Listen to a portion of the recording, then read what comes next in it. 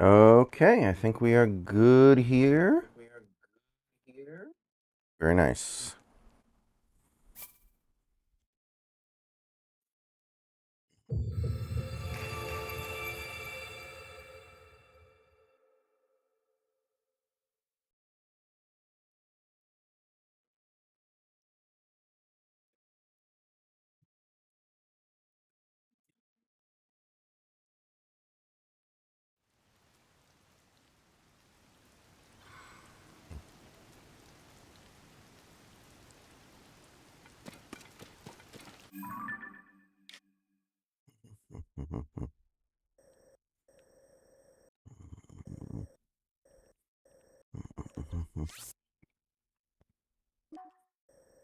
Okay. Oh, God.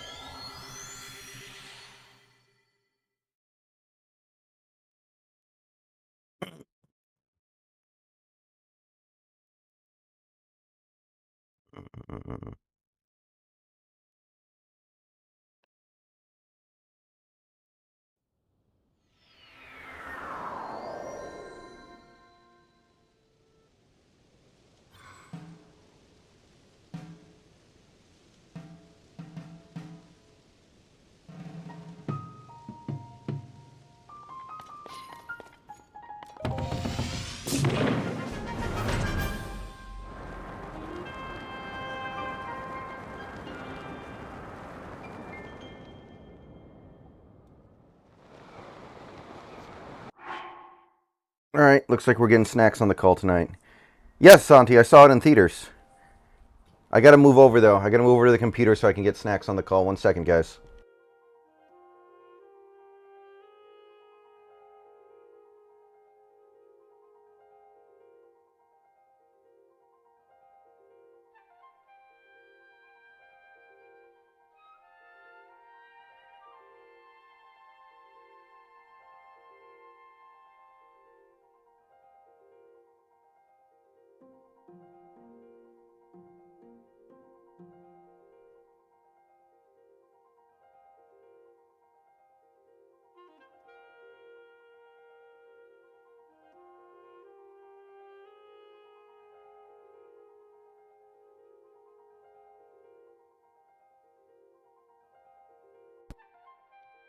Okay.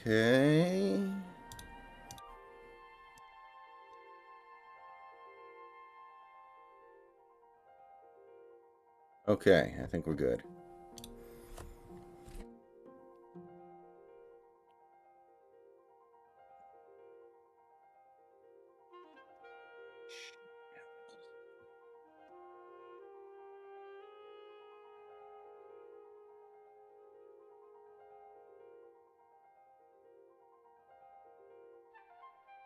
Hey, Ratio. Yeah.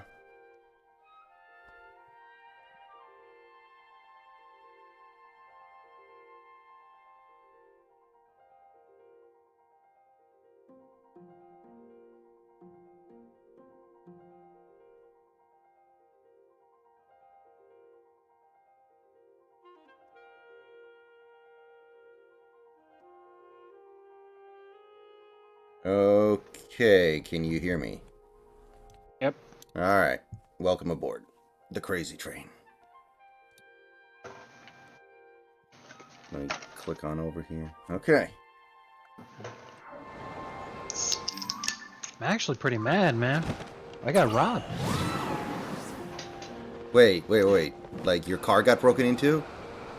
No, I went to Pizza Hut and I ordered a personal pan pizza. Mm-hmm. This thing's like the size of bagel bites. It's cost me $10.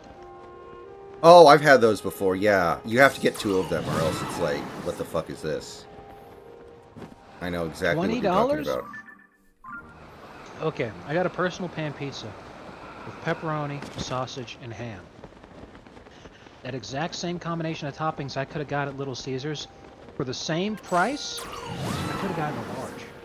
Don't they still have the $6 hot and ready pizza thing? Or is that Yeah. dead?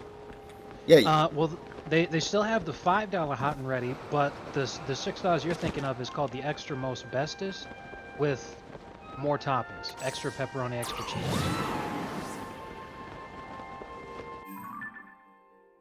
So, like you said, for $4 less, I could have just gotten a plain pepperoni pizza, or I could have got the exact same thing, and instead of being the size of bagel bites, it'd be an actual large pizza.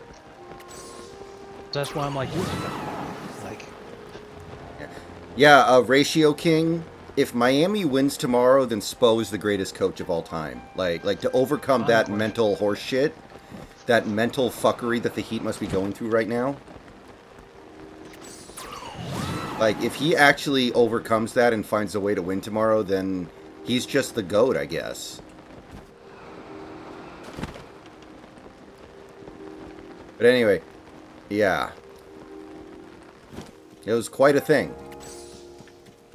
Yeah, David, people are talking about that today. I saw the tweet, asking about that. I did see that. What the Aragorn thing? Well, yeah, I did see that too. No, I'm talking about how much time should have been left when Boston got the ball back, which is always an imprecise science. And I don't know why the NBA doesn't do something about it in those situations.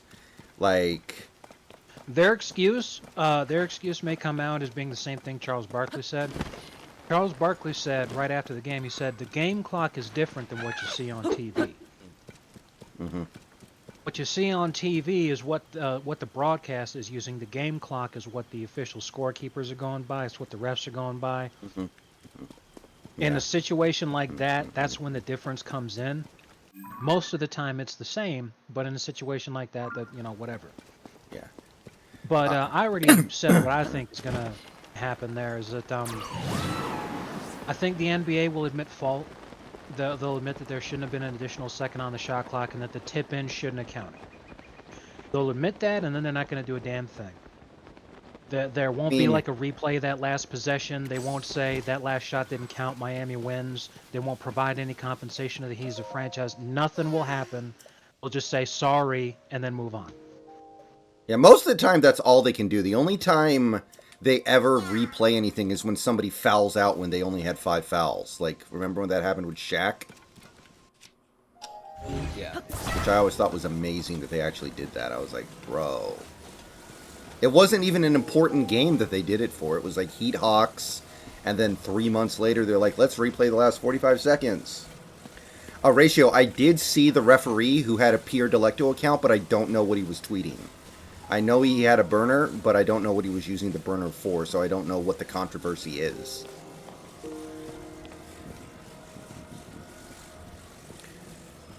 If I remember what I was reading on Twitter earlier, right, what the referee was doing with that Pierre Delectico account was saying that the Pau Gasol trade was motherfucking rigged. Well, that would just be him being honest. Like, what would be so wrong with that?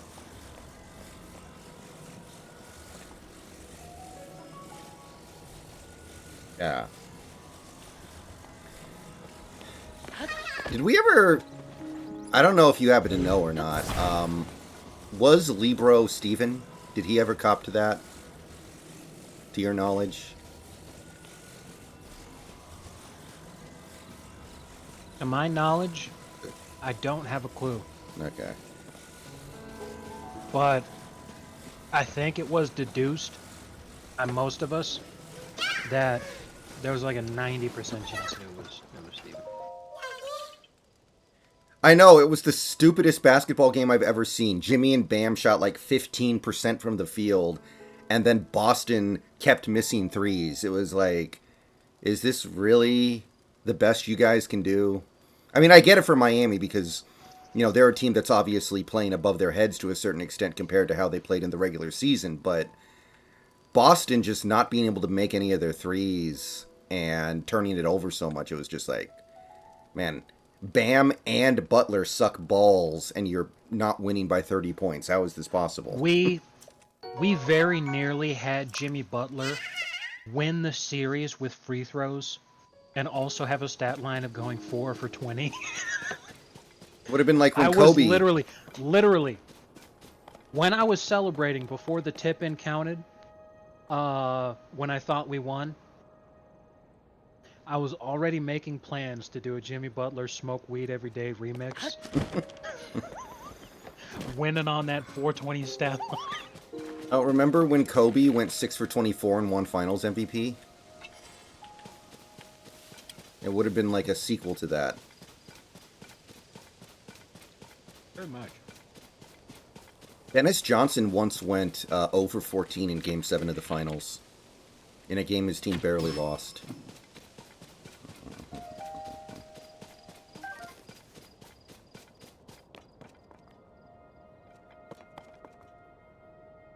Alright, let me look something up here. 2007.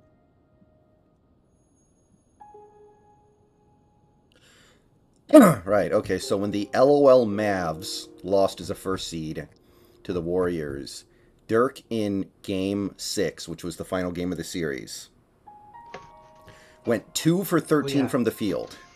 Yeah, he played like absolute shit that series. That's why he had the forlorn look on his face when he was getting the MVP. Yeah.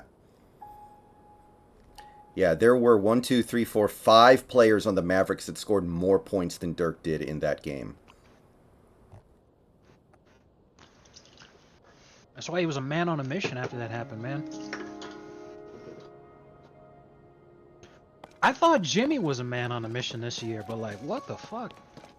He can't jump, man. Like he literally has no lift. He jumps like Kendrick Perkins when he's wearing cowboy boots or something. I know, and Bam's a lot more responsible for this catastrophe than Jimmy is. However, 5 for 20. I mean, it's bad, don't get me wrong.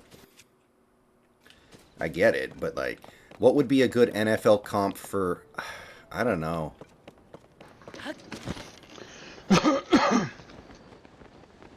Here's the real question though. What would be a good NBA comp for Vlad the Impaler? A good NBA comp for Vlad the Impaler. Um,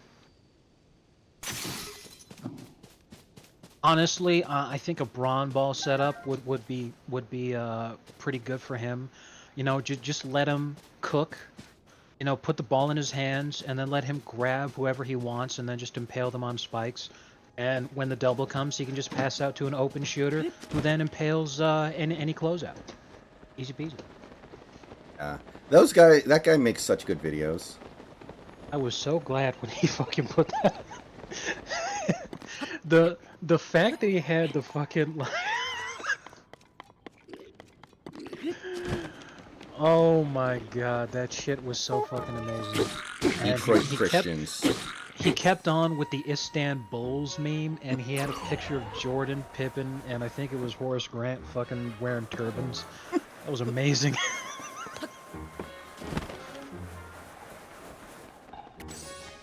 What an absolute lad. Due to his failure to end the Istanbuls. However, Wonderful. he was massively influential on how teams defend the pick and roll to prevent disembowel trouble for their centers.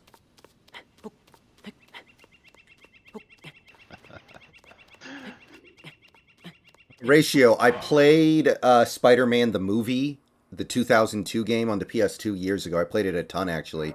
I played Spider-Man 2 on the Xbox, which was like one of the original GTA homages that they made that was actually good. It was one of the few GTA clones that was actually like good. And I played the Spider-Man PS4 game that came out like 5 years ago. This is so amazing, man. This fucking black Aragorn that they tweeted out. Everyone's like, okay, since Chadwick Boseman passed away, the new Black Panther is gonna be played by Ryan Gosling. Mark Wahlberg is Muhammad Ali, a Netflix original series. Oh my god, that's fucking amazing. I mean, isn't Magic the Gathering pretty much dead now, or do people still play it? Not only is Magic the Gathering pretty much dead, but Wizards of the Coast is so close to complete collapse as a company that the fact that they thought that this would help them is astonishing. This is pretty much like shot for shot, exactly the kind of thing Razorfist is talking about, where he says it's not get woke, go broke. It's go broke and then get woke. Because it's like the last gasp of a failing company to try to use that as an excuse for why they failed, to then hopefully get purchased up by somebody. To be like, well, it's not because we had incompetent business practices or nobody likes our product. It's because everyone's a racist. Or, some other dumb shit. Ratio, no, the 2002 Spider-Man game had a lot of different types of levels. You were not on the top of buildings the whole game. No, it was actually a pretty good game. The best Spider-Man game, again, was the PS1 Spider-Man games. Those were amazing. I did not play those. I've never played a PS1 Spider-Man game.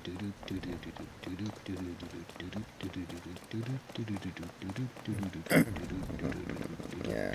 Look out. Here comes the Spider-Man. Yeah, Snacks has an extensive rant about the PS4 Spider-Man game that he whips out every now and then, but I thought the game was fine. Hold on. Sorry, I had a video auto-playing. It was so loud I couldn't hear myself think. The short version is, they did a lot of things with the design of the character that are like humongous pet peeves for me. They didn't focus on Spider-Man, the actual character that people bought the fucking game for, as much as they should have. The whole concept of playing as Mary Jane for stealth missions is utterly retarded, especially since Spider-Man has had plenty of stealth situations himself all throughout his lore. You could have easily still had him doing stealth stuff. The gameplay itself was extremely shallow. It was hidden behind what they obviously focused most of their time and energy on, which was the web swinging mechanics. And most people just fell in love with the game off of that, and that was the only thing that they cared about, because they wanted to web swing around Manhattan in 4K, and that's fine. But that's not what I spent all that fucking money for. I wanted to play a Spider-Man game.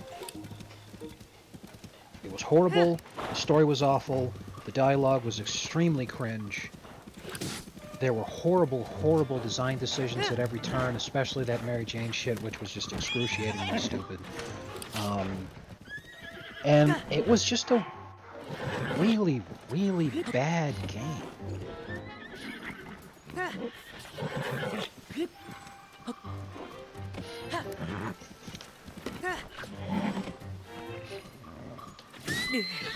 That's the short version.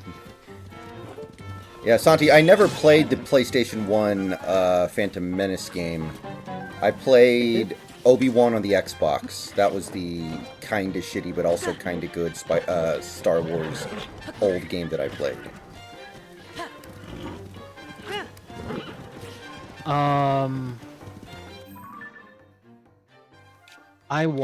I played the Phantom Menace PS1 game.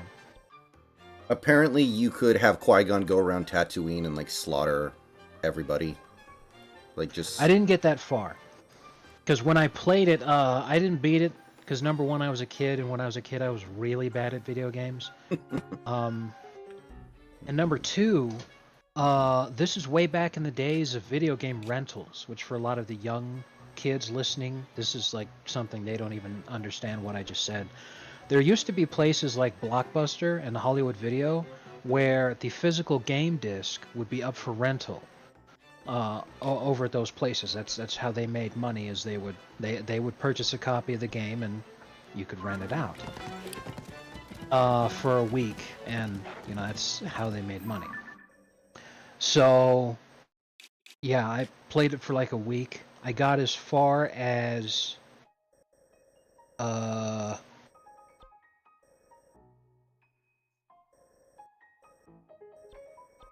sometime after you leave the water city of the Gungan people.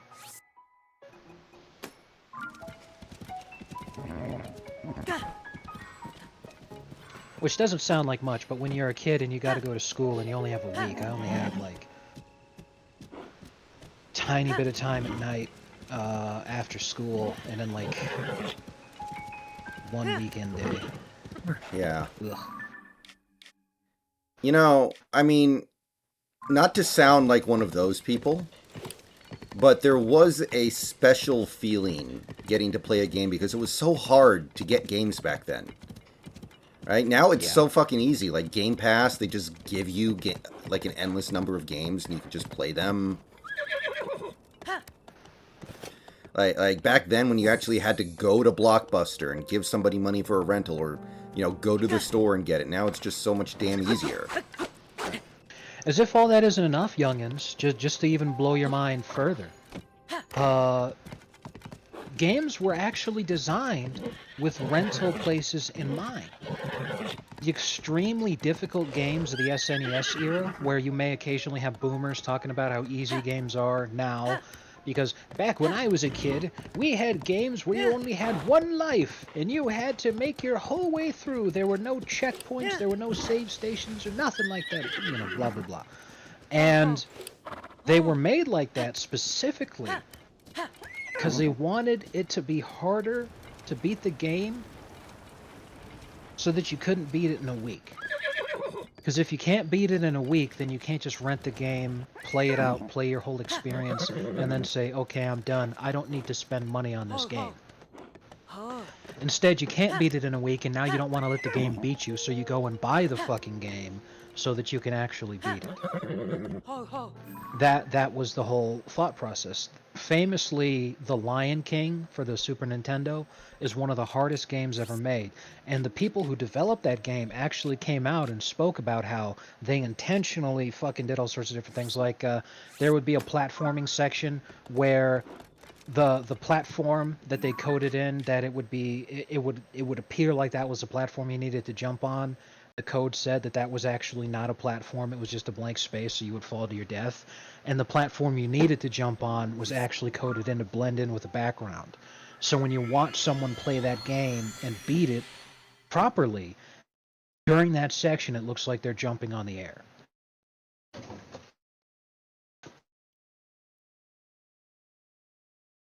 Mm-hmm. And then, there's plenty of other instances like that, not only in that game itself, but then also throughout lots of other games. And that's the point, is it was designed to have something like that to fuck with you. And arcade games were the same way. Arcade games were way, way fucking hard. Where when it starts off, it'd be really easy. When the arcade game starts, it's really, really easy, so that it draws you in and makes you want to keep playing. And then there will be a humongous difficulty spike out of nowhere, where the intent is either you've played this enough to where you know it's happening, you know it's coming, so that you're prepared for it. But the only way you know it's coming is if you've already given them a ton of money and played it a bunch of times. Or you don't know it's coming because this is your first time playing it or some shit, in which case you die, and then you either pump in more quarters to keep playing and get past it, or you move on, and then somebody else who has more quarters gets the chance to play.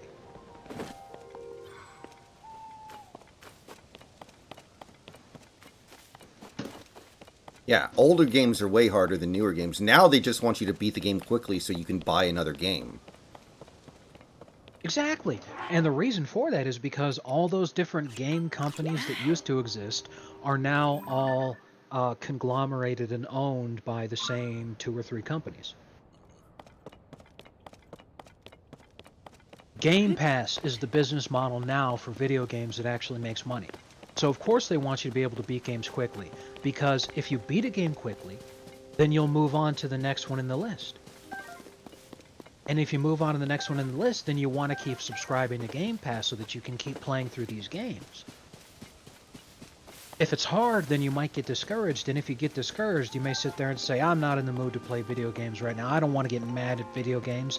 And if you do that, you might let your subscription run out, because why would I spend $15 a month on this? I'm not playing my PlayStation. I'm not playing my Xbox.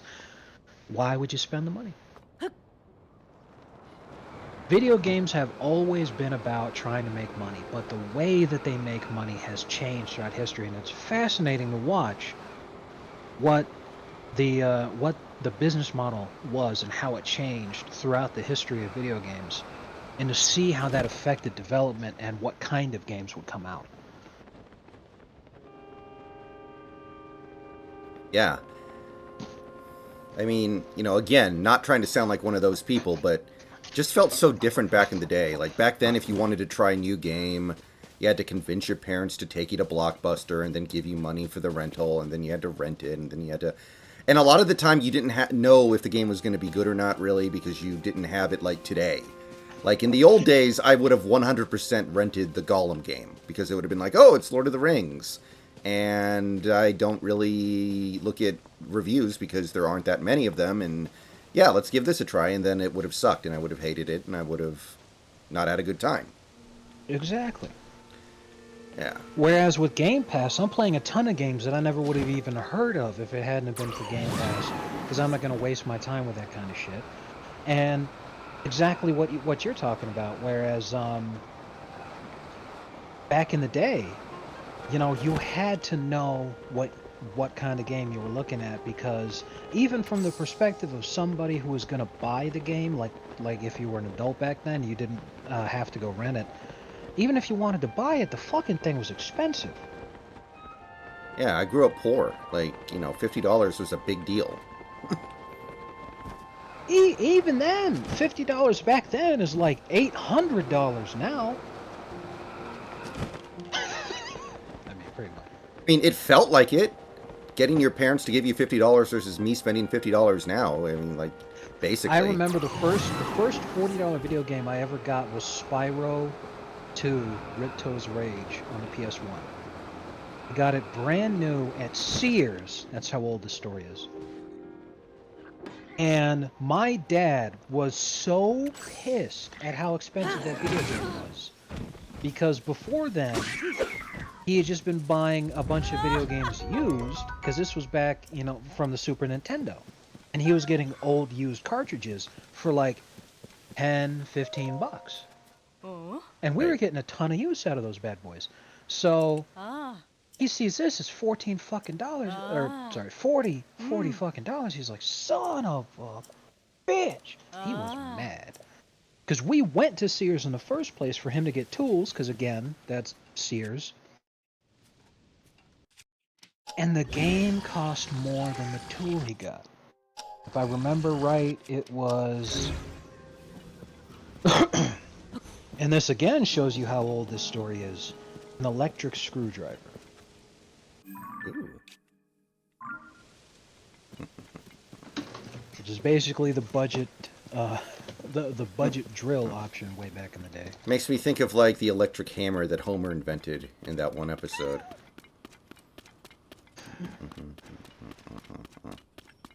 Yeah. Like I remember Moist Critical was streaming several months ago, and he was telling this stories from his childhood, and he said he had a PlayStation 1, and his parents would buy like 5-cent games at the swap meet and stuff. So he ended up playing a lot of really shitty games that he doesn't even remember the name of, because it's just like, okay, I spent $1 and I brought this stack of 12 PS1 games home to my kid. Let's see if any of them resonate with him. And usually there would be a couple that would, but he would be like, I played so many basically like shovelware type video games on the PS1 that cost like 5 cents because of that thing that you're talking about. Right. Exactly. Like I'm looking at an electric screwdriver right now. It's $27. This one that I'm looking at. So even now, with money being way less valuable than it used to be, even still, it's less than $40. It's a Deco Pro cordless screwdriver, 3.6 volt electric screwdriver, household battery rechargeable drill driver, power, blah blah blah. So like the difference between this and what you would normally think of when you think of a cordless drill is that this thing has basically no torque to it whatsoever. That's why this is an electric screwdriver and not a drill, is because it has the slot to be able to fit most of your regular most of your driver bits, that you put into impacts or actual drills, the kind you'd find at a hardware store, Home Depot or Lowe's. But there's no torque to it at all. So the only thing it can really do is just very quickly and without hurting your wrist actually function as a screwdriver. So instead of having to turn your wrist and aggravate your arthritis, you just pull the trigger and the battery. Makes sense. Yeah, because not wanting to aggravate my wrists, and this is years ago before I had arthritis in my wrists, but when I was thinking I don't want to get arthritis in my wrists, I fucking I got a ratcheting screwdriver, which massively cuts down on the amount of actual tension that you're putting on your wrist when you conduct the screwing action. But still, you know, working in construction and doing that all fucking day long, eventually it'll get to you, dude. Prove it. I promise. It was also funny because the best thing about that ratcheting screwdriver was none of my coworkers would actually ask me to borrow my shit. As anyone who's worked in construction can tell you, no matter how much you trust the guy, your property is more valuable to you than it is to somebody else. So you let somebody borrow your shit, if they're not keeping an eye on it, you know, they might start letting other people borrow it, or, you know, they're not paying any attention, they turn their back to it. All of a sudden, the shit's just gone forever. So when I used the ratcheting screwdriver, nobody else knew how to fucking work it, because it had a twistable ring at the tip of the shaft, where you had to switch its direction for which way you wanted to be able to turn it.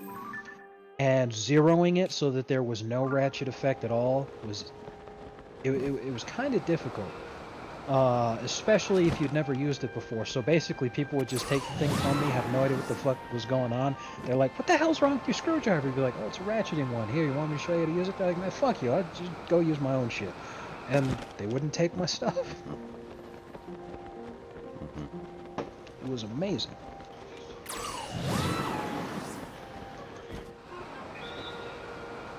This is what AI is currently incapable of. This is the last thing that AI cannot do that we can do. This conversation was originally about older video games, and now it turned into power tools and etiquette at the construction site.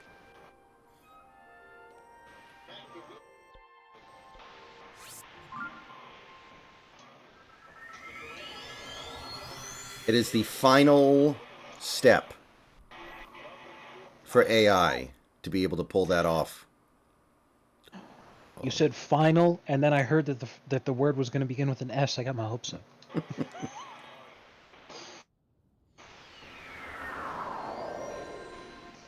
Yeah.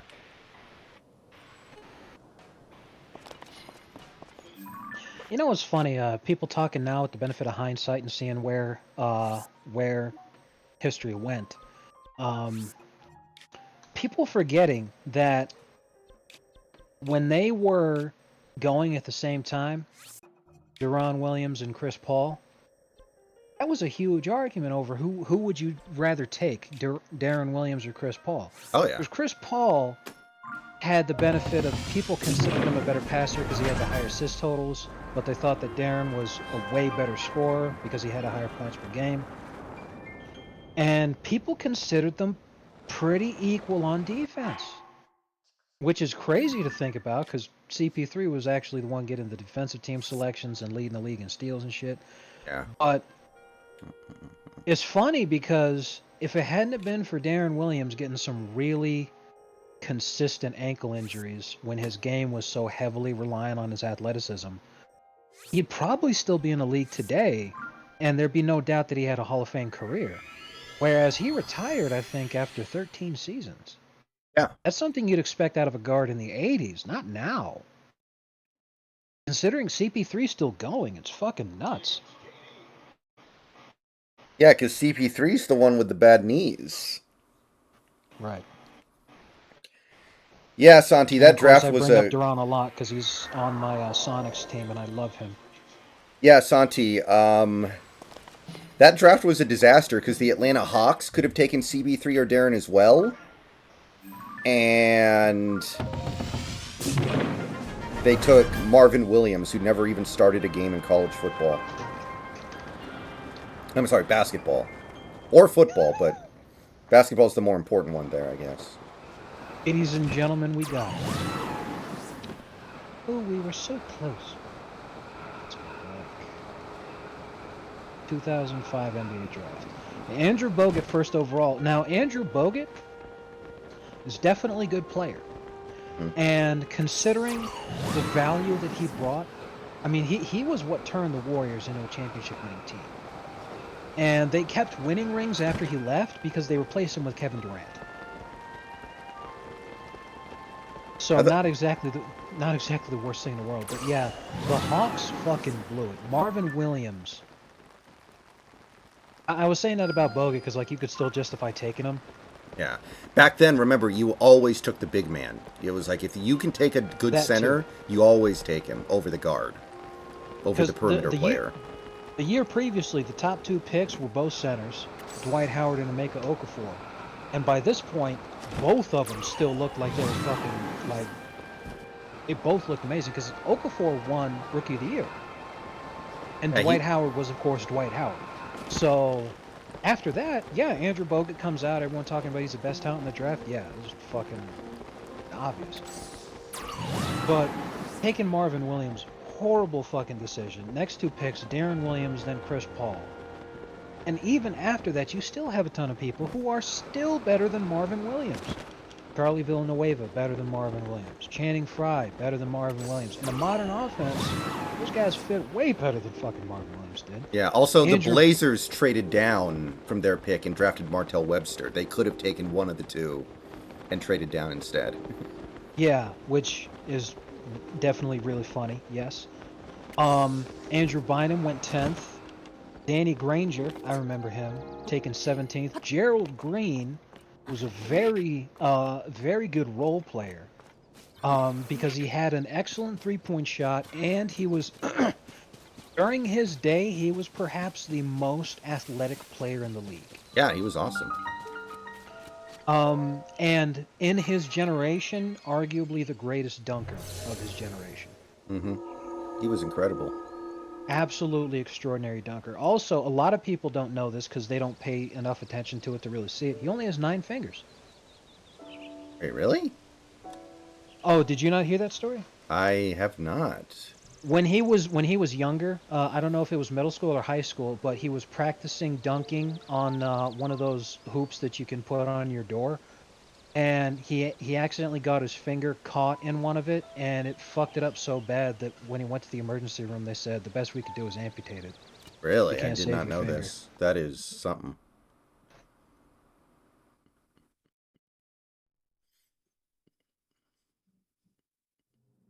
I did not know that. Yeah, here we go. When he was in 6th grade, he was involved in an accident that left a significant portion of his right ring finger cut off. He was wearing a ring on his right ring finger when he attempted to dunk on a makeshift basketball hoop. The ring caught onto a nail in it, and his finger was ripped open to the point where amputation was the only option. When he was in 6th grade. So that sucks. Kind of amazing he Anyway, became an NBA player at that point. yeah. He is the best NBA player of all time with less than 10 fingers. Hmm. Because he's one of the only ones. I think he may be the only one. I don't know. After that, here are some guys who are also role players, but still contributed a great deal to teams that they played for. Nate Robinson, Jarrett Jack. David Lee was taken 30th overall. Brandon Bass was part of this draft. Ersan Ilyasova was an excellent stretch big. Now the thing is, he's a lot like Ryan Anderson, where that was the only thing that he gave, but at the same time, he did a good job with it. Ronnie Turiaf, it took him a few seasons to develop, but he became a pretty decent interior defender and rebounder. Mana Eli, who had it all. Better than Marvin Williams, by the way. Yes. Andre Blatch, I remember him.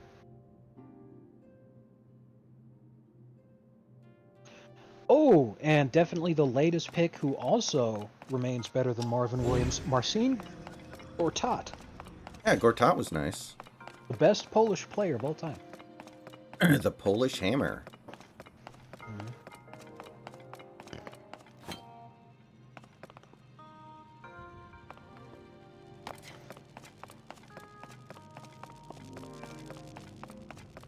was the Hawks desperately needed a point guard that year, and for some reason they just felt like, hey, this is the best point guard draft in forever, but it's okay, we don't need one. Yeah, and I think it's because, like, everyone was still going out, because, like, the 2005 NBA draft, you got to think about who won, the last several championships. You had the Lakers three-peat, led by Shaq. And even though Kobe was contributing, Kobe wasn't a point guard. Then you had the Spurs winning twice behind Duncan's extraordinary heroics. Tony Parker was really coming into his own, and Manu Ginobili, of course, was extremely crucial to those teams. But it was Timmy's show.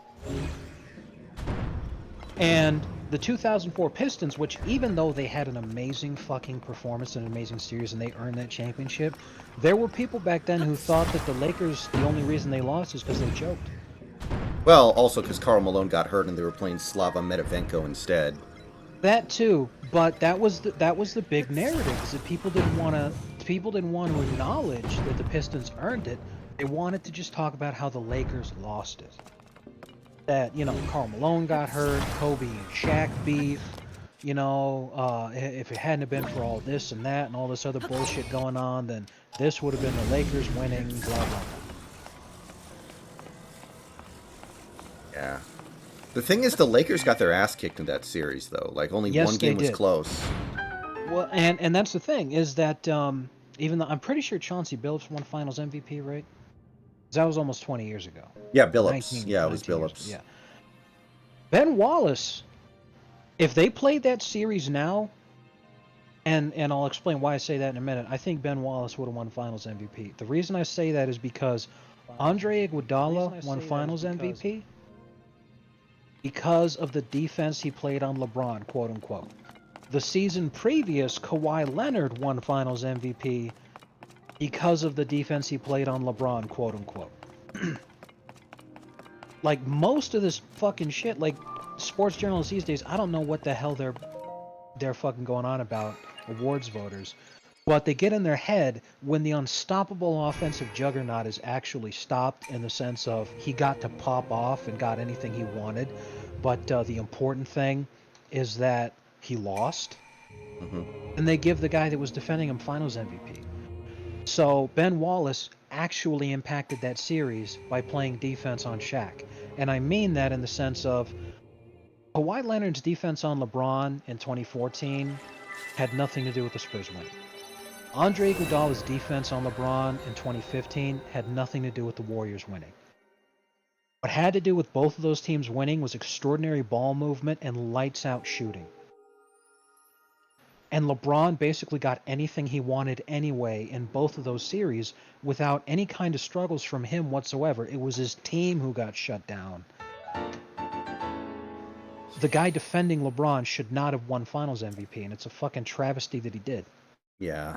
But the defense that Ben Wallace played on Shaq was actually impactful and actually altered the course of the series, because that was basically all the Lakers really had going for him, is wait for Shaq to create something and then take pressure off of Kobe, so then Kobe could try to get something done. Well, But with how much the two of them were beefing, they didn't want to play together as a team at all, and the Lakers had no other offensive punch besides the two of them, and the Pistons were basically getting anything they wanted. well, also Tayshaun Prince's defense on Kobe. I wonder if he would get a lot more credit now, because Tayshaun was able to Yeah, basically shut down Kobe one-on-one. That he might have been abso- interesting. he absolutely would, and Tayshaun Prince wasn't even the best perimeter defender in the league at any point in his career. He was excellent, no doubt, but even in a year where he might have conceivably won Defensive Player of the Year, it went to fucking Artest.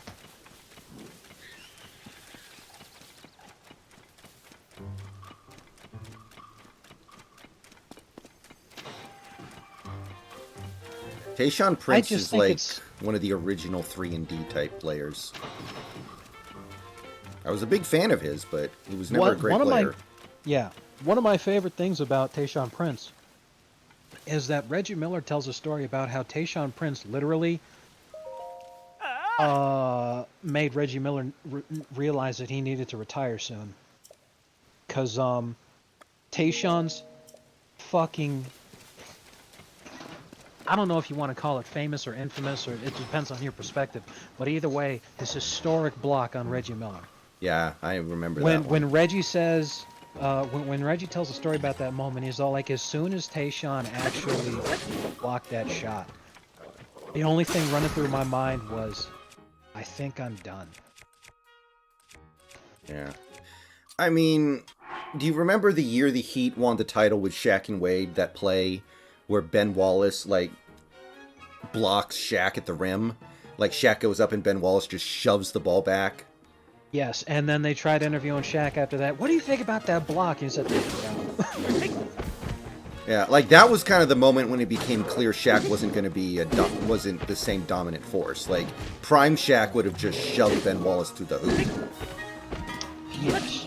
And it's no surprise that I'm pretty sure the season after he got traded. Like, he still played some time for Miami, but during that season, I think he got traded. I'll check right now. But it was either near the end of the '07 season or at the beginning of the '07-'08 season. But at some point, he ended up in Phoenix. Let me see. Yeah. Doo-doo-doo-doo.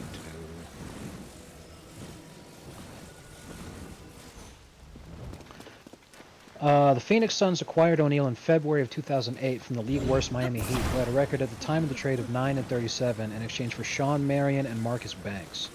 O'Neal made his Suns debut on February 20th, 2008 against his former Lakers team, scoring 15 points and grabbing 9 rebounds in the process. The Lakers won. O'Neal was upbeat in a post-game press conference stating, "I will take the blame for this loss because I wasn't in tune with the other guys, but give me 4 or 5 days to really get in tune and I'll get it." And they were pretty decent, because, I mean, you know, Nash and Stoudemire, O'Neal seemed like he might be just the last bit that they needed, but of course, you know, the Spurs whooped him. Yeah, that was the series, remember, where Duncan hit the 3 at the buzzer to tie it? Yeah, Like, one of the few threes he made in his career. that was absolutely bonkers. And, of course, because this is just who Shaq is as a person, he started dumping on his former teammates in Miami, and Pat Riley was all like, what a piece of shit. Yeah, I mean, that's why Shaq played for 6 teams in his career, right? Right, yeah, Shaq's not exactly a friendly guy when he was playing.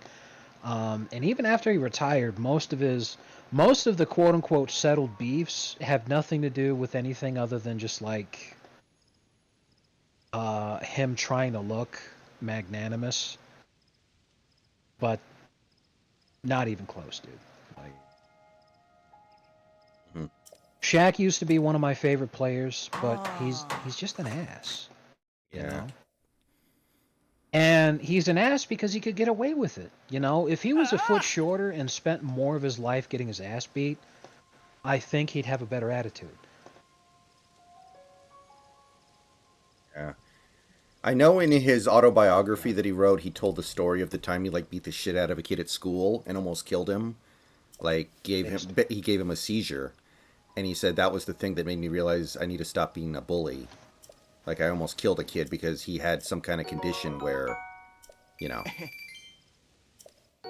He didn't like getting beat up. No, Yeah. sorry. Um,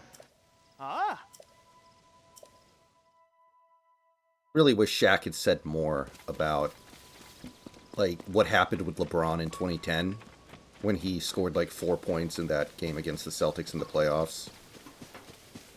Like, that would have been an interesting story. Wish he had said more about shit like that. Like, in Phil Jackson's book he wrote after his first stint with the Lakers, that was the stuff that was really interesting. All his Kobe stuff. Like, genuinely enlightening, I think. And made it all the more amazing that they were willing to work together again for 2 more titles. it's really crazy to me as I'm playing through my Sonics franchise here, because like I said, we're in the '08 season now. You know, KD's rookie, and we just played the Lakers, and the Lakers still have Shaq. And that's what I'm trying to keep in mind, is that this Shaq is Suns Shaq. in terms of the historical record. And he's still out here fucking absolutely obliterating people. Like poor Joaquin, dude, he got fucking molested. I mean, But of course, if he had taken better care of himself, he could have been like that. yeah, of course, Joakim's a rookie this year, so I'll cut him some slack. But the thing is that the Lakers team, even with that's prime Kobe, because that's '08 Kobe when he willed the Lakers. Because I mean, yeah, he had Powell and Odom now, but took him back to the finals and won MVP that year. Mm-hmm. Deron Williams attacking a basket got Shaq into foul trouble because I don't know what the hell was up with the logic on their defensive team AI, but they would just tackle me, and I mean legitimately. Like I'm sitting here like in real life, that's a flagrant. Because Deron would be driving to the basket, maybe getting ready for a layup, and a guy would come in, not even make a play on the ball, he would just shoulder check Deron in the back. That is a flagrant. And it's just called a regular shooting foul. And I'm all like, okay, 2K, okay. But they were just sending the house at him, and Shaq got into foul trouble, and as soon as we got him off the court, he just lit that team up. But Shaq finished the game with like 15 minutes and 6 blocks. Wait a minute. Is Reggie Miller doing the announcing for games in 2K? No. Okay. I was about to say, if he's not in the game, it would be weird if he's also announcing.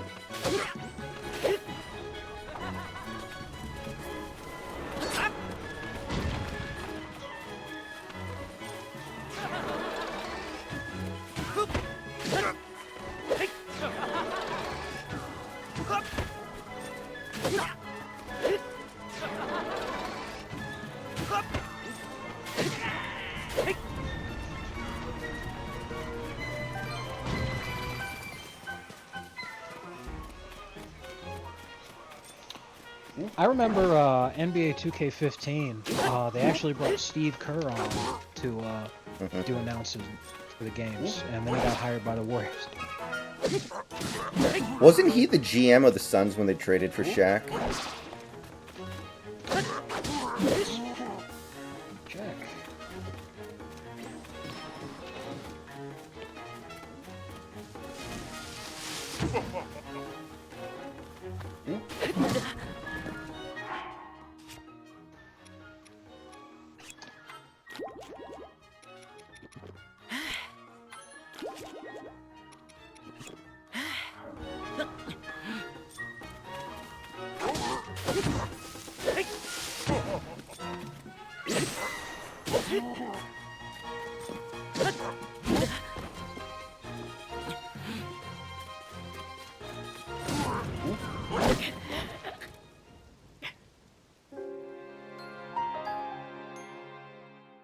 We got Kevin Harlan and Clark Kellogg, just like has always been.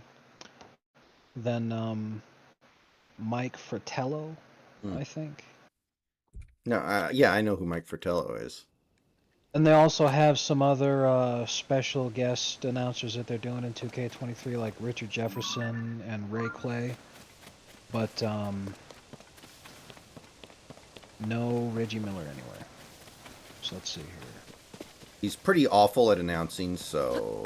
Yes. On April 15th, 2004, Kerr was announced as a member of a potential group of buyers that would acquire his old team, the Phoenix Suns, from Jerry Colangelo for $300 million. He became part of Suns management, acting as a consultant. During the 2006 NBA All-Star Weekend, he was a member of the San Antonio team that won the Shooting Stars competition.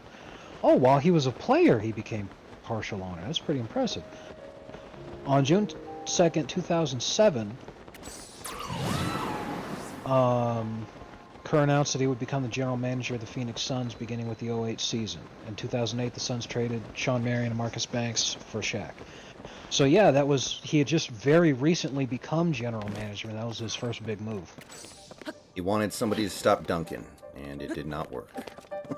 Oh yeah, they got fucking butt blasted.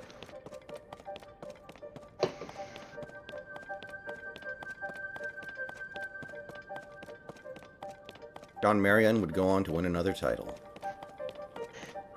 Yeah, Kerr was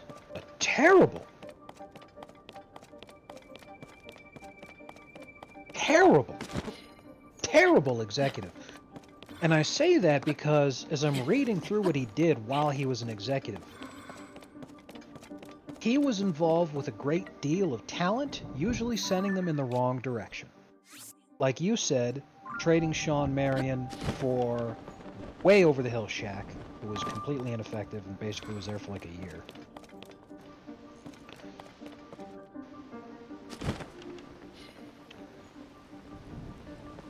He actually Unironically, yeah. yeah. He made his last All-Star game, but he also kind of ruined the team in a weird way because they wanted to play fast, they wanted to shoot a lot of threes, and when Shaq was out there, they had to slow everything down. Yeah. So it wasn't good, even though he was putting up good numbers.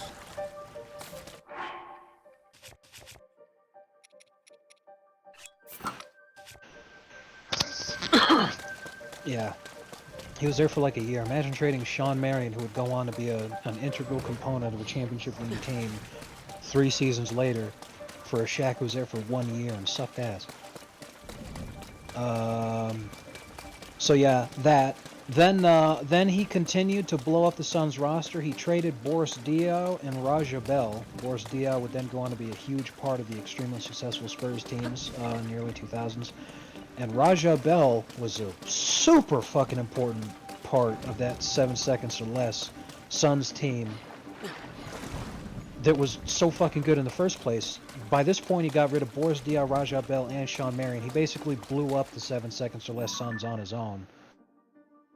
What an asshole. And then, once he decided, okay, it's time to get rid of Shaq, realizing his mistake, he traded him to the Cavs for the corpse of Ben Wallace, Sasha Pavlicek, and a second-round pick and money. Yeah, it was a pure salary dump. It was like the purest of pure salary dumps. Right, that is, ugh. Because, like, right up until they got rid of Nash, because, like, even after Amari left in free agency to get paid with New York, until they got rid of Nash, the Suns were always still trying to win.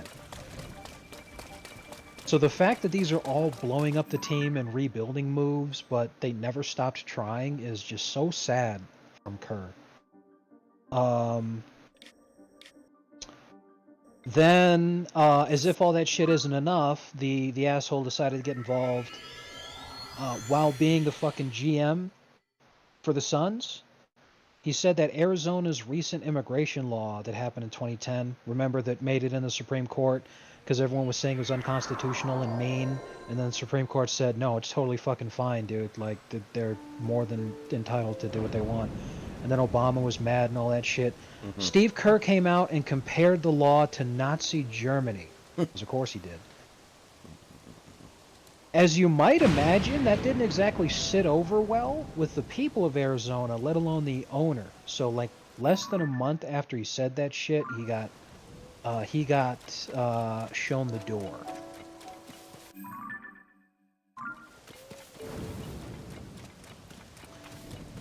Yeah, so thereby proving his point that it was a lot like Nazi Germany.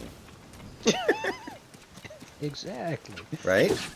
That's how this... This is funny. He had to sell his ownership stake that he had in the Suns when he decided to coach the Golden State Warriors to prevent conflict of interest.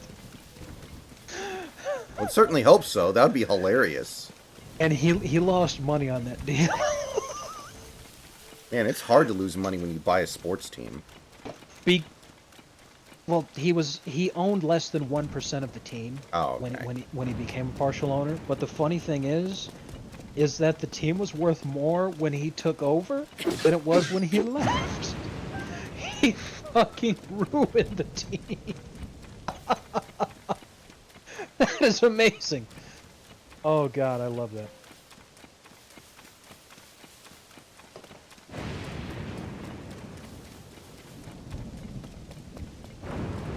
Probably sold it to some Chinese billionaire. That's how this always goes, right? Oh my god. Steve Kerr was named the top 15 coach in NBA history last year. I mean, he might be because there aren't that many highly accomplished coaches. That's the thing. He has 429 regular season wins and 80 playoff wins. Um, and it even says here in the article that's mainly off the strength of his first 3 seasons. Because Kerr got to come in for 2015, 2016, and 2017. Now, what is that? That's the first year that the Warriors were a championship-winning team. That's the year they may have choked, but they won 73 games. Yeah. And then that's the first year they had Durant. Now, he's obviously still been the coach this whole time, but he literally joined at the best possible time. The only thing you'd need to do is put an empty suit up there and tell them they're going to keep that job for 8 years. They'd be a top 15 coach of all time, too, because I'm not going to sit here and say Kerr's a bad coach, but I'm going to sit there and say he might have been the difference maker in maybe 5 games a season, at most. I mean, it's a pretty easy job. And Just tell. he certainly is not important when it comes to the playoffs either, because the playoffs is where coaching tells the most. And he fucked that one up bad in 2016, and considering the talent he's had and the ease that the Warriors have had at the same time, the fact that they've lost multiple finals is kind of crazy. The more I think about it, the more I'm surprised they even won last year. Jordan Poole became unstoppable for like 2 months at the end of the season. They're definitely done now, though. Jordan Poole fucked him. And Dre's been an extremely important part of that squad, and he's as done as it gets. I wonder if they find a way to dump Poole just because everybody on the team hates him, and it's one of those things where it's like, you know, we can't, even if we have to pay somebody to take him, it's still worth it. I wonder. Like, I'm sure they'll try, but, you know, there's only so much they can do.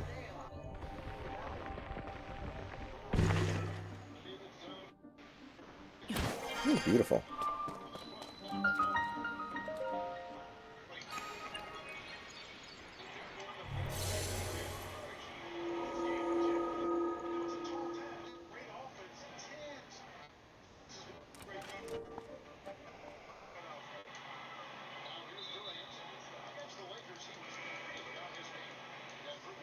What if in Game 7, Spo benches Bam the whole game and plays Udonis Haslam 40 minutes? And like Udonis has been saving himself the whole season. Now, if you want to continue the meme and say that the Heat win Game 7, they also win it convincingly, it's a blowout, and Haslam puts on a game for the ages, I'd be completely honest with you. I'd probably blow my brains out. That's like my peak. I'm like, I'm going out on a happy ending, folks. Good lord. Yeah. Earlier today, I was kind of bored. Unironically, though, if that somehow magically happened, that would be the greatest moment in the history of the franchise. Because right now, Haslam's one of the oldest players to ever play. Yeah. I'm pretty sure he's the oldest player to ever play for the Heat. He's 42 right now, and he did get minutes, not just in the regular season, but in the playoffs too. Oldest NBA players of all time. I think Vince Carter has the record, or maybe it's Robert Parrish. I'm pretty sure Vince has, he's up there, but that somebody in like the 40s or something would probably be, yeah. I just scrolled down to number 1. The oldest player to ever appear in an NBA game was Nat Hickey, a 5'11" coach who activated himself for 2 games in 1948, just before his 46th birthday. He went 0 for 6 and had 5 fouls. That's Plot to a Will Ferrell movie. It was for the Providence Steamrollers. Literally, he just did that to fuck around. Again, that was just because it was a couple of days before his birthday. He just did that to fuck around. In terms of what actually counts, would be Kevin Willis, who played from 1985 to 2005, took 2006 off, and then came back for 2007. He only played 5 games with Dallas during his final year after a season-long break, but his ability to make the court as a nearly 45-year-old man, he was 44 years Oh, old that when he was the completed. LOL Mavs year. That was the year he almost got a ring out of that.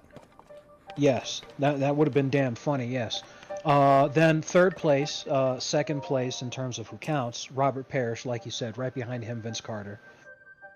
Um, then now it gets really close because all these guys are 42. They're just different ages of 42. You've got Dikembe Mutombo, Kareem Abdul-Jabbar, and Udonis Haslem. There you go. Yeah. Actually, let me check Udi's birthday.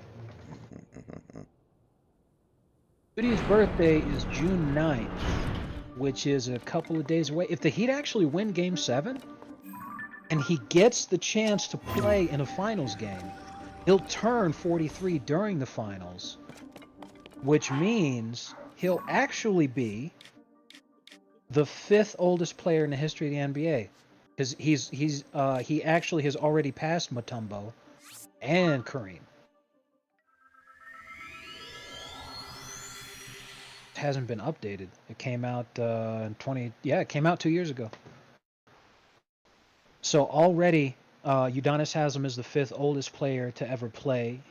If he plays for one more season, which would be hilarious, but if he plays for one more season, he'll pass Vince, because Vince was 43 years and 37 days in his final game. There's basically no chance he's going to pass Robert Parrish, because even if by some miracle he played next season, he'd only play like one game. And he damn sure wouldn't play the next season.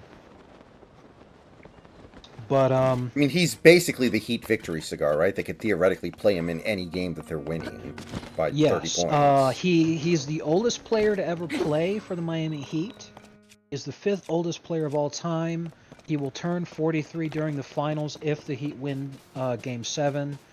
And if he plays next season, he has the chance to become the 4th oldest player of all time. It's fucking hilarious, though. Some 5'11 coach randomly decides, you know what? I'm gonna live out my Dude, dream. Spo should do that. Holy shit, he'd be the first Filipino to play in the NBA. He'd be the oldest player ever.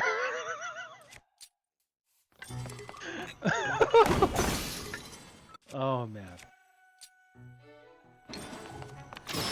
That would be a fucking meme and a half. Oh my god. Yeah, David, he did announce that he's retiring, so him being able to play as a 43-year-old is contingent on him making the finals. You're right. Like, Yes. whenever the Heat season ends, be it tomorrow or in a week or two, that's It's the gonna be end for tomorrow. Udonis. There's no way. I mean, I agree, but, you know, that's... I mean, Jason Tatum might shatter his sternum in the first 30 It's seconds of the game, you know? he doesn't need to get injured. He just needs to play like he did the first 3 games. Yeah. The only thing over the last 3 games is that all of his retarded shots finally started going in, but his retarded shots weren't going in those first 3 games. Now you can sit there and say that's a regression back to the mean because Jason Tatum's actually a good player. But like when he takes stupid shots and they go in, there's nothing you can do. When he takes stupid shots and they don't go in, you can't sit there and say, "Well, I don't understand why the Celtics aren't winning this game." Good lord. Like the teams have just been trading 3-game stretches of their best players looking like absolute fucking frauds. There Yeah. hasn't been an actual battle going on here. It's just been Tatum and Brown looking like retards the first 3 games, and then Bam and Butler going out there looking like infants. Like they Great. look like high schoolers, man. The fucking way that they're playing, man. Yes. Sports have become really weird. It feels like in the old days this shit didn't happen. Like in the old days, Pippen and Jordan could always be counted on to show up in the playoffs. You didn't Not randomly only that, have. but when people had bad games, it made sense because they were probably concussed because people were fouling the shit out of each other. No one's throwing elbows right now. So like, what the hell's going on? Jesus Christ, man. Yeah. Like, I don't think there was like a James Harden of the 1990s, a guy who just completely shit his pants in the playoffs every year. Like, I don't think there was a equivalent.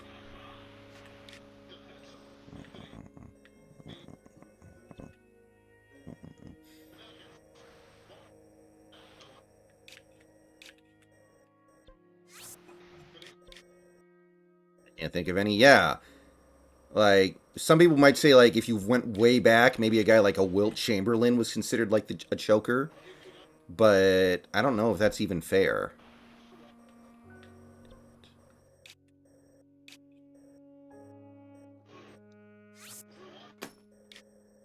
No, no one thought that Wilt was a choker because he was balling out in all those games. It was just no one else was getting anything done. So it didn't matter that Wilt scored every time down the stretch. The other team did too. And eventually Wilt had to come off the court and then no one did anything. Mm-hmm. Now, when the guy's scoring like 55 points a game and grabbing 35 rebounds a game, you can't blame him for the team losing.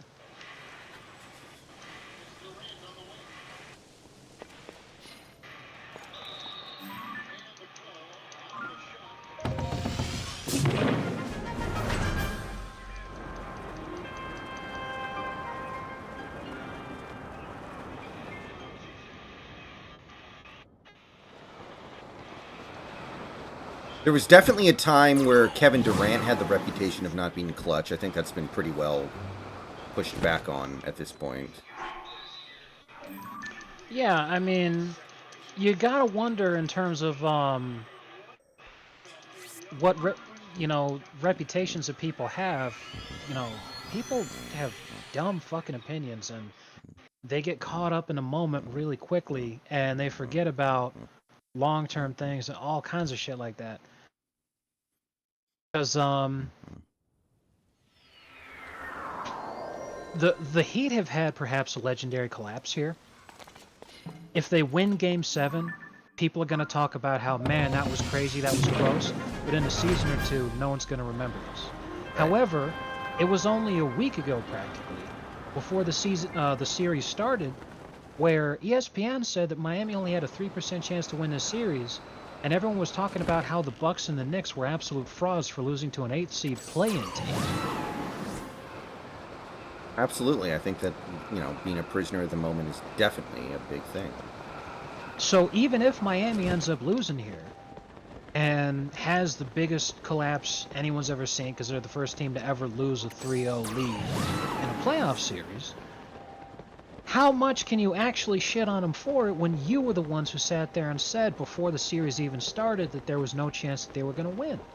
If anything, this is just, oh, well, those first 3 games, Boston just didn't have it together. Miami took them by surprise. But eventually there was a regression to the mean. This team overachieved in the first place, blah, blah, blah. It's really impressive that they were a second away from making the finals again, blah, blah, etc. No, everyone's just going to talk about how Miami was a bunch of chokers like they were the first seed and not the other way around. And it's crazy that I'm the one that has to argue this shit now because I'm all like, well, goddamn. It's like, Spo. I watched a little bit of his post game interview or post game press conference after last night. And he did basically say, it was just bad luck more than anything. The ball bounces right there. If it bounces any other direction, it's fine. Right. And it did kind of make me think about how, for everything that we can say about Bam and Butler and Struce and this guy or that guy, like, how much of this does come down to just, like, the way the ball bounces. And I think it's easy to Yeah. forget that. Yeah, I mean, there was a million different things that could have happened differently to where all that shit just goes away and isn't a concern. Mm-hmm. But,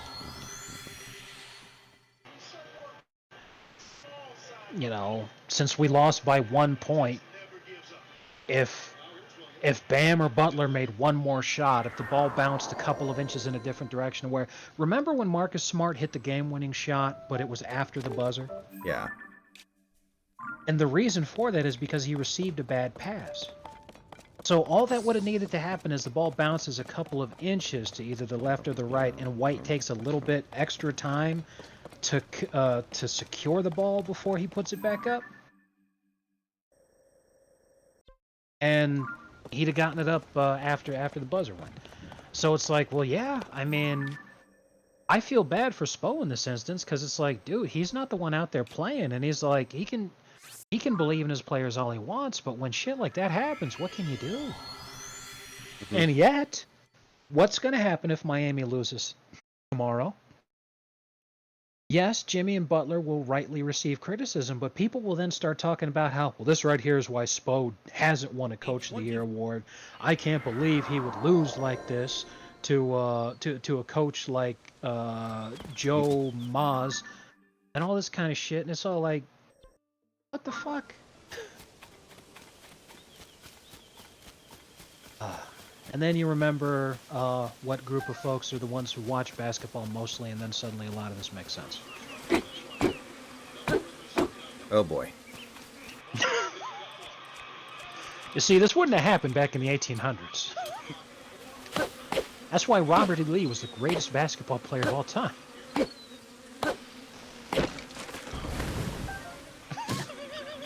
But the Istam Cleveland Cavaliers. Exactly.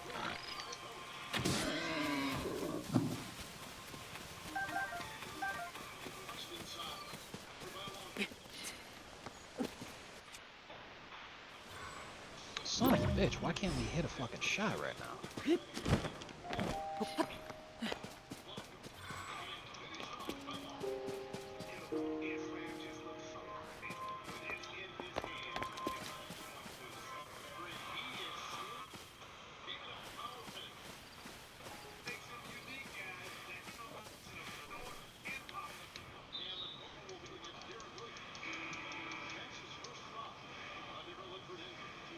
I know, There we Beasteen. go.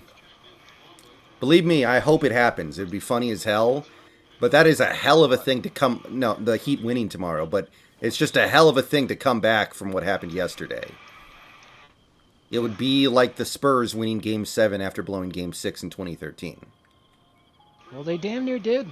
They did. That's It true. was it, it wasn't until Timmy blew that layup near the end of the game, and that was with LeBron having one of the greatest performances of his career.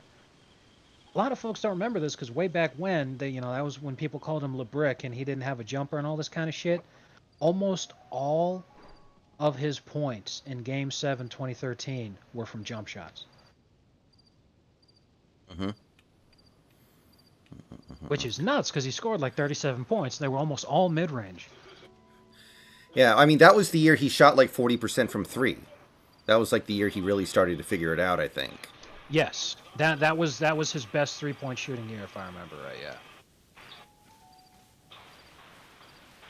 Oh my god. See, this is the worst thing about 2K by far is the concept of momentum, where when the game decides, okay, it's time for you to start losing, you can have fucking hold on. Deron Williams, his attribute, he has 93 mid-range shot. Keep that in mind.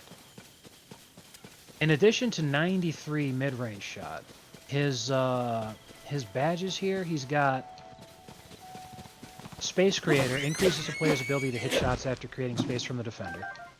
Comeback Kid improves a player's ability to make shots when trailing. Um, what else? Floor General, teammates receive an offensive attribute bonus when the player is in the game. Da, da, da, da.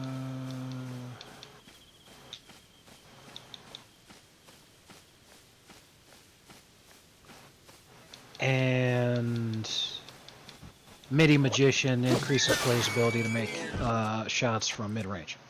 So what that means is, in the instance of me crossing over my defender and then launching into a step-back mid-range shot where I have no one is guarding me, the game rates me as being wide open. I should not miss 5 of those shots in a row, and yet I did.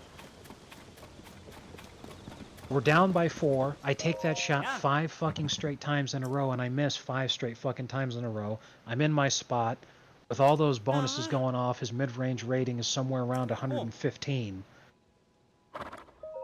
What the fuck? I have no words for that. But you get what you get.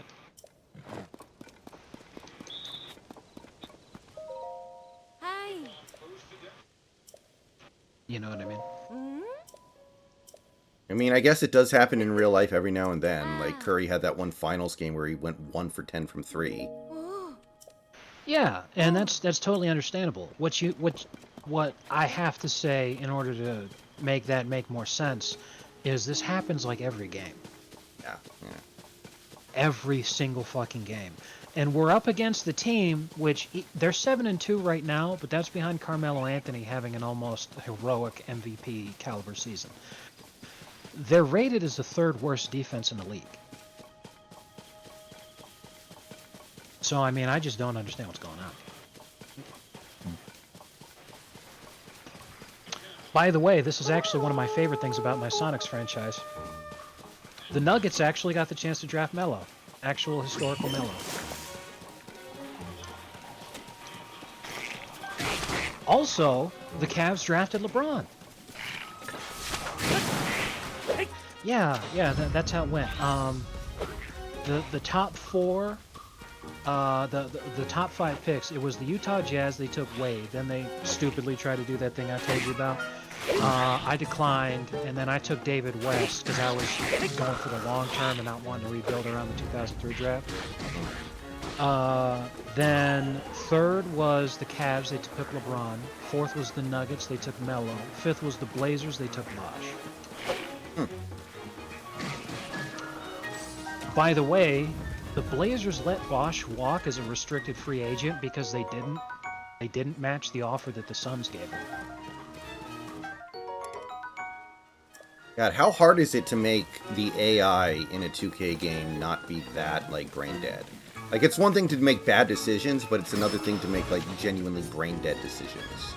I don't know, but the Suns right now are Steve Nash. I'm not sure who their shooting guard is. I'll have to check. But then they got Sean Marion, Chris Bosh, and I think there was a straight up trade Amari for Yao. Oh. That's actually... I mean, that's defensible at least, I guess. Although, no team would trade Yao Ming in real life because of all the money he made you by being on your team. On top of the fact that he was Yes, a good player. yes. Yao actually is first in the league in jersey sales, which I really like that. Because that is very accurate to how things would be now. Oh man. I mean, remember how Lin's jersey was actually selling really, really well right up until he started making statements defending Taiwan because he's actually Taiwanese? That was great. Yeah.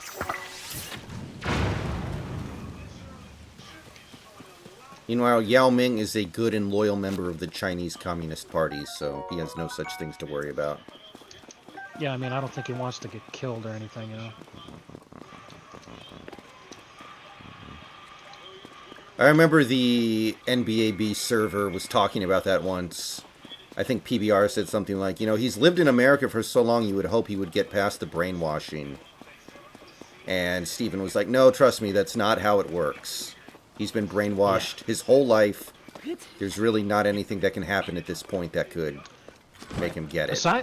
Aside from that, someone like Enos Cantor is extremely rare, where they're willing to put their family in danger by speaking out against the tyrannical regime.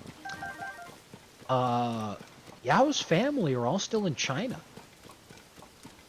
All he needs to do is love his family, and he wouldn't speak out against the Chinese government. Enos Cantor just didn't give a shit about his parents, so he said whatever he felt like about Erdogan, and then here comes the fatwa. Now his parents are like fucked, but not everyone is the same type of person.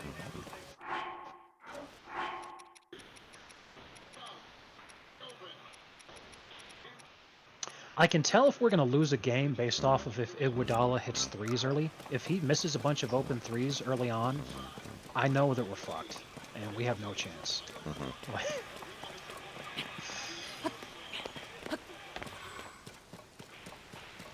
Yeah, I was And it's also actually. because of that whole momentum system I was telling you about. Because if you miss a three, it's almost as bad as getting dunked on.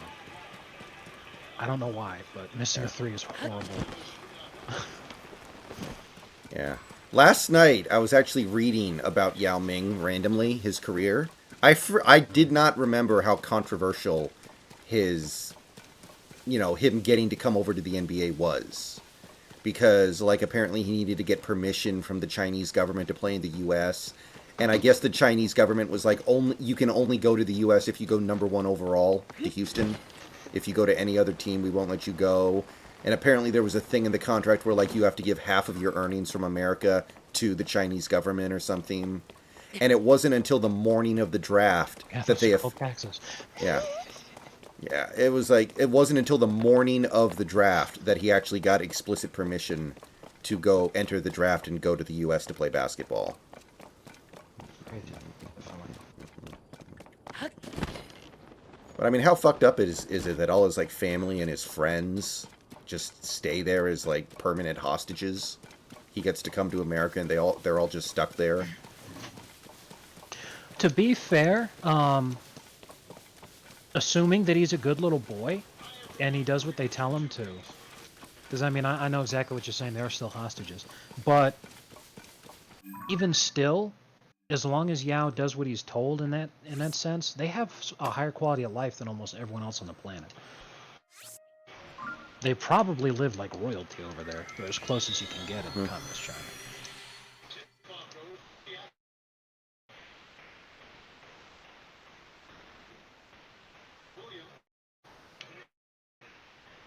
Fuck me.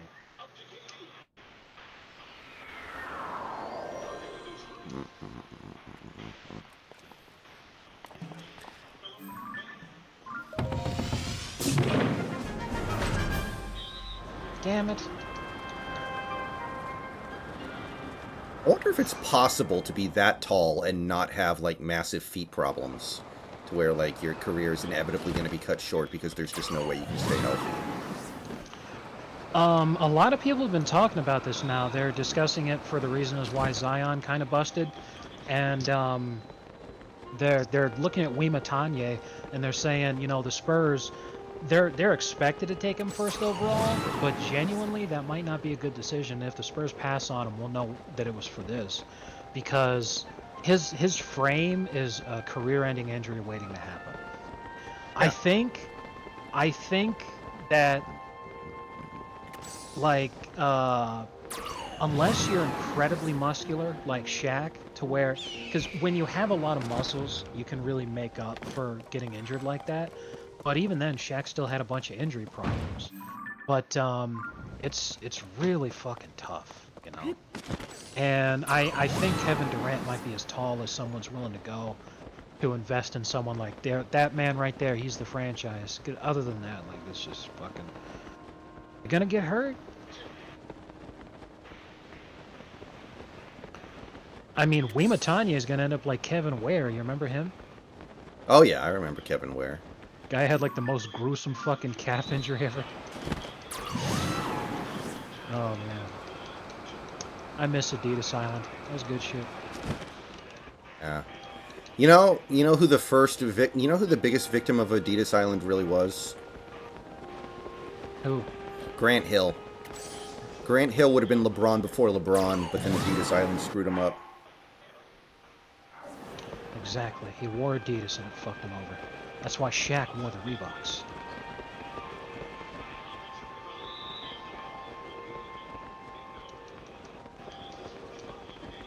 Derrick Rose is Adidas, right? Yes. Yeah, that That one. Derrick Rose is actually the reason that Adidas Island became a thing, is because he kept getting hurt.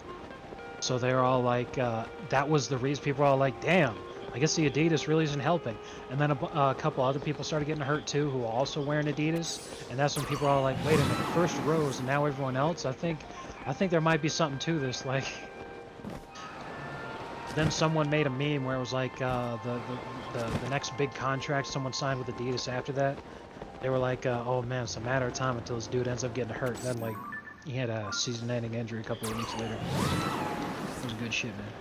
Yeah. Adidas Island.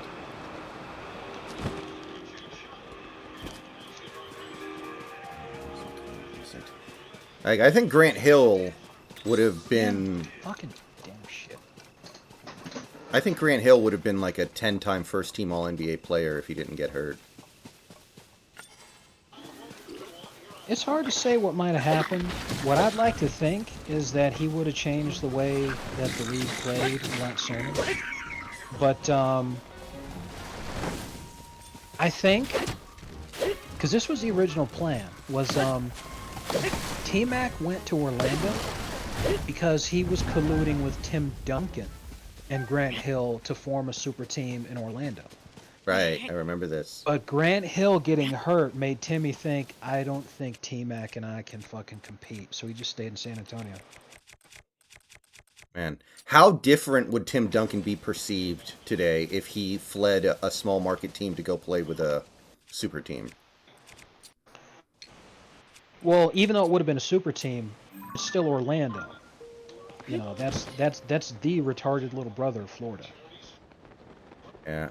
But it's a much nicer place to live than San Antonio. You know, the fat women and all that. Yeah, yeah, I was just about to say the fucking Charles Barkley meme. I would live in Orlando. But, it would have been crazy, because, like, Tim Duncan had a divorce because he stayed in San Antonio and his wife banged a San Antonio-based personal trainer. Maybe that would never have happened if he lived in Orlando. Yeah. I'm sure all those bodybuilders in Orlando wouldn't have been able to tempt her. Exactly. All those Because they're all gay chuds. for each other. They'd have been too busy worshipping pictures of Ziz to bother having sex with a woman. Why are men gay? Women have buttholes too. It's an excellent question.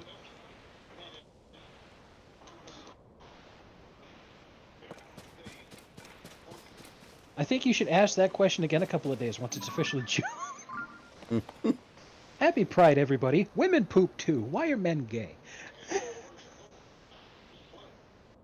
Oh, God. That is too fucking disgusting. Hilarious. Yes, Auntie. I mean, it does... We need... I don't know. It could just be confirmation bias on my part. But it does feel like recent NBA drafts haven't been deep with potential superstars the way the old drafts were. Feels like the league is due for an infusion of talent. Like, it feels like we've had too many drafts where you end up with, like, a Jabari Parkers and Andrew Wiggins at the top. And then you get a Joel Embiid, but then, like, there's really not much else. And, I don't know. We need drafts to actually hit.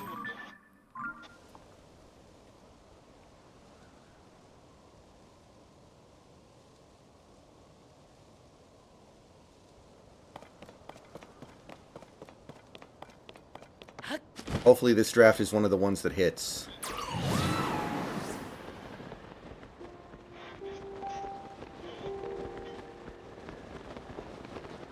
Still can't believe the Pistons had the worst record in the league by far and fell all the way to number 5. Yeah, that right there. I really hope they get rid of the lottery as a concept soon, just because of that. Like, the lottery, genuinely, I feel like it's... We're seeing this year the play-in's better to stop tanking than the concept of the lottery. I think they should get rid of the lottery, keep the play-in, and then, or here's an even better idea. Have a single game elimination tournament while the playoffs are going on between lottery teams. The top 6 play against each other. That's allegedly the worst 6 teams in the league, right? Winner gets the first pick, and the rest of the picks are determined by record. That'd be amazing. Because then the players would be trying to tank because they don't want to get replaced by the top pick, and then the coaches exactly. would be... It's the exact opposite of what the front office wanted. Think about what Hinkie did. Hinkie literally got the worst players together that he could, and then all the guys who balled out on his team got these huge contracts and then ended up sucking because they were just a big fish in a small pond. Tony Roten syndrome. I could also call it Michael Carter Williams syndrome because he was the first one to do it. But that team sucked ass. So if they wanted to get the first overall pick and they get into that tournament, they're going to actually get fucking destroyed because the second that a good team that's tanking intentionally gets in there, you know. And then, like you said, all the Ricky Davises out there would be intentionally taking a dive because they're like, I don't want to get replaced by LeBron. Meanwhile, coach is losing his mind because he's like, fuck, this is what the entire season was about. My wife's gonna have an affair because of this.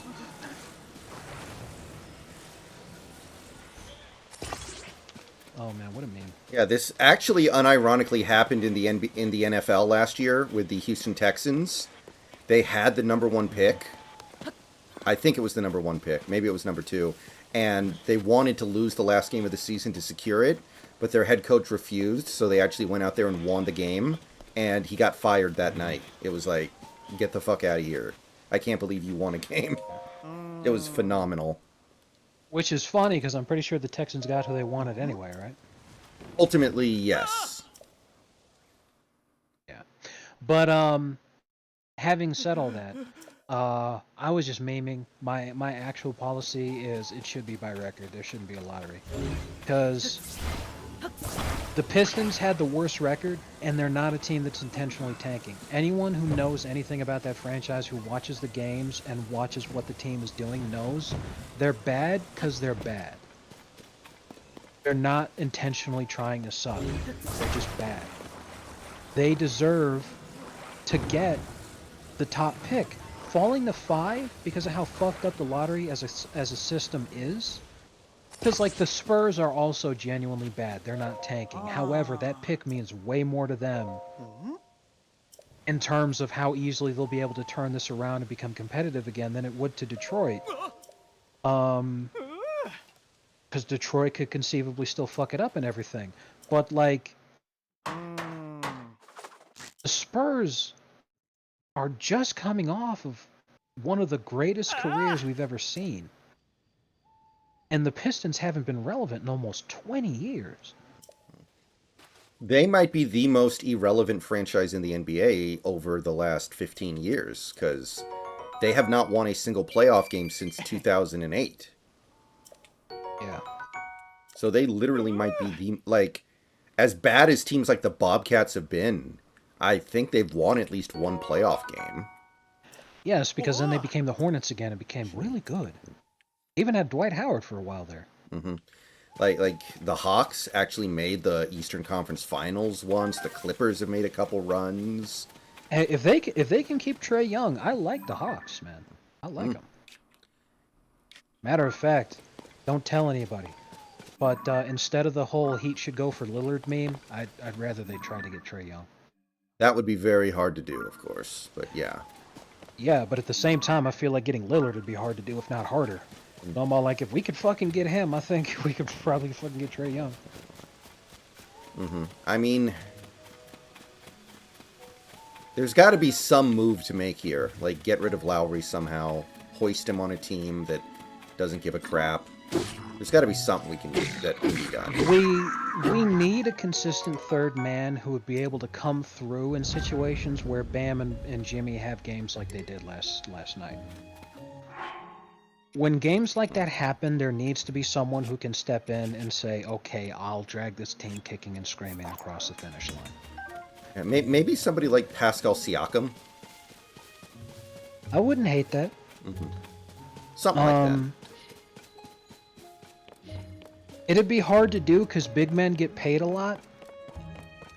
But man, I never thought I'd say this, but I would love to see Kristaps Porzingis on this team. Who snaps Porzingis? Exactly. But it'd be hard to do. Plus, he gets injured a lot, so it might not be... Yeah. Times like this when you miss Chris Bosh. Every day. Every single fucking day. He's my favorite player of all time. Man, I miss him. In terms of who I think we could actually get, Austin Rivers. No. Well, you could get Austin Rivers. Here comes Austin Rivers. There's a lot of guys out there who are only good because of the system that they're in. There's not a lot of guys who can really fit right into the Heat system and then work perfectly. Um, However, there are a few guys in the league like that, and I think someone. I'm big on the Bucks being done. After firing Bud, I think it's only a matter of time before they crumble as the team that we know them right now. I think Chris Middleton would be possible for us to get. Yeah, as long as you're willing to pay the luxury tax, which I think they would be. Our owner's a little hat, dude. They'll be fine. You would certainly hope so. He's a little hat that owns an airline. We'll be fine. Not a good time to be owning an airline. But you know, they did rank last in customer satisfaction.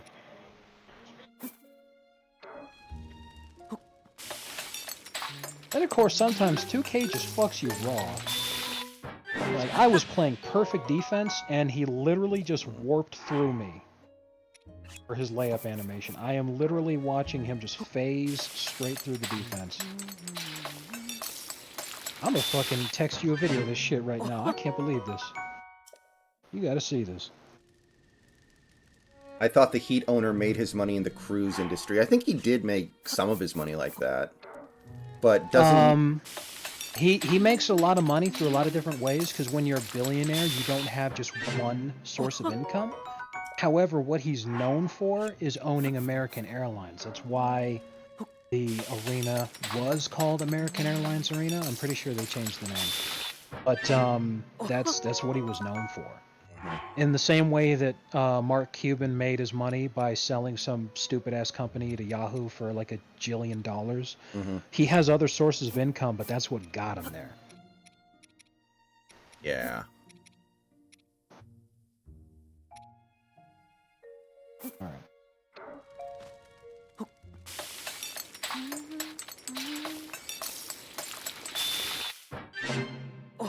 All right, I'm making a video right now. You gotta check this out, man. Okay, my phone's right here.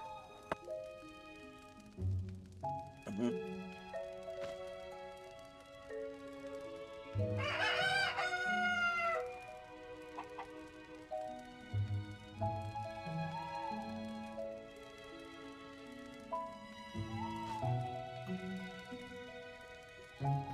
All right, it's sending now. Probably going to take a while to get here. It shouldn't take that long. It's only 16 seconds. But you never know.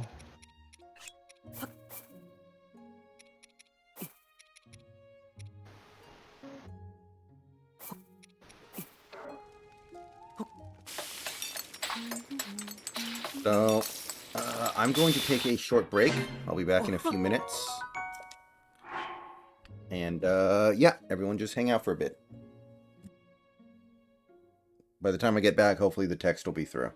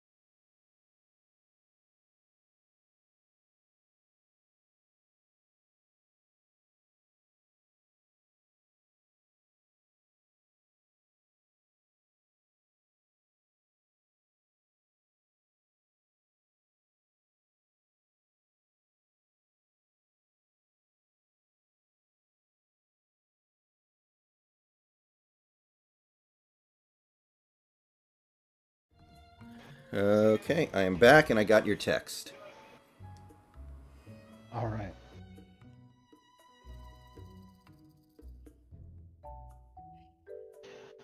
Because I'm just taking a video of my TV from my phone, the quality looks like shit, but I promise you, the game looks much more beautiful than you're seeing just Mm-hmm. from this crappy shit. But yeah, that is just fucking unbelievable. Like, my favorite part is Noah sailing in to try desperately to block the shot, but he's just not tall enough. Is that a travel or is it? No, I guess it's not.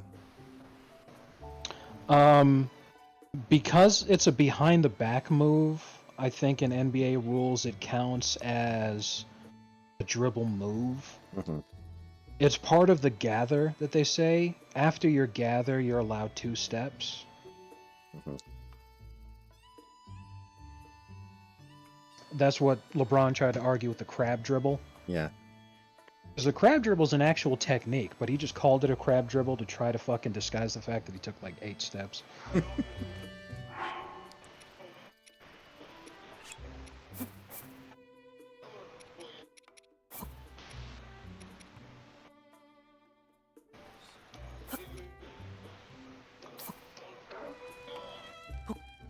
Oh wow, that went in. Yeah. That was hilarious. No, I tried to throw an oop to Iggy, but 2K23 is funny, where with the alley-oop you need specific timing. I missed the timing, but the ball bounced off Iggy's hands perfectly to where it bounced in and still counted. Accidental hoop. Yeah, but the Darren to Iggy oops are fucking filthy on this team, man. Like, I think I told you in the last game I was playing against the Lakers, he fucking postered Kobe on an alley-oop. It's not like Kobe was known for his amazing rim defense or anything, so I believe it. Which is fine and everything, but Kobe also was first team all defense when he was in his prime, especially during his MVP season, which this technically is, like historically and everything. And his defensive stats are maxed out. 99 perimeter defense, 99 steal, 99, all that kind of shit. He straight up got fucking blasted, man. Like, he had his nuts in the space and everything. It was glorious.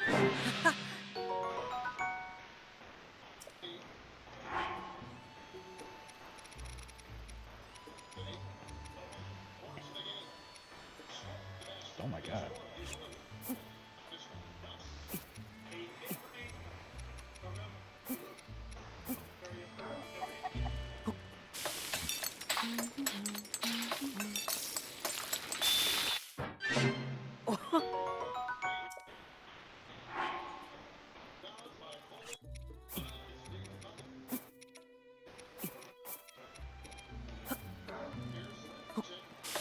Whoa! That's a crazy fucking block.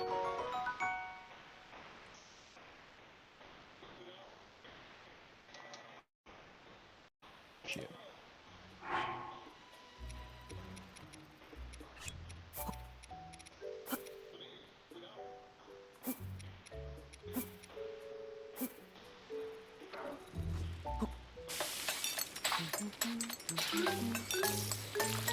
So, my mom bought a bunch of different boxes of popsicles the other day, Yeah. and one of the flavors she got was lime, and everybody was afraid to try them because, lime, it's a different kind of flavor.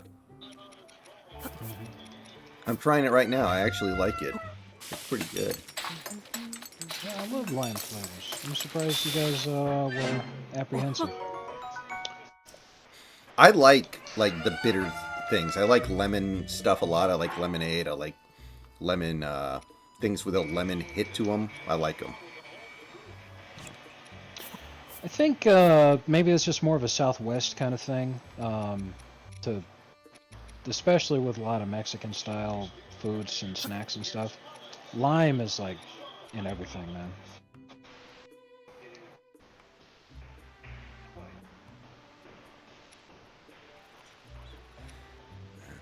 Oh, let's see. Mhm.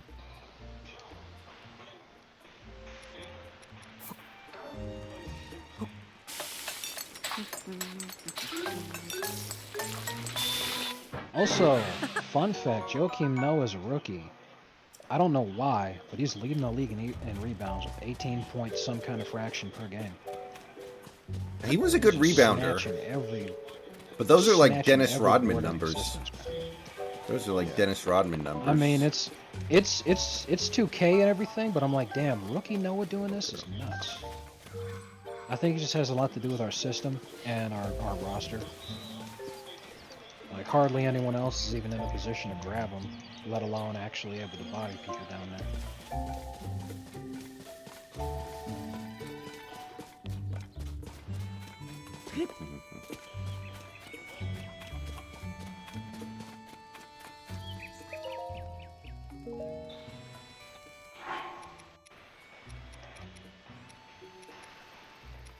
Alright. Bench is in. Now's my time to shine.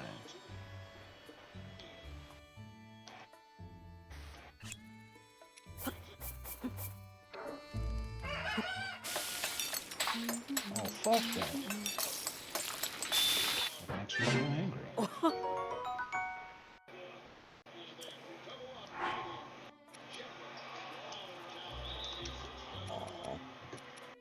Hurtful. I really don't.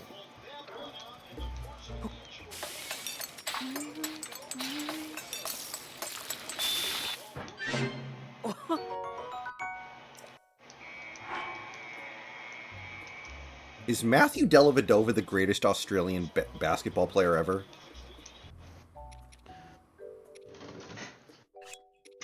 I think Bogut's Australian. Oh yeah, okay. Of Australian basketball.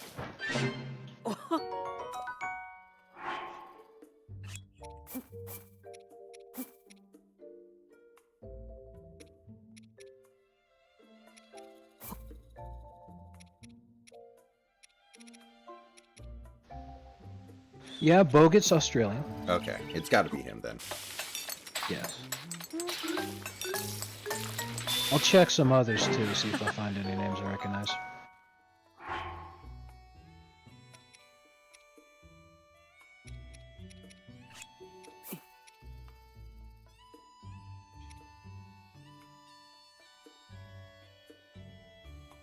Oh, that can't be right.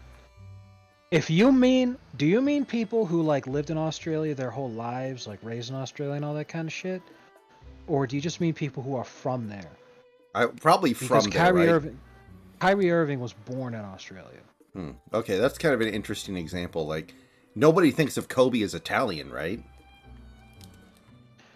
Pretty much no, but he was born in Australia. And let's see here, Motos, blah blah blah. And then they moved back to America. He wasn't that young. He spent like the first 10 years of his life in Australia, I think. Yeah. I mean, yeah, David, that was a hell of a meatball, though. That was basically batting practice. Yeah, right, guy. Kobe was born in Philly, but didn't he spend his whole life in Italy until he came to the NBA, basically? Or high school basketball? Yeah, Kyrie fucking he moved to America when he was 12. Other than that, Kyrie's fucking Australian. I'm gonna sit there and say it's Kyrie, man. Fuck that. Probably is, I guess.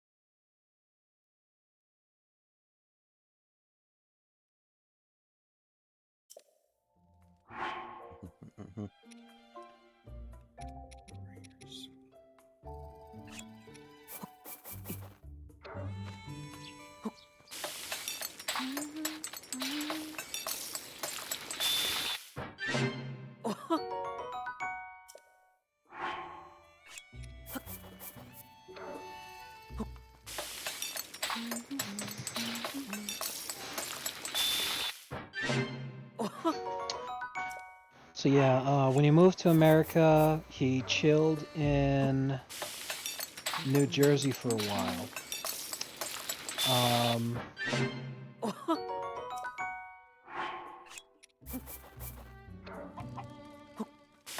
It's pretty cool.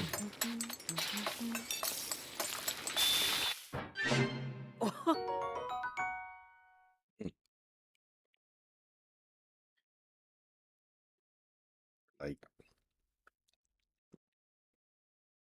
more like Yeah, penis and cancer. in fact, he still holds Australian citizenship. He's a dual citizen, American and Australian. Although This if you actually makes a lot of sense. Kyrie Irving's an Australian shit poster. That's why he denies the Holocaust. yeah. He can't go back there because if he went to Australia, they'd force him to get the vaccine, right? Yes.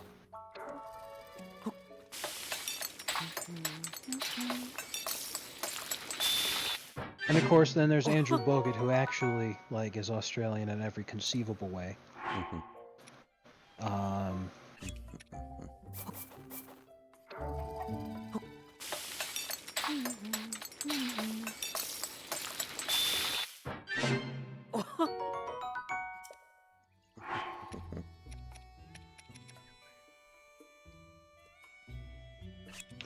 Thon Maker's Australian. That's hilarious. Thon maker. Man, that kid was a meme. You know what? That's who Wimatanya is going to end up being. Because Thon Maker was just as hyped as Wimatanya was. Then he made the league and he was too fucking skinny to actually compete against adults.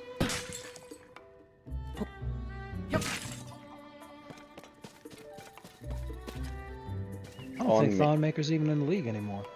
Oh, he is. He's just in the D League. Hey, Couch GM, how you doing? Remember Hashim Thabit? Oh, well, yes, I do. Actually, Thon Maker's playing in China right now. Boy. Yeah. Thon Maker was with the Bucks for the first 3 years.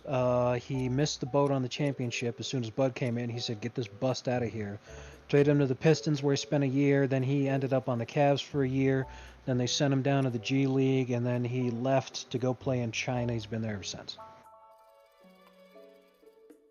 But he was insanely hyped. He was fucking insanely hyped.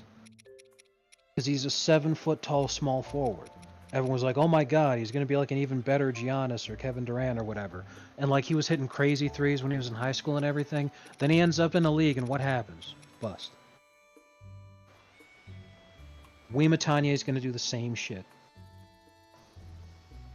Couch GM, it's been great.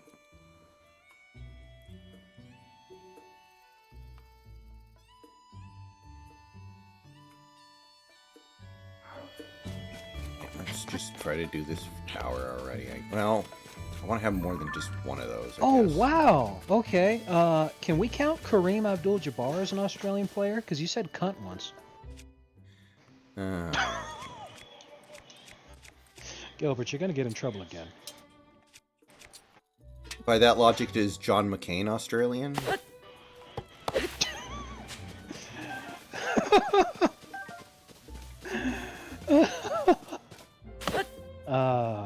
Probably.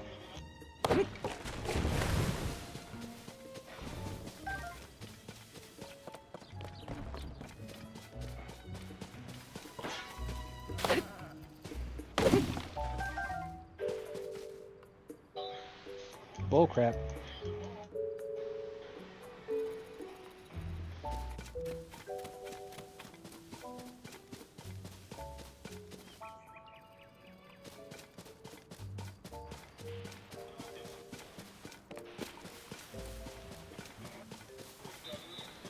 Beach.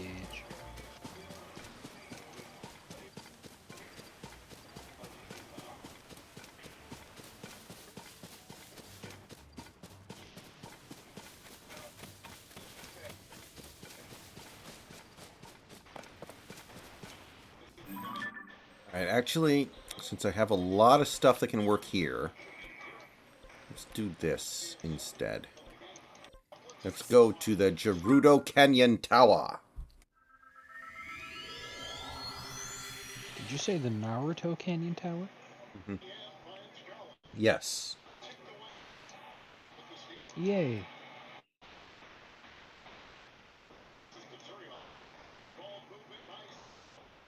No, it isn't.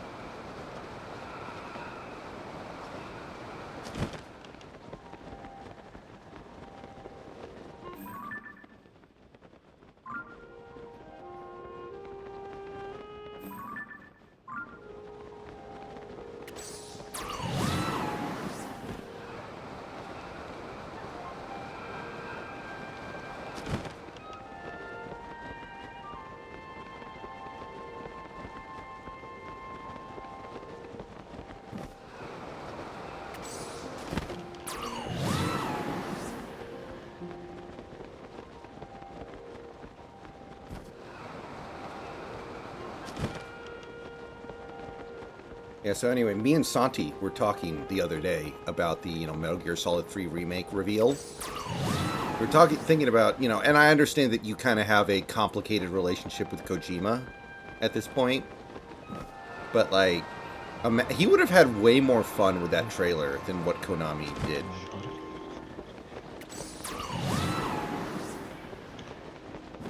Yeah, but I think we say that with like a different tone of voice. You said it like he would have had a lot more fun with that trailer than Konami did. I would have said it like he would have had a lot more fun with that trailer than Konami did. Breastfeeding the ghost baby.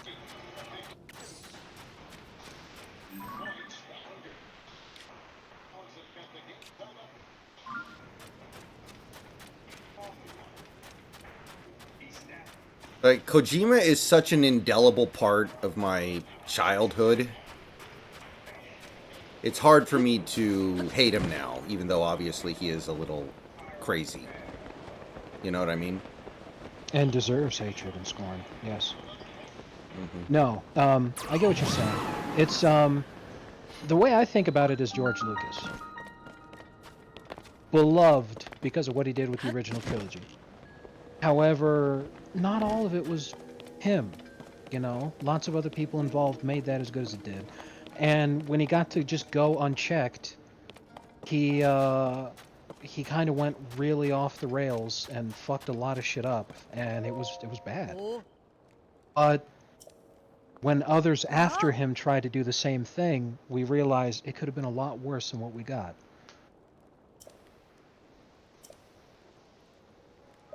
Oh.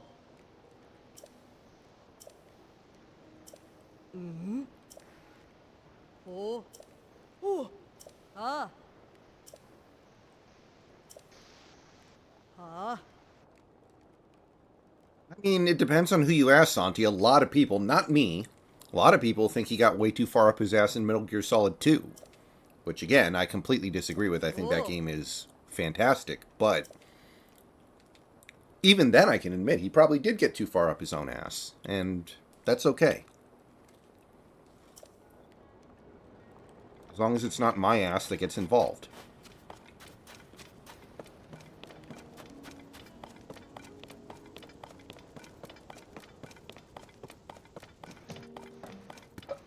They still won't say, they won't confirm, because people keep asking. They're like, when they say that the original, like the story and the voice actors will be the same, they won't say if they're just remaking the same thing where the script is the same but new performances, or if they're just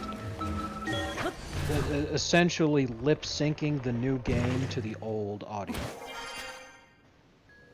I mean, I feel like if they did that, that would really limit what they could do. I really hope they're not doing that. That's the thing, is like, even if they get all the same voice actors back, it won't sound the same because it's been 20 years.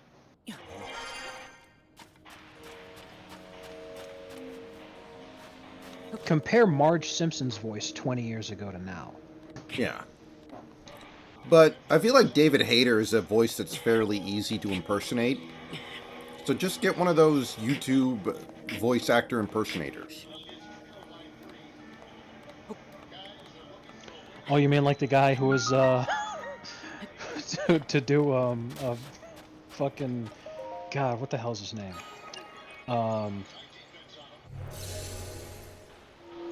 Alan Rickman impression. Yeah. And you were gonna do the copy pasta. Oh yeah, I still need to do that. I was about to ask him, like, did that ever pan out? I need to get in touch with him again. I completely forgot. I got caught up in other stuff. I know we got that idiot at the coffee shop to lie for him. Runiel Waslib? As if I could ever fall for such. Yeah, I heard a rumor the other day that they're going to remove the nurses from Silent Hill 2 because they don't like the sexual implications, and it's like, do you motherfuckers know what Silent Hill's about? Do you have any understanding of what Silent Hill is? I was reading the same thing too. What they're going to do is they're going to have the nurses wear pantyhose to make it look like they have more clothes on. They're not going to remove them completely, but there's like, we're trying to modernize this to where it doesn't look like so much sexual objectification. And it's all like, the whole point of Silent Hill 2, though, is that James is having these psychological manifestations of how angry he is at his wife because he wants to coom. Mm-hmm. Like, he's sexually frustrated, which is why the dark mirror of his personality in Pyramid Head sexually molests everything that it comes across, even inanimate objects. Yeah.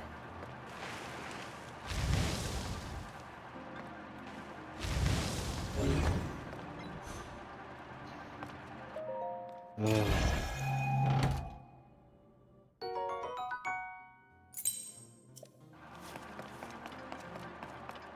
Yeah. Santi, they're probably screwed there too. They're probably going to get some celebrity voice actor to voice James. And that's what ruined the HD remake of Silent Hill 2. They got fucking Troy Baker to voice James, and like, that's such a bad idea. Yes, it is. You know what would be really cool, though? What? What if they paid Patrick Stewart to do a spoken word version of Have Some More Chicken, Have Some More Pie, the same way that Chuck's actor did? Because you could envision that in your head right now. You're hearing Patrick Stewart's voice saying, have some more chicken, have some more pie. Yeah. It doesn't matter if it's boiled or fried. But it's too late. I've already seen everything.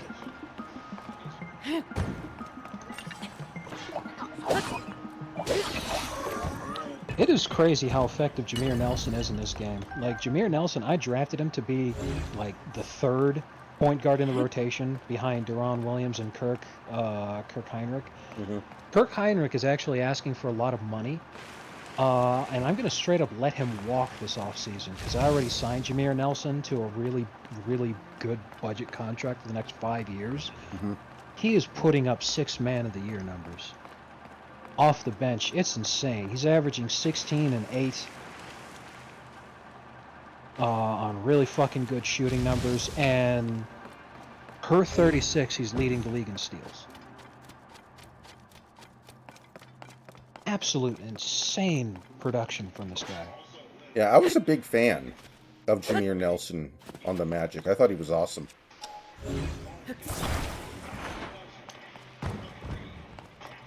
Also, even though he's like 4 inches shorter than Deron Williams, he's literally able to muscle his way to the basket easier than Deron, which is really strange to me.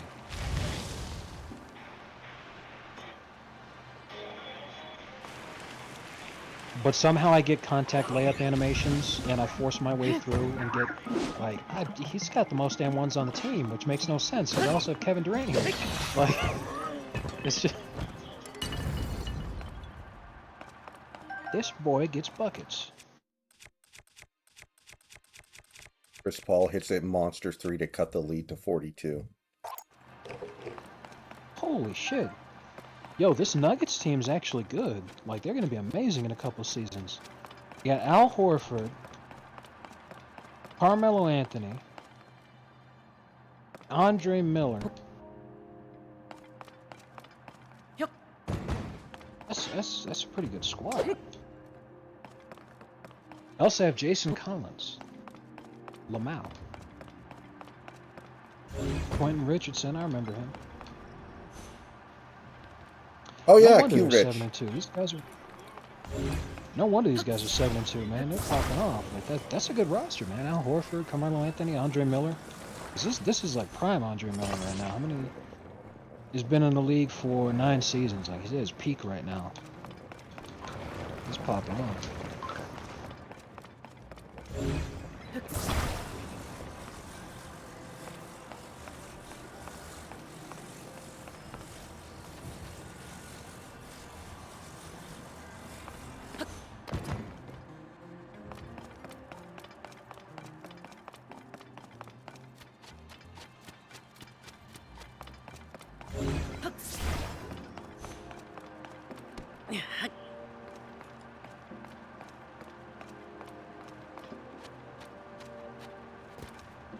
Yay.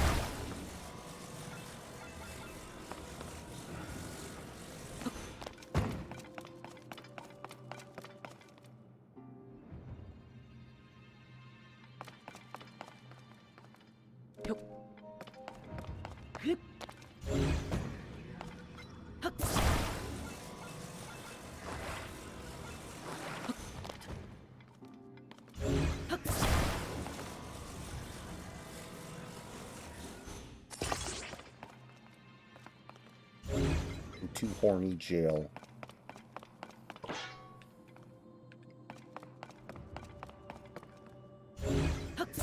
Yeah, honestly, Santi, if the rumors are true, they're actually going to put effort into the next Madden game, so maybe we will see something like that.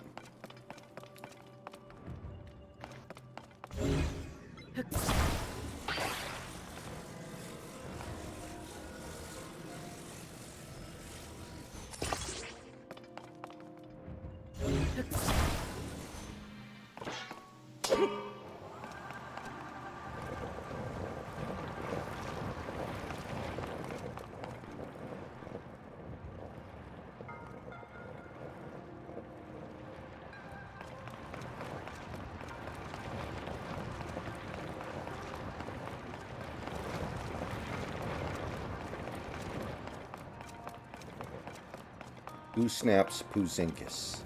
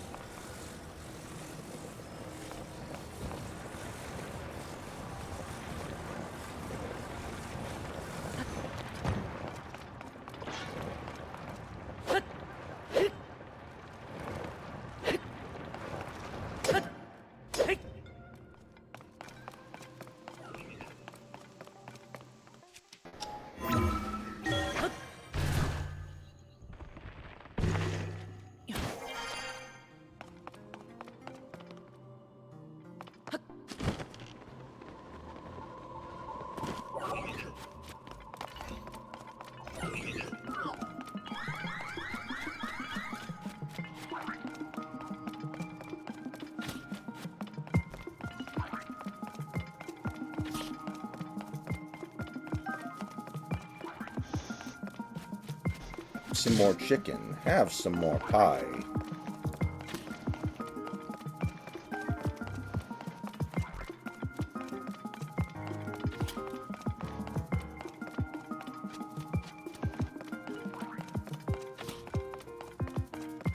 Here we go. Public masturbation.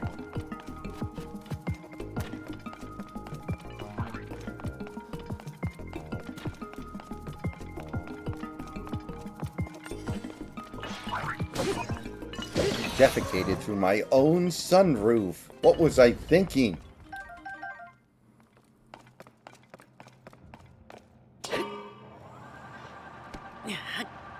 I defecated. E-orchestra.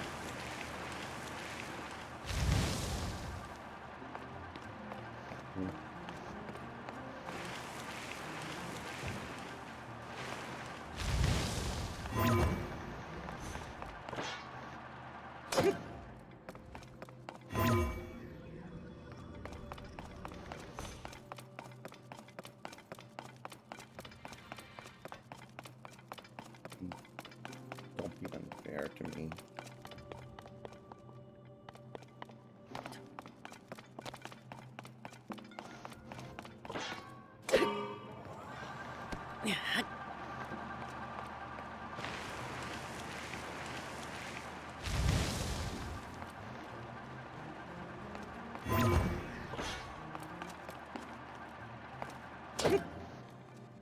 Like, I know the last Madden they came out with last year got pretty bad reviews. I don't know if it did well or not. I assume that it did.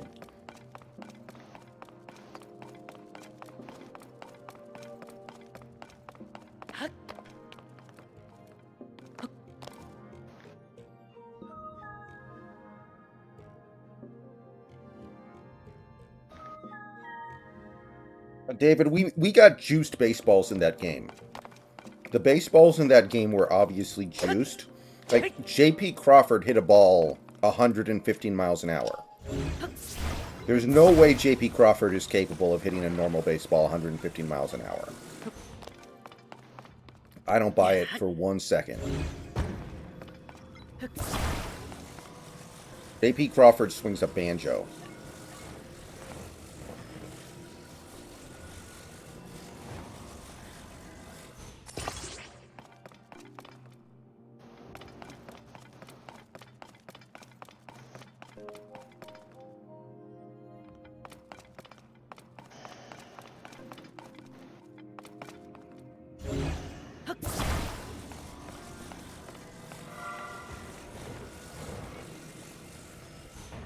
Wait, what?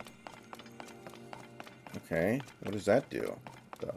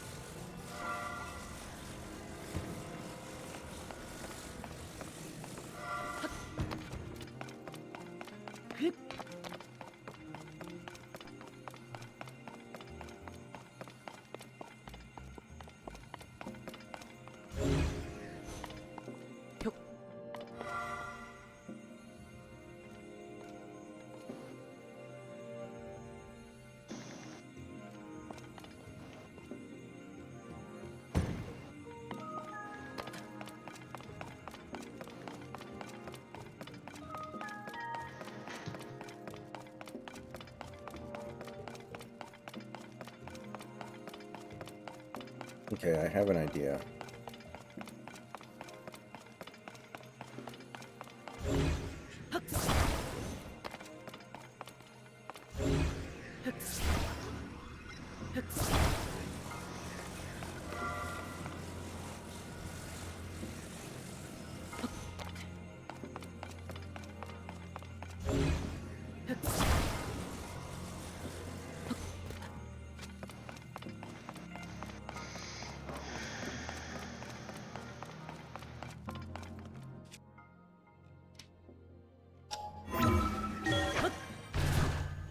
That game was a bunch of horse crap.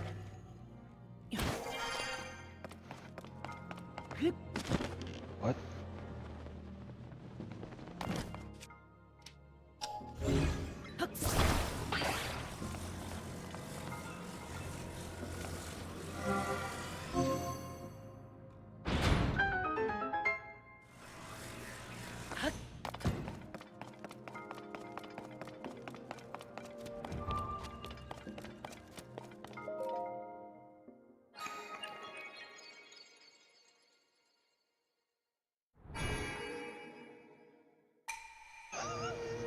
No.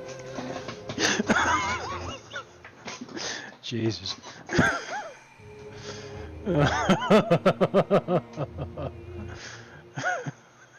What the hell?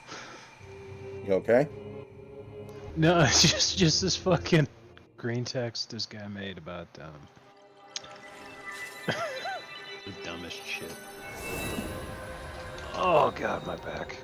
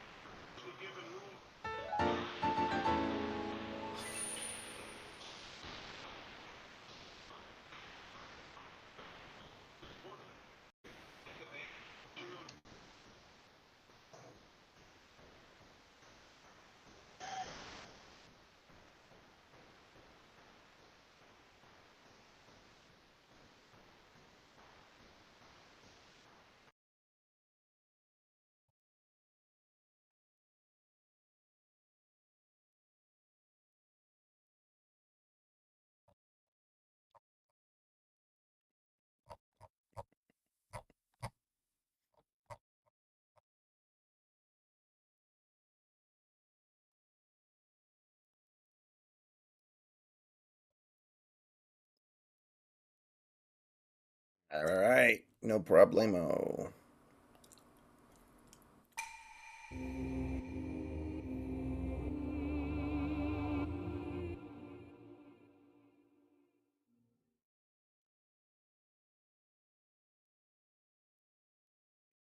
Are you working tomorrow, by the way? No. All right, so you're staying up late? Maybe.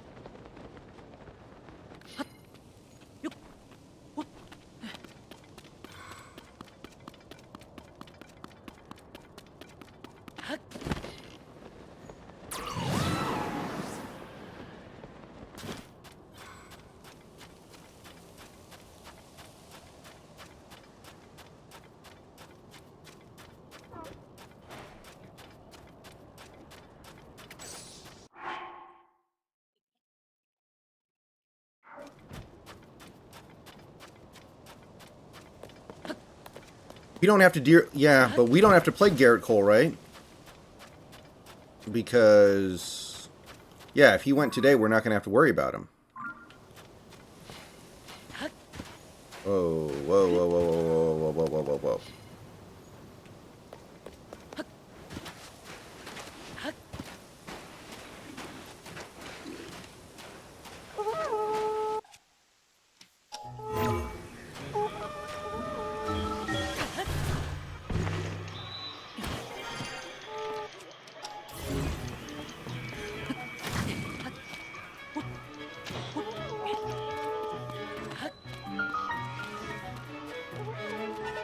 Are you still doing, like, the automatic free throw thing?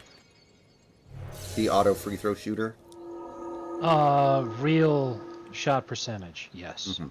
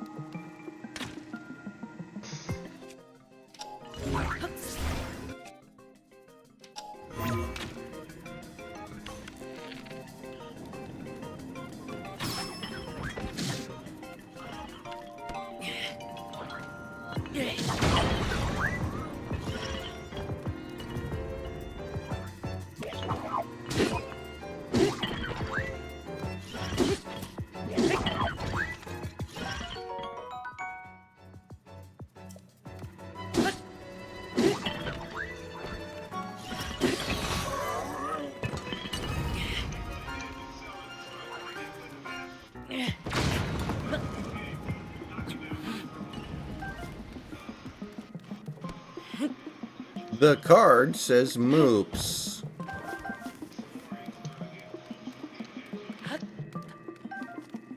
What? The card says Moops. The card says Moops? Yes, the card says Moops. I thought you meant John Luke Packard.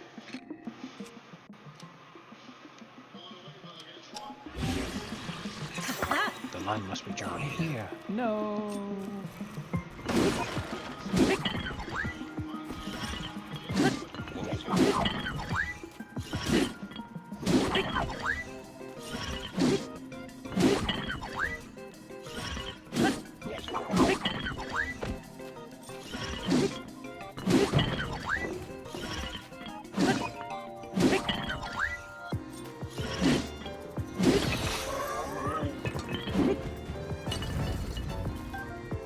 I mellow Anthony.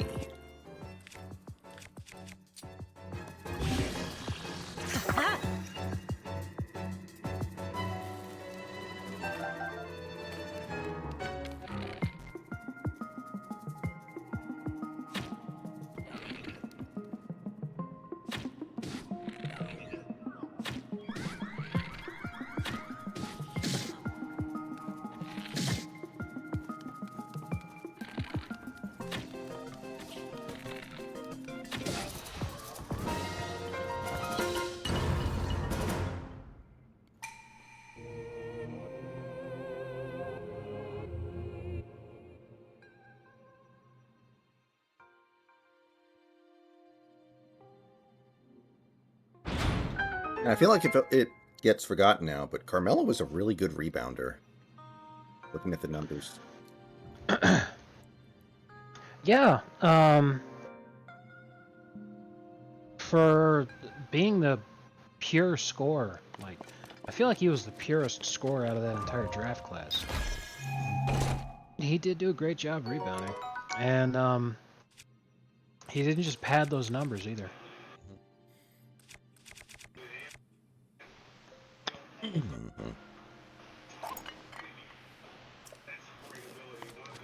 You think his wife really did smell like Honey Nut Cheerios? Well, it wasn't that she smelled like it, it's that she tasted like it.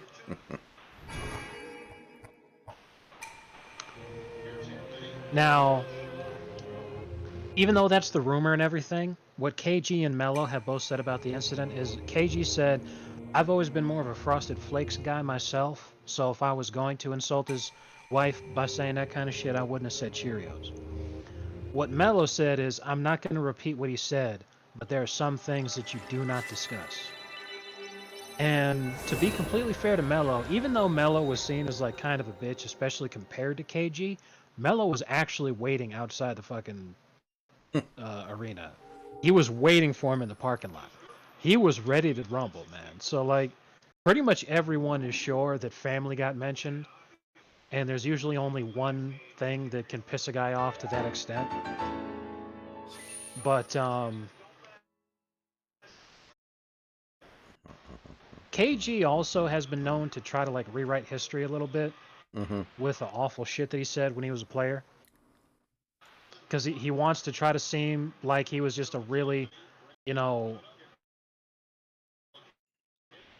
a really tough and spirited competitor, as opposed to being a complete sack of shit who would Yeah. say some really fucked up things. Yeah, I absolutely think he was a sack of shit. I have no doubt about it. But like his reputation among those of his generation and the people he played with and against, his reputation is pretty similar to Bill Lambier's.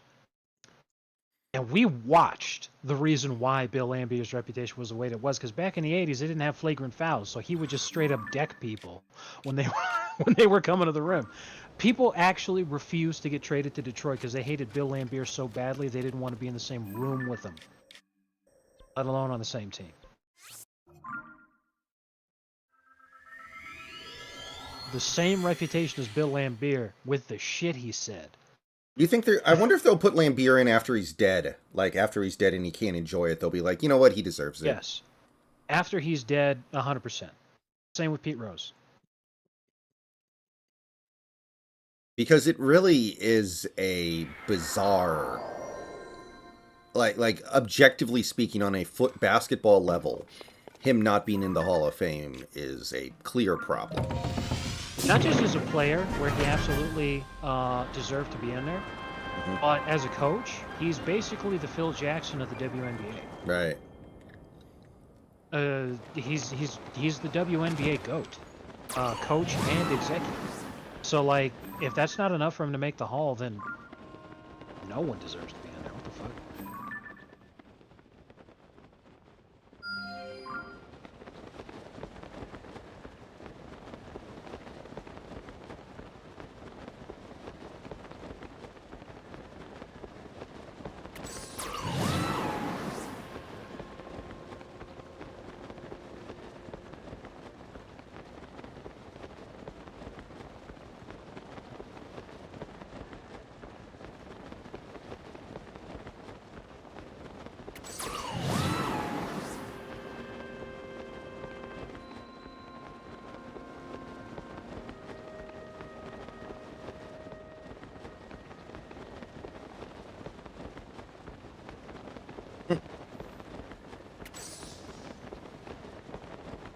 And it really sucks we weren't able to take two from the Braves, given the fact that we got to dodge him.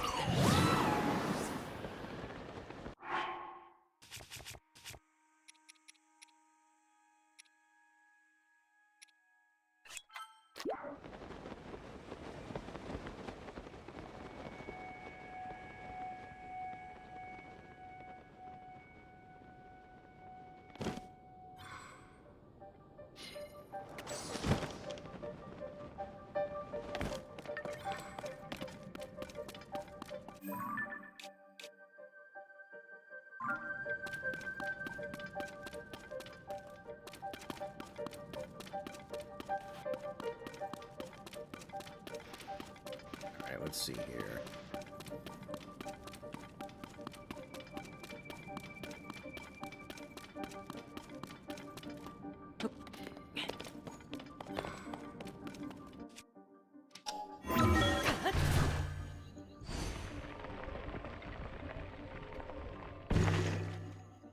Yeah, it's a shame that we're not taking advantage of it. And I mean, the Astros are still winning all their games all of a sudden. Don't they have like a 10-game winning streak all of a sudden? So it's not really hurting them. Unfortunate.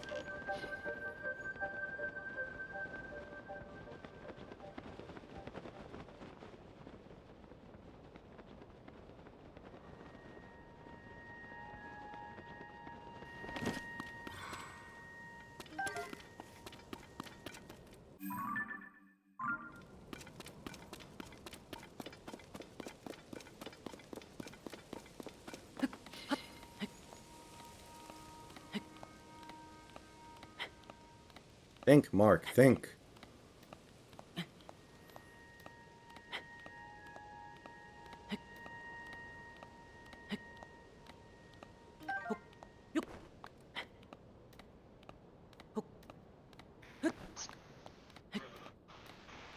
Man, when the hell are we getting Invincible Season 2? Whoa. Yeeted that thing into the next Can't they just dimension. record their voice lines at home? That's an excellent question. Like, can't they just record them on their iPhones and send the audio files in? I'm pretty sure Steve Blum is like unironically looking at this and being like, "You guys realize I'm like a fucking Sam Jackson voice acting where I'm in basically everything, and I do like 18 projects a day. Like, what the hell's taking you people so long?" Yeah, voice acting's a hell of a gig. Pretty much, man. Some would even call it a racket.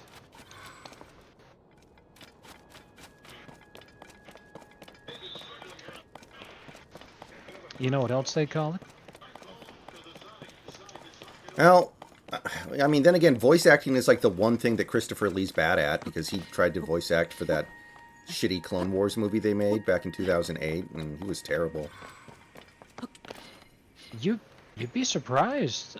He actually did a large amount of voice acting work, and a lot of it Really? was good. Really? Yeah, he actually did a lot of the voice acting for different video games where his characters were portrayed in. For instance, the Battle for Middle-earth, he actually did the voice for Saruman. Huh, I wonder That what wasn't just happened. lines taken from the movie or nothing. He just did that shit. I wonder what happened with Clone Wars then. I mean, it's a shitty fucking movie, but That was just his age, I think. believable.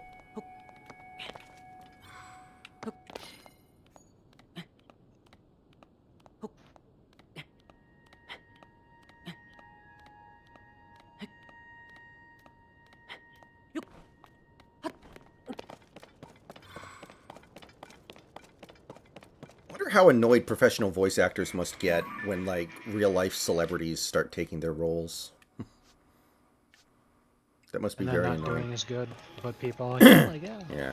Like This something guy's famous. like, you know, The Lion King. Pretty much everybody in that movie is a RL celebrity of some degree.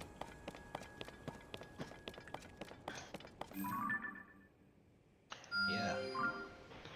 Simba, for instance, killed someone. That's why he's famous. Yeah. Yuck. Of course, he's talking about Jonathan Taylor Thomas. Jesus.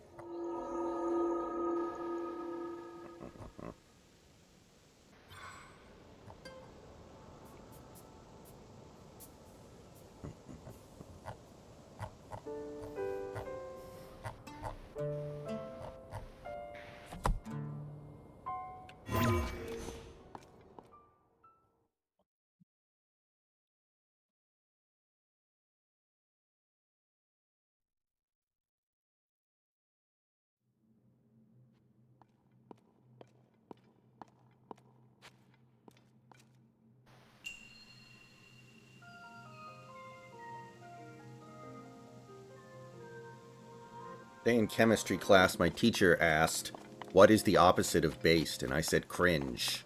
The actual answer was acidic.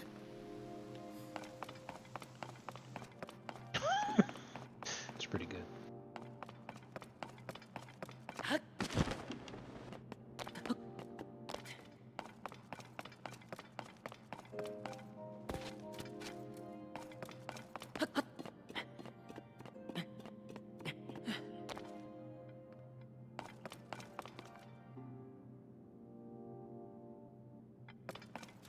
Hey. Yeah, too bad we played the Cubs early in the season when they were actually playing okay. Now they suck. If we got to play the Cubs now, we'd probably sweep them. That's fucking annoying.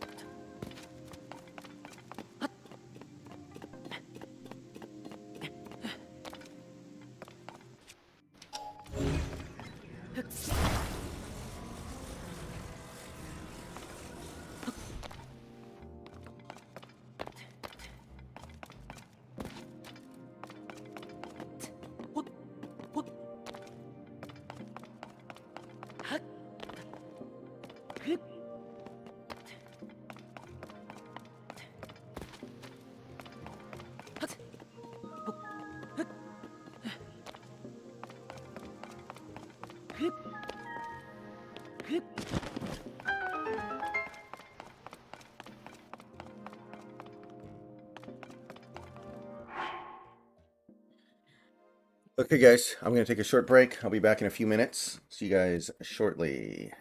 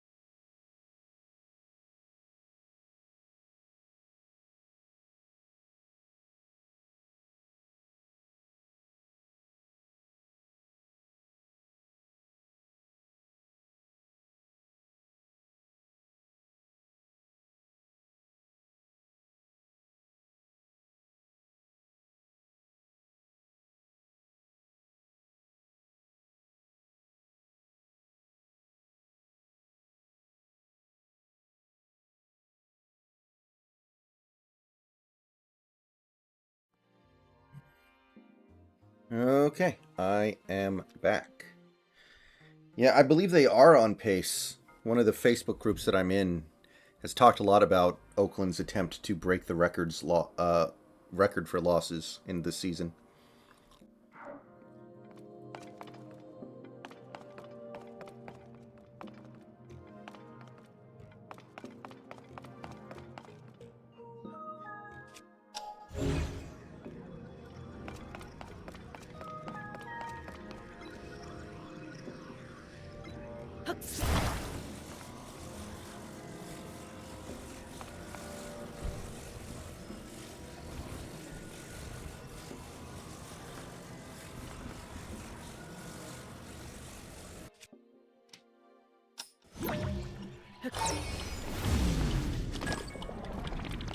Why is my jumping so...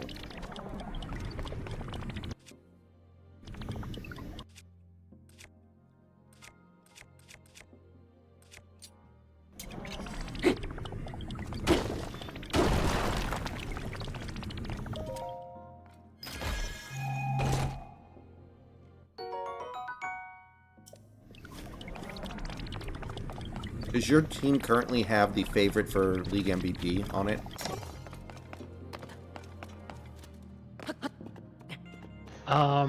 We're not far enough into the season for awards races to start, but that is my hope and my attempt is to have Duran win Most Improved Player and MVP in the same season. He's better for you than even KD? Well, KD's a rookie, and Duran took a huge step forward in the offseason. His overall went up by 8 points. He went from a 78 to an 86 right now, and almost all that's just in offensive abilities. He gained like 15 new badges, and almost all of them are gold now. Like he took a huge step forward this season. Plus, our roster was absolute dog shit last season, which I did intentionally so that we could tank for the #1 pick to get Durant. So Duran probably could have had better stats if he had more help around him. But he was basically out here by himself, and he just got his ass whipped.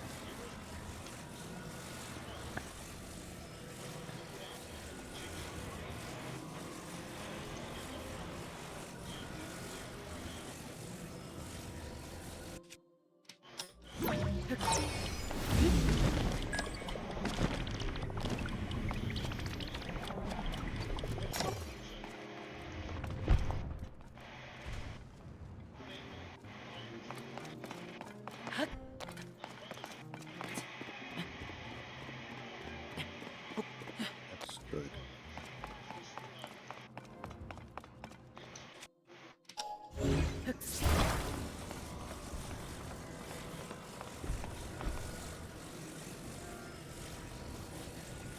Fuck.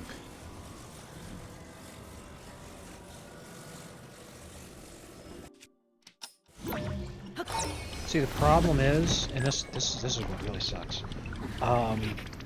In my division are all of the best defensive point guards in the league right now. So almost every game is just like the fucking worst to try to get Duran to just pop off, man. Oh, it's so fucking tough.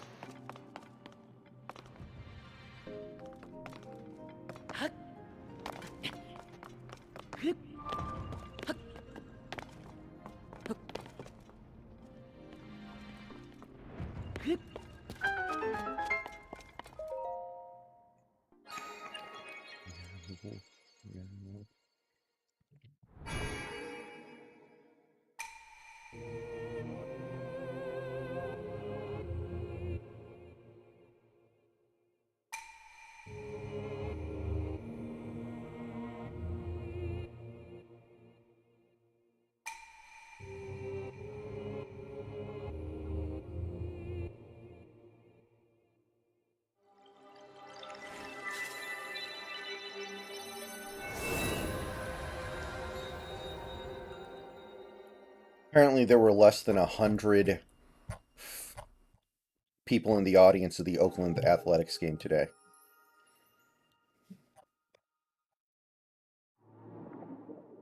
I'll bet it's cheaper to go to an Oakland Athletics game right now to have dinner than it is to eat dinner at a restaurant. That'd be really funny. But I thought you were gonna say, I wonder if it's cheaper to get tickets to an Oakland Athletics game or an Indiana Fever game. That would be an interesting one as well.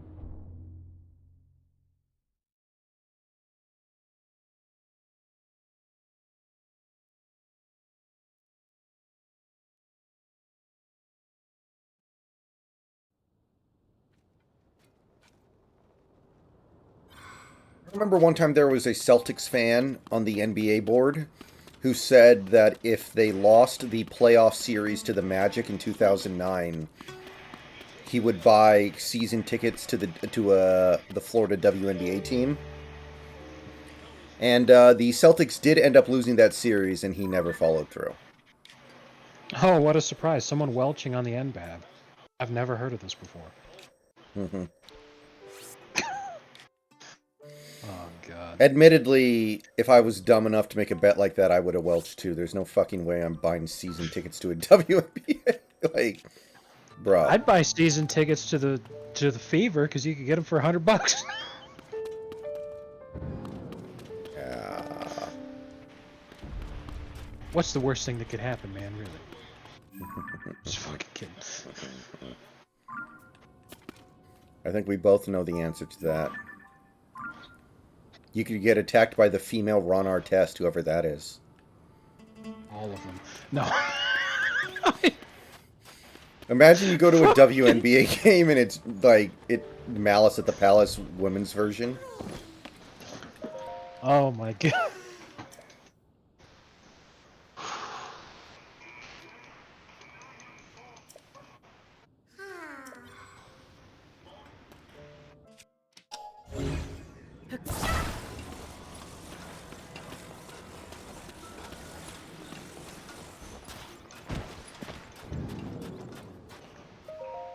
Oh, son of a bitch. So fucking tough. Even with maxed out offensive stats. I literally don't even know what the hell I'm supposed to do.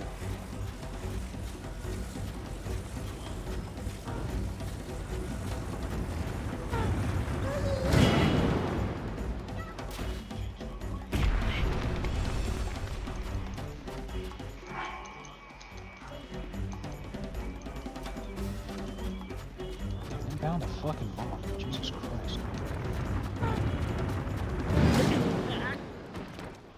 Get the fuck over here! Oh my god! What the hell's taking you so fucking long? I got fucking restarting this shit. Jesus Christ. 3/4 into the game, scrapping the whole fucking thing and starting over from scratch because the game is that fucking stupid. I call for a pick, and he stands there for 5 seconds without moving before he finally starts moving. Sounds like something Rasheed Wallace would do. Seriously. Like, what the fuck?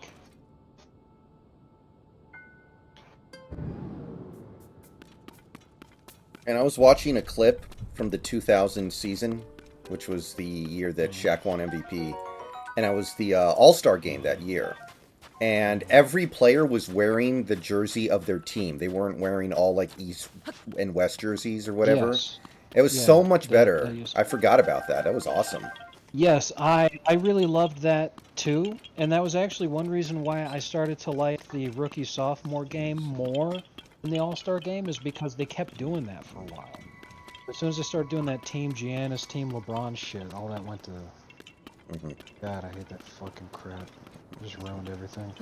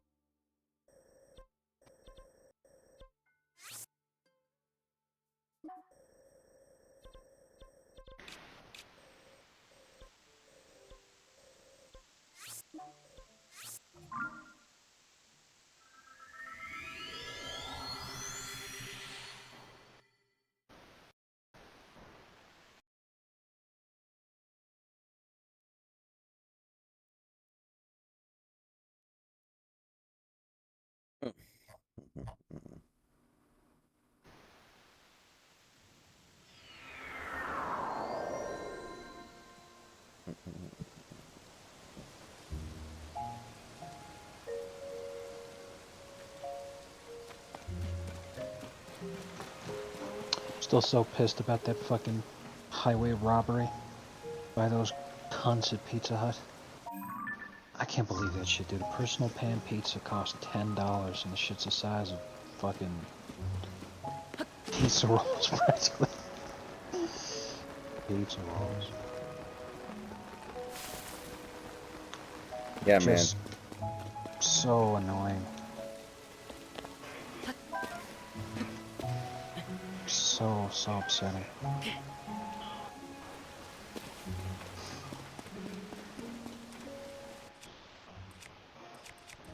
Out to the WNBA.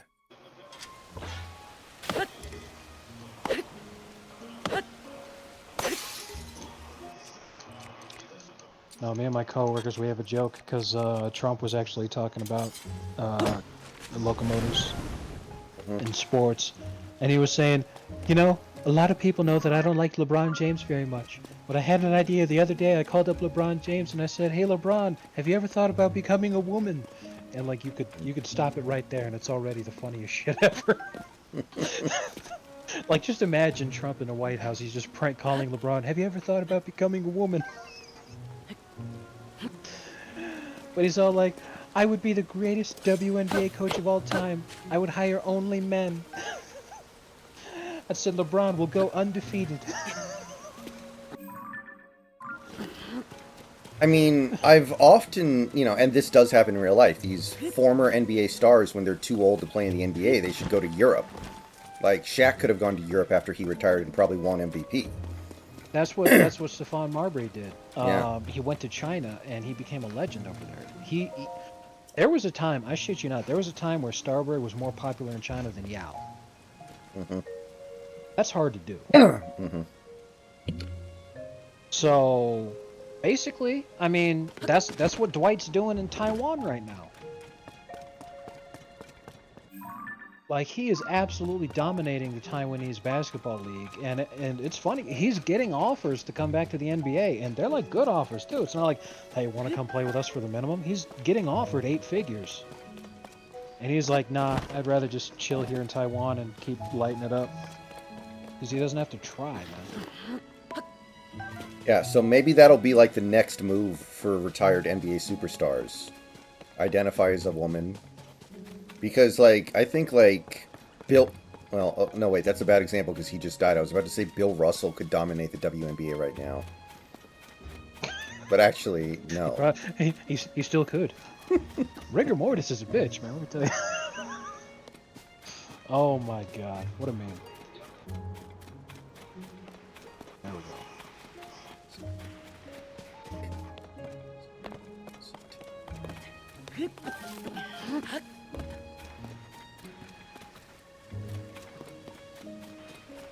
But, like, somebody like Dirk could go in the WNBA right now and win MVP for every year he plays, I'm sure.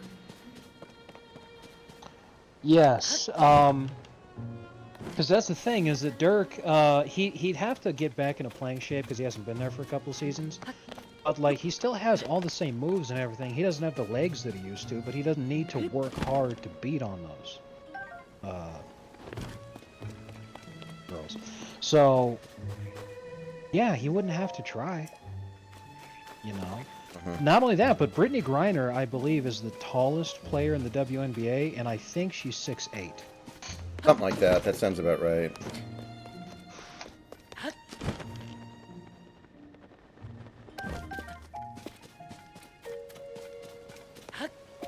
Okay, sorry. Brittany Griner is tied for the 4th tallest. She's billed as 6'9". There's actually 3 women taller than her. The tallest one, 7'2", Margot Dydek. Does she suck? I've never heard of her. That's weird. Oh, sorry. This is of all time. Margot Dydek died in 2011. Ah.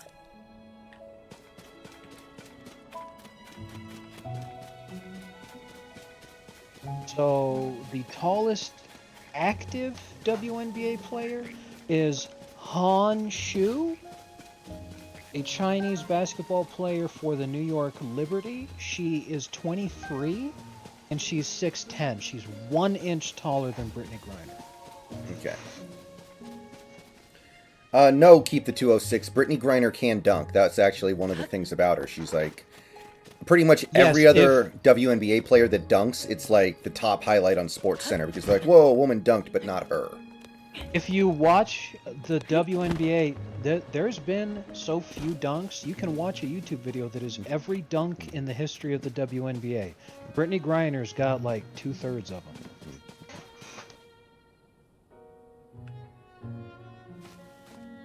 Is Dwight going to go back to the NBA when Taiwan gets invaded? That's an interesting question. Would he get forcefully recruited onto the Shanghai Sharks? No, what will happen is that he will become a political prisoner the same way that one of the Ball children was, and they'll just try to ransom him back to America. It worked for Brittany Griner in Russia. I mean, Dwight Howard has 20 times the value of Brittany Griner. You would assume, but right? because he's not a whammon, and especially because he's not a gay whammon, it probably wouldn't happen. Did you see how a guy made a car run 50 miles on 1 gallon of water? No, I have not heard about this. I have to wonder what else he's doing to make that car run because I'm guessing it's not just water. Here's a YouTube video. It's every WNBA dunk in history. It's 1 minute and 7 seconds long. I am going to count the number of times I see Brittany Griner out of total dunks.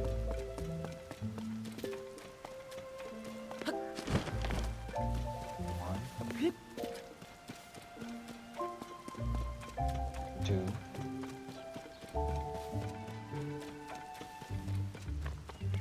That should barely count.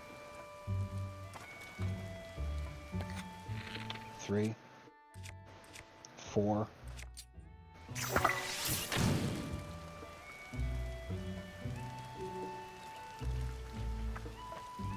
5, 6.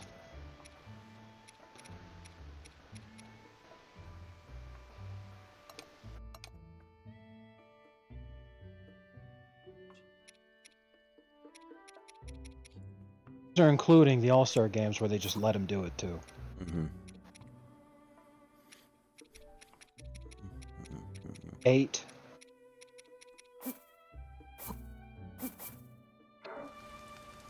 Okay, so 8. 8 Brittany Griner dunks out of total. 1, 2, 3, 4, 5, 6, 7, 8, 9, 11, 12, 13, 14, 15. So 15 dunks in history, including 5 of them in All-Star games. Brittany Griner has 8 of them. Mm-hmm. Makes sense. 6 of them outside of All-Star games. So 10 outside of All-Star games, Brittany Griner's got 6 of them. 15 including All-Star games, Brittany Griner has 8, which is over half of all the dunks in the entire history of the WNBA. Checks out. That is bonkers. And Brittany Griner's 6'9". Now, I say all that because, again, I just checked on Google. Dirk Nowitzki is an even 7 foot. And he's only 44. Remember that Vince was still playing when he was 44. Dirk could legitimately spend a few months getting back into playing shape, maybe even a whole year, who knows. Declare Ich bin eine Frau, and then just destroy the WNBA. Yeah.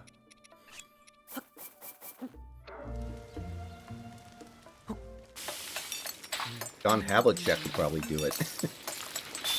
Imagine. It'd be like the Uncle Drew skit with Kyrie.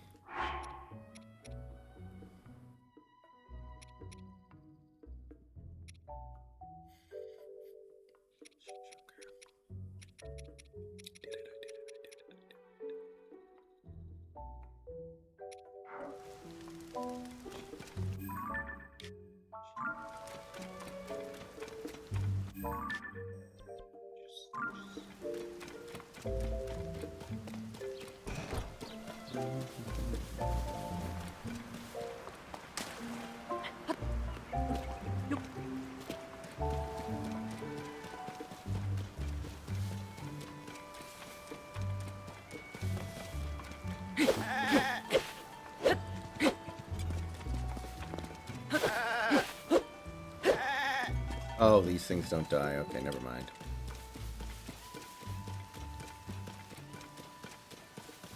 The thing is, I think Brittany Griner's only won one championship. You would think the team that had Brittany Griner would be pretty OP, but not really.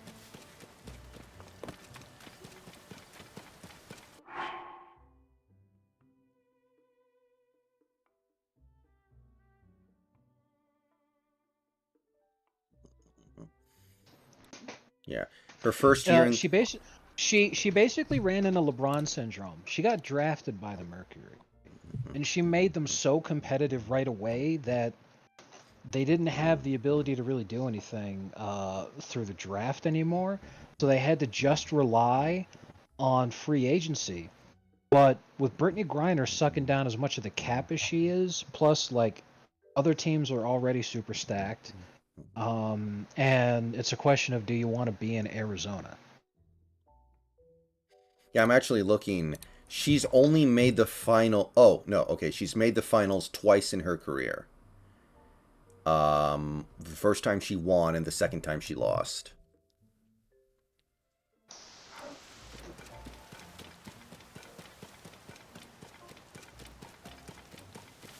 I guess over and over again, the lesson in the NBA is one player can't do it all by himself, even though it feels like they should be able to.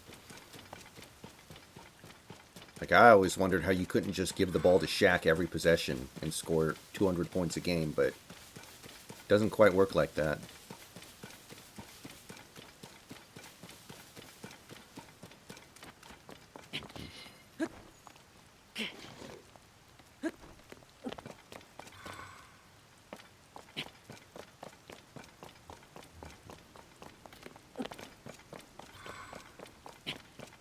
Man, Bill Lambier's a fucking goat. Holy shit. Not only is this absolute fucking legend kicking as much ass as he still is, the fucking last team to win the WNBA Finals was the Las Vegas Aces, which is his fucking team. Now, he's not coaching them anymore, but he's running the team. He Pat Riley'd himself, so to speak. Yeah. But like, he's the reason they're competitive in the first place. They're still using his system, and they lost in the 2020 finals, but he fucking dragged them there, and he was their coach. Yeah. I mean, it's not about winning the title every year. It's having a good team that has a chance every year, and eventually you break through. Yeah, like, God damn it. It's so disappointing that they won't let him into the Hall of Fame while he's alive, because he's the WNBA GOAT. Yeah, it feels like sexism in some weird, twisted way, don't it? Kick. Yeah, let's see here. Men truly are better than women. They can even do a better job of being discriminated for sex-related reasons than women. 3-time WNBA champion as a coach with like 6 or 7 WNBA Finals appearances, two-time WNBA Coach of the Year, the all-time league leader as a head coach in WNBA wins, and he's the executive of the team right now, which is dominating the league and won the most recent championship.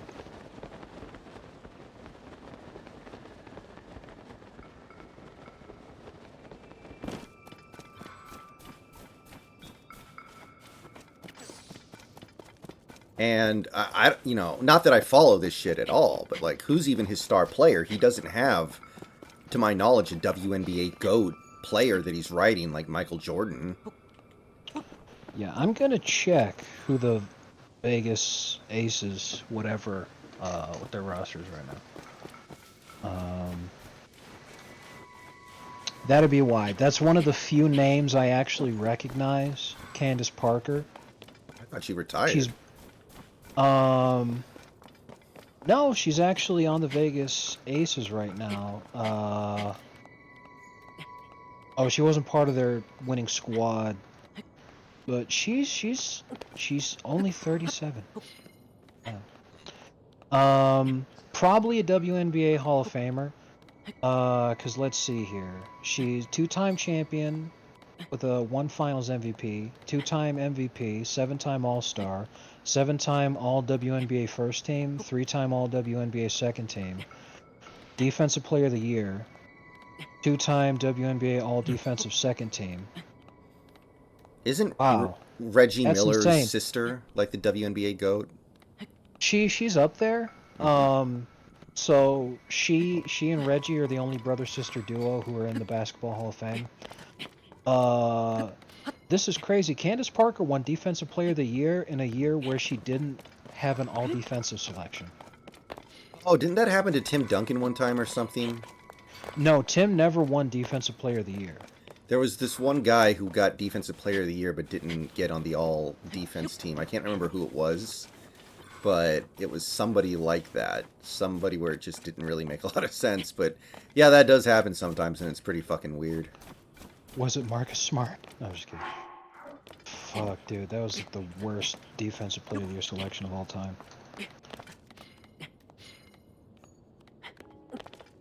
What about when they gave it to Derek Fisher? Giannis won Defensive Player of the Year? Yeah, he did. That's pathetic, because they just didn't want to let Rudy three-peat. That's disgusting. Hey, voter fatigue is a thing. Not only that, but Rudy would have won 4 straight if they just let him. Oh, because it was 2020. Rudy was like public enemy number 1. Everyone blames him for COVID shutting down the NBA, but like he was just the first dude to get sick. Yeah, it would have happened to somebody else. Exactly. Like, if anything, the fact that it was him made them shut it down earlier, which was maybe even a good thing at that time when we didn't know what COVID really was.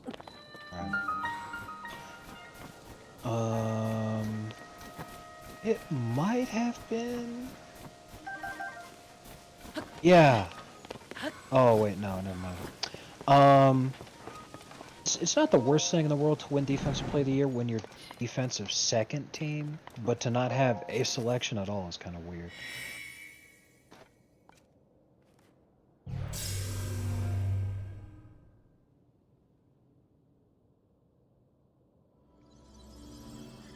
On 4 occasions, the Defensive Player of the Year was not voted to the NBA All-Defensive First Team. Let's see here. It would be I should have just read the fucking... Yeah, I should have just read the fucking thing you were talking about. Alvin Robinson, Dikembe Mutombo, Tyson Chandler, and Marcus Saul. No one's ever won Defensive Player of the Year and not been on a defensive team.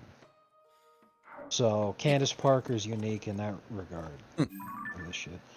So that's kind of nuts. But anyway, yeah, definitely WNBA Hall of Fame. I'm just going to look at who the Vegas whatevers were last season when they won, what their roster was. Alright.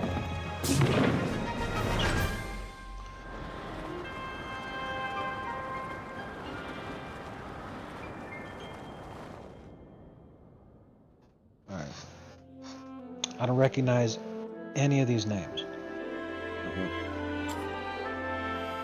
Yeah, I just found a video. Every WNBA dunk in history, it's 1 minute 8 seconds. Is that the one you saw? Probably. Yeah.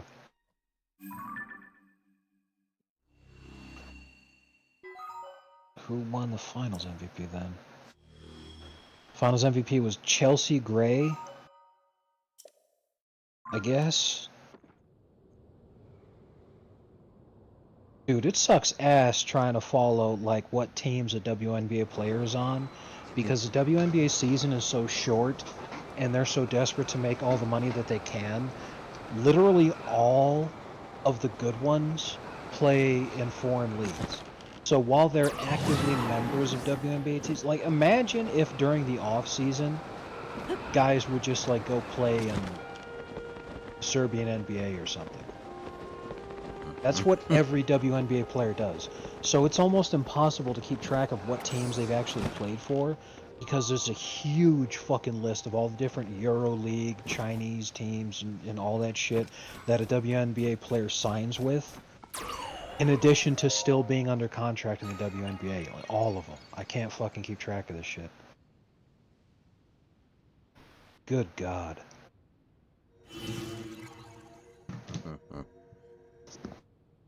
Yeah. I guess that's the only way they can make ends meet, right? Exactly. Or they can marry an NBA player, I guess.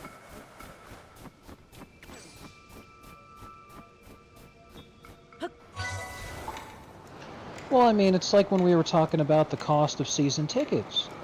You know, season tickets for the Lakers compared to season tickets for the Indiana Fever. If you're going to take out season tickets for the Lakers, you need to be either a millionaire or you need to take out like a fifth mortgage on your house. If you're going to get season tickets to the Fever, the only thing you need is a minimum wage job. Like, I wonder if that's a scam that anybody fuck out me, there is dude. running. Like, it's cheaper to get season tickets for a WNBA team and just go there and eat 40 times a year. Well, okay, no, they only play like what, 20 home games at most. Than it would be to actually go eat dinner. Like somebody's like found a way to save money on food by just only eating at WNBA games. Well, I mean, geez, if they really wanted to save money, the only thing they need to do is just wander into the locker room after the game and just take whatever food they wanted. They wouldn't have to spend a dime.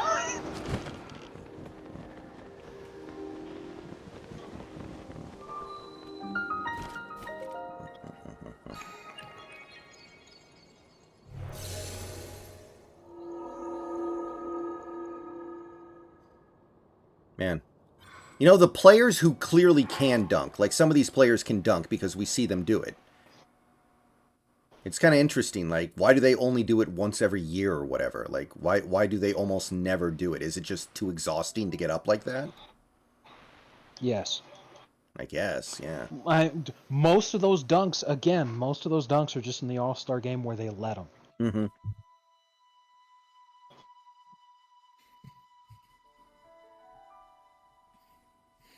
They should change the rule in the WNBA so a dunk is worth 10 points. So we can see a bunch of women trying to dunk all the time. Like when they're trying to make it. Antoine Walker put on a wig.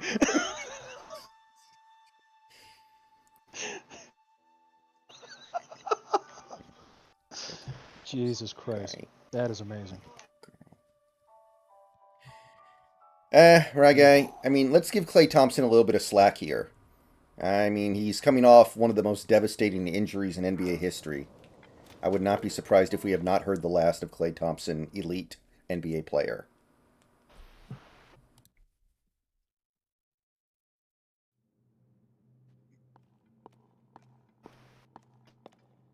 See, the only thing I know for sure about Klay Thompson is that that man has godlike riz. Because he's got the most attractive wife in all of the NBA. Or maybe it's just his girlfriend still, I don't know. But holy shit, when I saw pictures of that broad, I was all like, why doesn't every NBA player have a girl like this? My God. Why would anyone marry some ugly hog looking woman like LeBron did? And he's also the master of not doing any work on the group project but still getting an A. Exactly. Doesn't he have the NBA record for most points scored in a single quarter? I think so. Yeah, I think I remember that happening. He like Dr. J held the record or something, and then Clay broke it. Yeah. It always kind of made sense he would be the guy to do something like that because of the way he could just catch and launch, and everything just happens so damn quickly. Right. He is definitely the guy who just like he can instantly heat up and instantly cool off so fast. He's like a fucking nuclear reactor, man. My God. He's a Hall of Famer at this point, right? Like, I think he kind of has to be. Yeah, there's no doubt. There's no doubt. I feel like his nickname should be Chernobyl.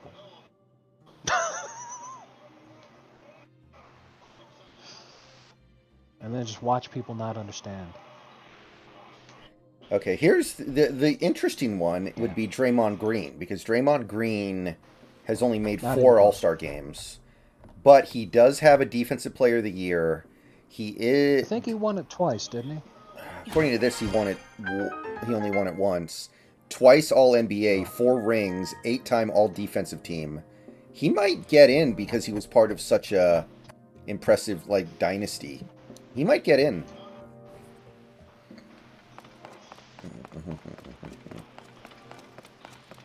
And then that Warriors Maybe, team will say but, they have 4 Hall of Famers. Maybe he gets in, but if he does, it will be the least deserving that we've seen in a long time. Like, I think he deserves it more than Ralph Sampson at least. But then again, Sampson was like the greatest college basketball player ever. So that's tough. Yeah, and the thing especially with in Draymond's case is what the hell was that he just did? The thing in Draymond's case is he was also the dirtiest player of his era. So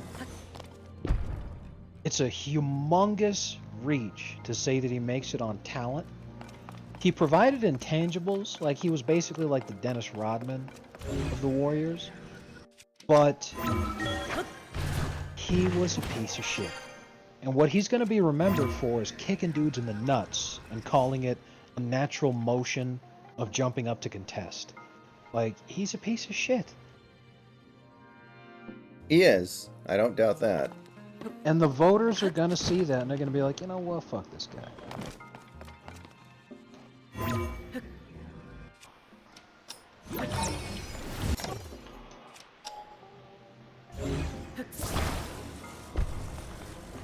Damn it. Who hasn't wanted to kick LeBron James in the ball sack once or twice, though?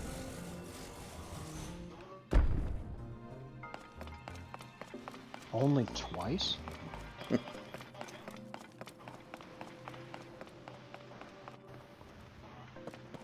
Oh, now what in the fuck, dude? Don't give me that shit. Wow. That is just pure momentum horseshit cheese. In the process of dribbling, he just fucking sneezes or something, lets the ball go, someone grabs it, instantly shoots a half-court shot, and what a crock of shit.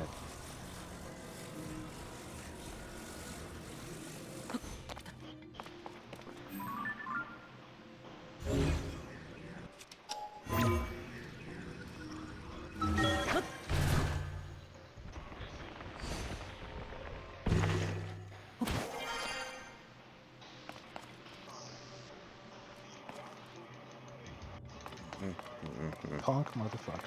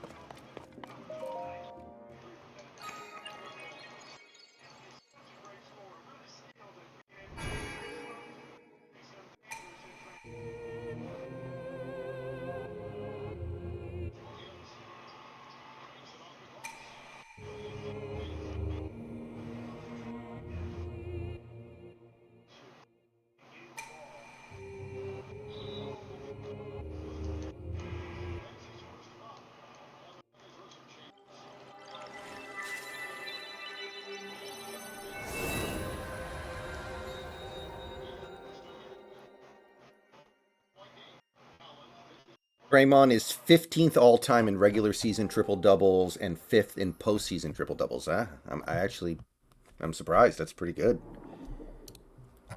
But that's also not a stat that they keep too much track of. Man, Iguodala only made one All-Star game in his career. He's got no chance at like the Hall of Fame. Great career, but Yeah, it's kind of sad.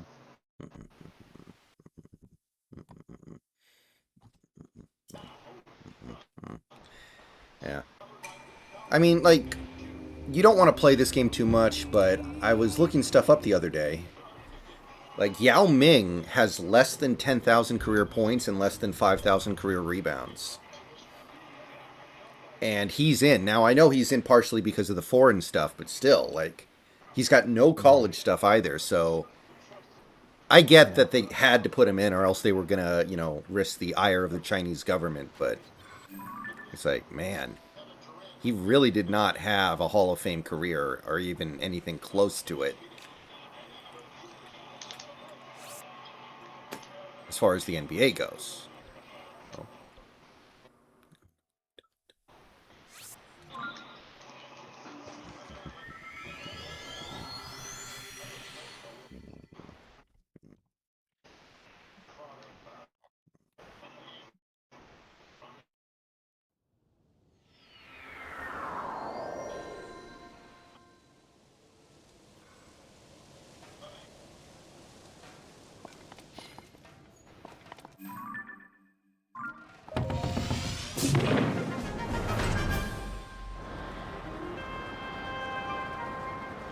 Yeah, he's got less than 1,000 blocks, less than 800 assists.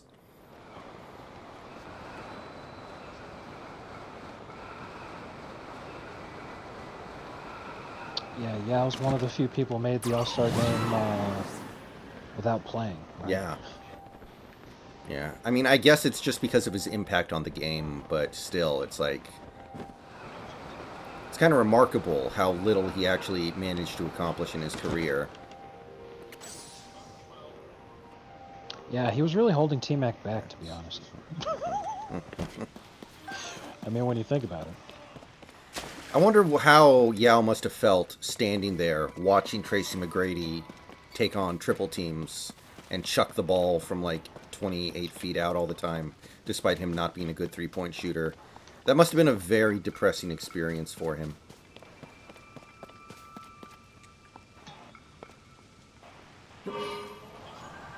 I think Yao was probably thinking, Ni hao!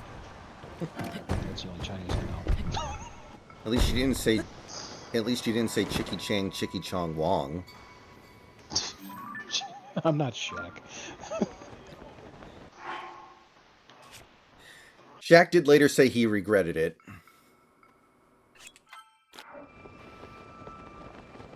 I think the only thing Shaq regretted was not copywriting that exact phrase and putting it on a t-shirt. Mm-hmm.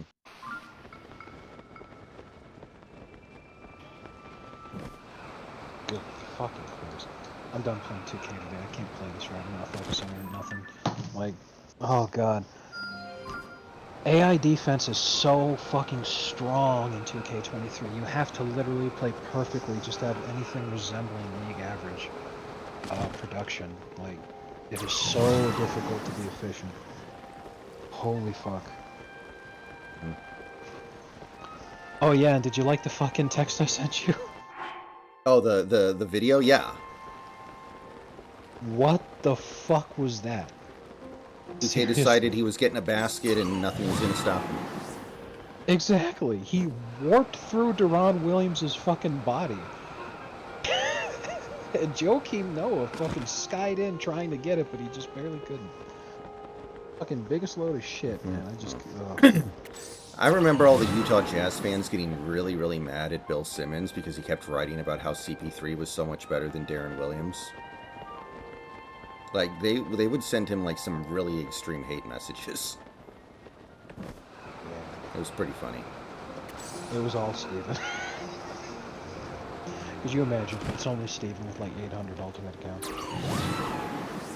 Yeah. In fairness, Steven never really thought Darren Williams was better than CP3. He admitted You it never later. thought Darren Williams was better than Raymond Felton. He said, you know what? If you put... I'm not going to say this one. It's too messed up. Oh, God. When Yao Ming came over, one of the things that was supposed to be the best thing about him was how good of a passer he was. He never averaged more than 2.3 assists a game. Seems like a tragic waste, especially now that we see what like Jokic is doing and what is possible as a center in this league if you really commit to it. And yeah. Yeah.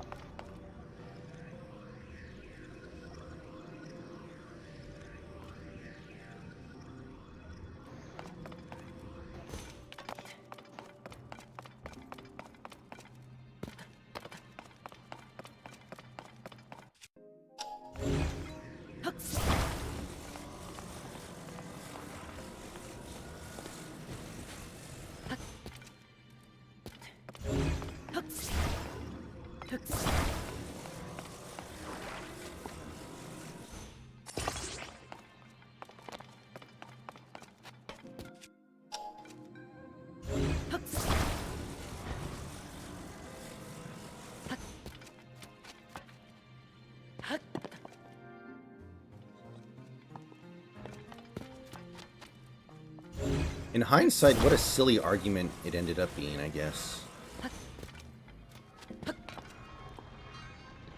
Chris Paul was still making all-star games by the time Darren Williams was in Turkey.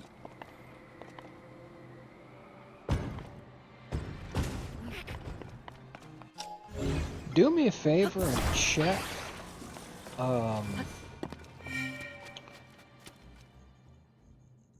when Chris Paul's last All-Star selection was.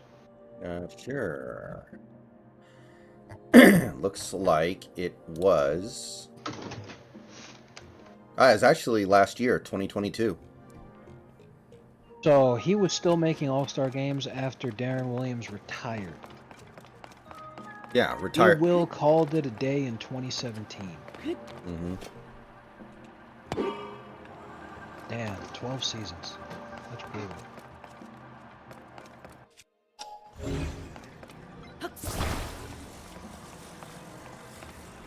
I assume he'll never make another All-Star game again. He just doesn't have enough gas in the tank. It would be a really bad year for point guards for him to make it again, probably.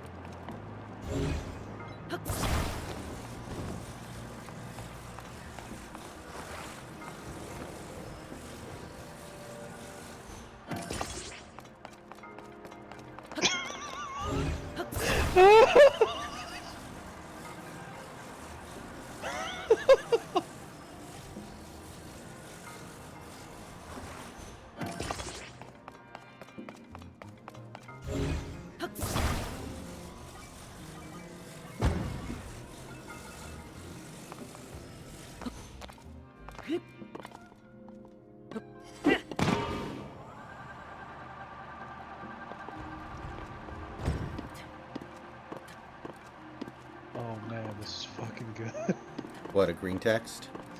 No, Al Jokes, who I fucking love, he made this hilarious video. It's called When Your FBI Agent Accidentally Turns On His Camera. It's exactly as hilarious as it sounds.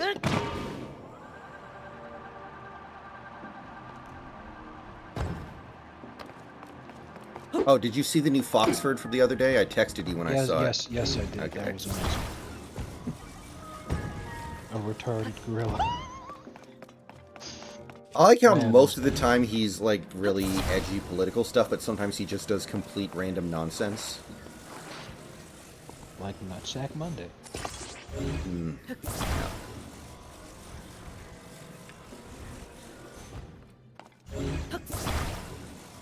Like, we need donations so we can build a new bathroom in the park.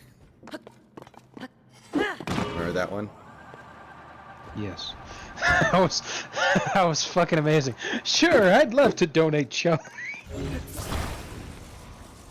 God, I love Foxfrey. He's my favorite comic character. Hmm. Even more than Superman.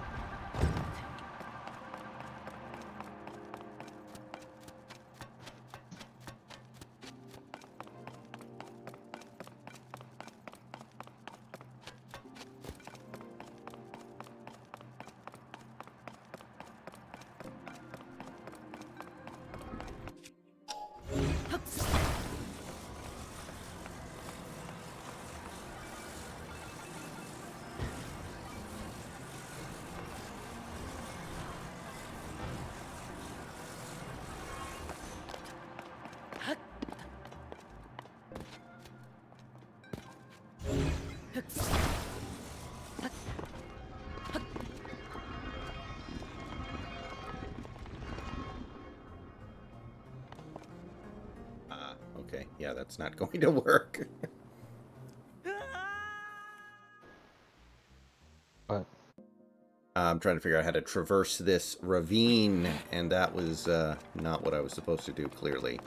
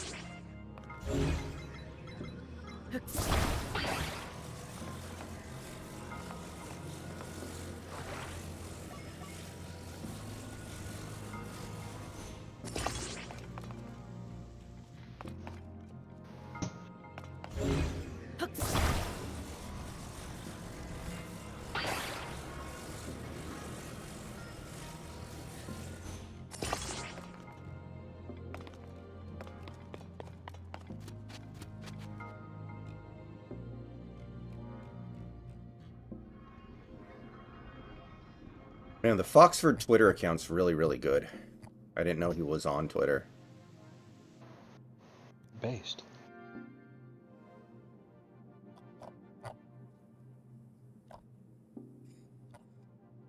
I love everyone freaking out about the Roger Waters dressed up as a Nazi clip.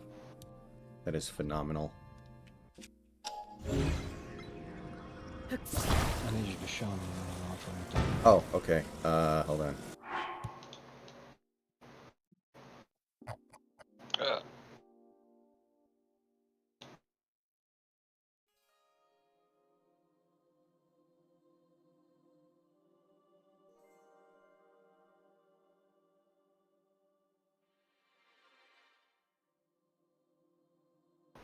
Okay.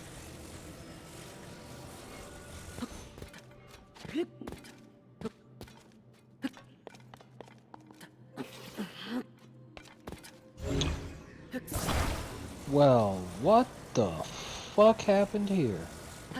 It's a reenactment from Pink No, Floyd's The no, Wall. no. I'm looking at the Suns right Hmm. now. They blew it up. They still got Bosch, but like everyone else is gone. Sean Marion and Stoudemire ended up on the Rockets. And where the hell is Steve Nash? He's back on the Mavericks with Dirk. What the hell happened? This roster just fucking and Yao's on the Magic now with T Mac.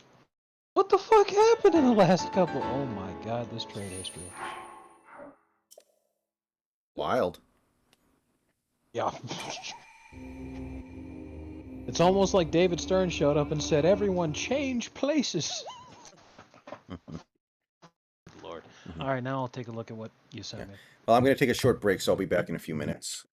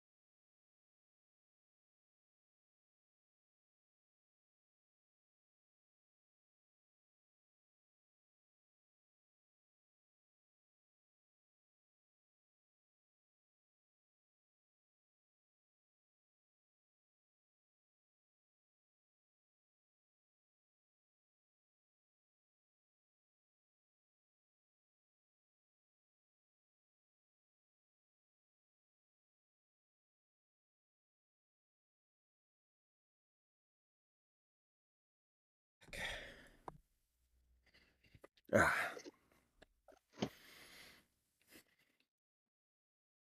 Right. So obviously, Nazi imagery is a very big part of any Pink Floyd performance of The Wall, but context and nuance is lost on these people, I guess.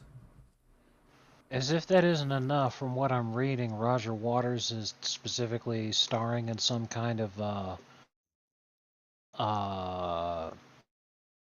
hold on, let me read the fucking thing.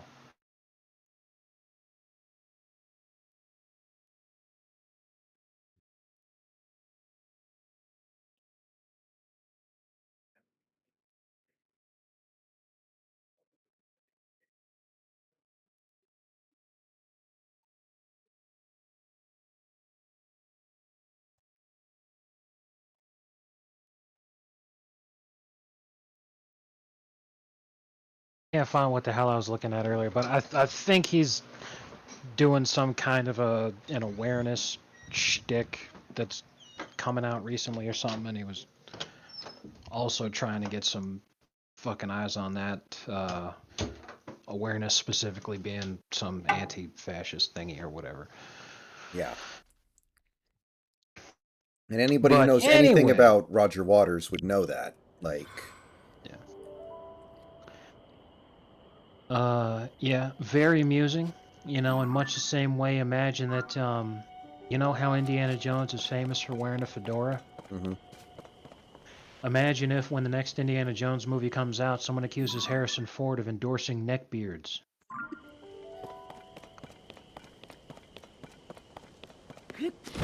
Well, from what I'm hearing, it sounds like that would be better than what the movie actually endorses. That's going to be exactly what the movie endorses. He's going to be a neckbeard. Oh, God. Yeah, I'm not hearing positive things, but I'm probably still going to see it because my dad is a big fan. And even if it sucks, we need to see how it sucks. Wait a minute, George Lucas isn't going to be involved with this one, is he? No, neither. Spielberg is like an executive producer, which means nothing. So it So has when this no thing involvement. sucks, it's going to be the second thing that people will be able to say, you know what, maybe George Lucas being involved with this thing isn't a bad idea after all. Well, George Lucas wasn't involved in Crystal Skull, I don't think. Oh, he was heavily involved in Oh, Crystal really? Skull. He was? Okay. He was the reason they made it. I thought. Steven Spielberg did not want to make another Indiana Jones movie. He said to George, I had them right off into the sunset at the end of Last Crusade that we literally did the metaphor. You can't have a better ending than that. Why would we come back to this? And George was like, come on, Steve, just one more. Just one more. I got a great idea. And his great ideas, he's talking about it. He's like, yeah, I really wanted to do like Indiana Jones in the 50s B movies that I loved when I was a kid growing up. And, you know, it was really his opportunity because, you know, he's a super gazillionaire and so is Steven Spielberg. So George just wanted to make all of his boyhood dreams come true. He unironically proposed the concept to Steven Spielberg of Indiana Jones and the Attack of the Giant Ants. Kingdom of the Crystal Skull was the best they fucking came up with. Like, and it was still that 50s B movie schlocky nonsense because at the end of the day, it was about aliens. Yeah, I mean, God. Maybe this is Hold on. more common than I think. Okay. Let me know when you're back.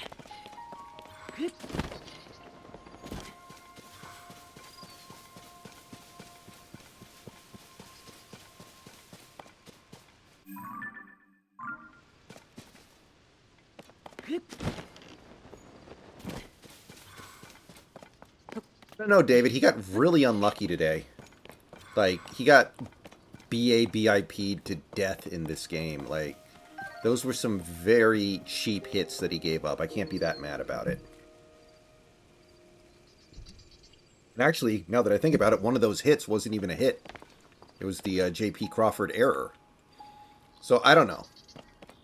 I'm not going to go that far yet.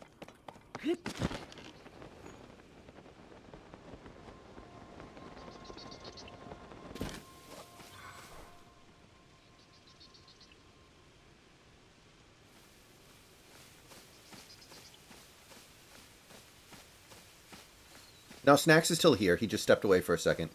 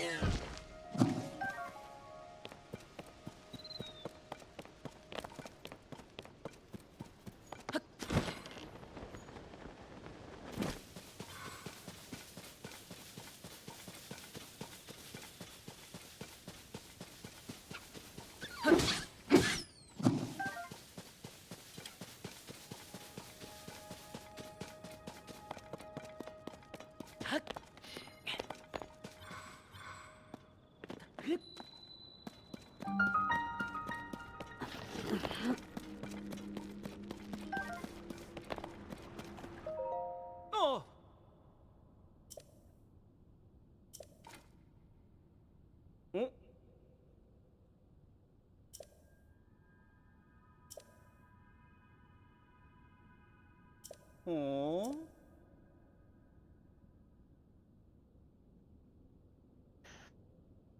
Yeah, Whatever. that I can agree with, David. But anyway, maybe this is like every filmmaker these days, and maybe it's not really that different.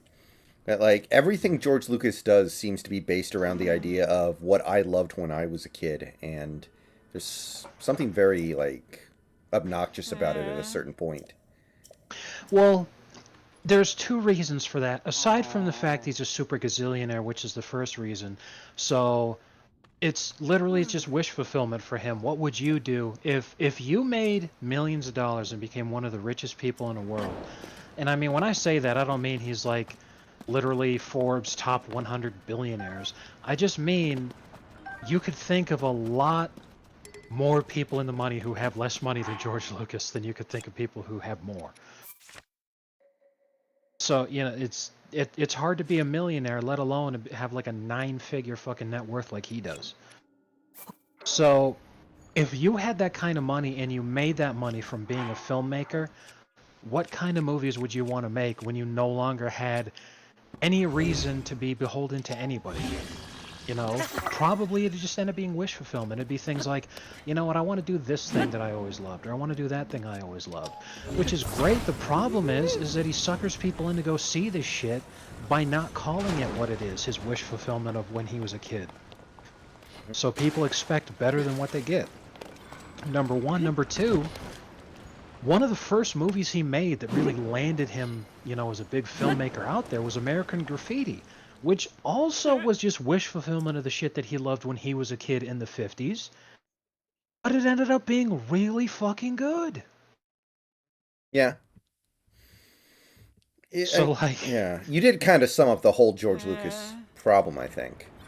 right. Like when I remember watching a 60 Minutes interview he did right before Revenge of the Sith came out in 2005, and he was talking about the negative reception that Phantom Menace and Attack of the Clones got, and he basically said things like, some people say, if I have like a house and I paint it white, and everyone's like, oh, that house should be painted green. It's like, well, maybe, but I wanted to paint it white, and so I made the house white. And it's like, well, then why? And he's using that as a metaphor for like, I understand that some people didn't like the prequels, but I liked them. And it's like, well, if that's how you feel, then why are you letting other people watch the movie at all? Just make the movie for yourself and never show it to anybody except yourself. Right. And as if that isn't enough, here's another way to look at it. He did all that stuff with, here's what I wanted to do and blah, blah, blah. But he never at any point in his life expressed the desire to tell the story of the Tuskegee Airmen, but he made Red Wings. And he made it in a very formulaic style. Why did he do that? Because it was time for him to not just rebuild his reputation as a filmmaker so that he gets invited to all the fancy parties again, but because he needed to make some fucking money. So it didn't matter to him that that wasn't something that he cared about when he was a kid. It wasn't a wish fulfillment for him. It wasn't something really important for him to do. He was just like, wait a minute.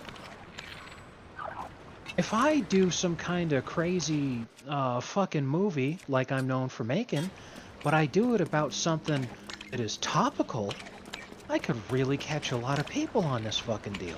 And that's exactly what he did. He literally had the opportunity to go out there and preach racial politics for people for like a year because he made Red Tails. And he was getting invited to all the fancy parties that were hosted by black people. Like Oprah had him on a number of different times just to talk about the same fucking movie.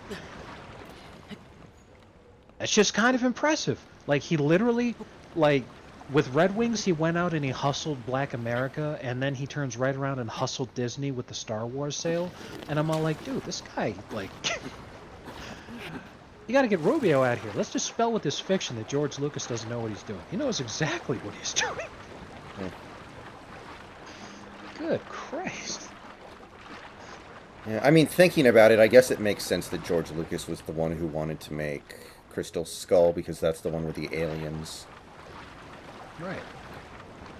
I'll be honest, I didn't hate Crystal Skull. It's not very good or anything, but I don't find it offensive the way that some people do. It was very boring, Mm-hmm. which isn't horrible for a movie. what made it offensive, like you said, is that there was a good movie right on the outskirts of it. It's like, if you just did a couple of different things here, then this could have actually been really good. You know, you shouldn't have portrayed it as being that Indiana Jones is the main character here, because he's too old now. He's not believable as an action hero. And other than a couple of jokes, which they all did at the beginning of the movie, and then after that it just got tired and old, and in much the same way Harrison Ford was. You know, like when he did the whip swing and he fucked it up and he said, "Damn, I thought that was closer." Yeah. Ha ha, we made a joke, he's not as young as he used to be, and now let's move on. Oh, he's not the action hero he is anymore. Okay, so let Shia take that over. You know, they had it right fucking there. You know, kind of a torch passing thing where this time he's the Sean Connery in the movie, and Shia's the one who's doing all this crazy shit. You know, and they were really close too with the relationship that the two of them had. It's like, just make it a little bit more personally involved. You know, make it so that it's not like some secret that he finds out that that's actually his kid. Make it like he's very aware of the fact that he's been trying to fucking raise the kid. Like he's not a bastard child. He's actually like, you're right there. Yeah. I know Harrison Ford loves doing them though. Like I was talking with Santi about this a while ago. Apparently, the only reason why he did the new Star Wars was because he wanted to make sure another Indiana Jones could get made. Because he actually likes being in those. I don't know why. Right. Like, they're both schlocky. They're both nonsense. But for some reason, he thinks Star Wars is stupid and Indiana Jones is awesome.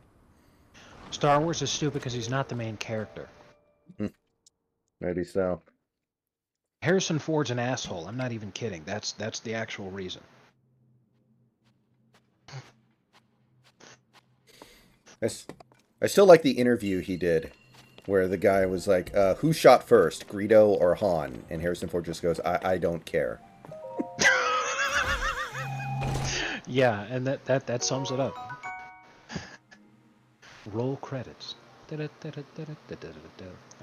I'll be back in a minute. I gotta throw some trash away and grab some. Fuck, it's already 11:20. Don't for it, because you have work. No, I don't have work. Tomorrow's a holiday. Oh, never mind.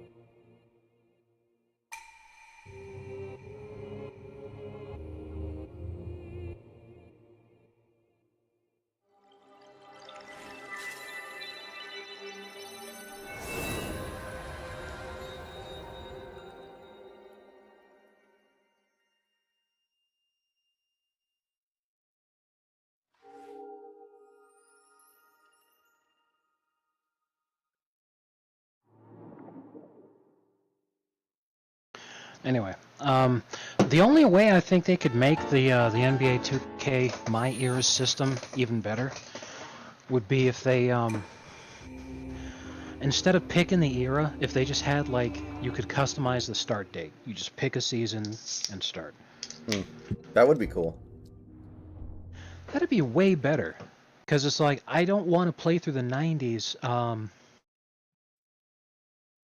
What if you want to start at like the 96 draft and you got to sim through 4 seasons first in order to get there? Sent you the Harrison Ford video, by the way. Okay. Or what if you wanted to do the early 2010s? Because, like, you got the 2011 NBA draft, where you get Kyrie Irving. And if I remember right, in that same draft, you also had Klay Thompson and Kawhi Leonard. Let me check. Well, Kyrie Irving was in the Enes Kanter draft. I remember that. Yep. Well, yeah, it was the Ennis Cannon draft. So Kyrie Irving goes first. Ennis Cannon goes third. Klay Thompson went 11th. Kawhi Leonard went 15th. Jimmy Butler went 30th. When you look at all the talent that's in this draft, that would definitely be like another great generational draft. You know, start off do the 2010-2011 season. Would be a great starting point because you'd have all sorts of different opportunities to change the face of the league with all those great players. Hmm.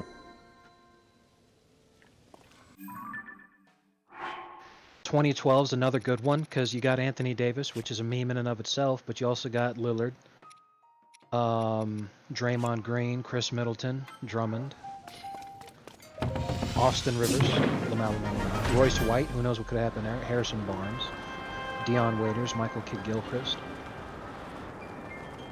Myers Leonard. I'd draft him first overall, you already know it.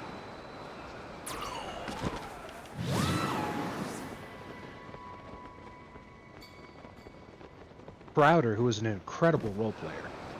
Hey, Crowder? Jay Crowder. Yeah, he ended up being the best player in the Rajon Rondo trade. Including Rajon Rondo, mind you. 2013 NBA draft. Another great draft filled with lots and lots of talent. Because even though Anthony Bennett's the great meme going first overall, that's the Giannis draft, the Rudy Gobert draft. Who else got taken here? Kelly Olynyk. TJ McCollum. TJ McCollum. Tim Hardaway Jr., Mason Plumlee.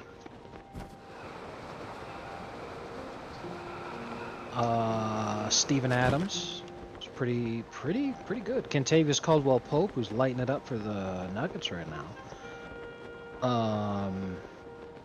Alex Len, who famously started a huge fight during a Suns Heat game when he called Hassan Whiteside the N-word.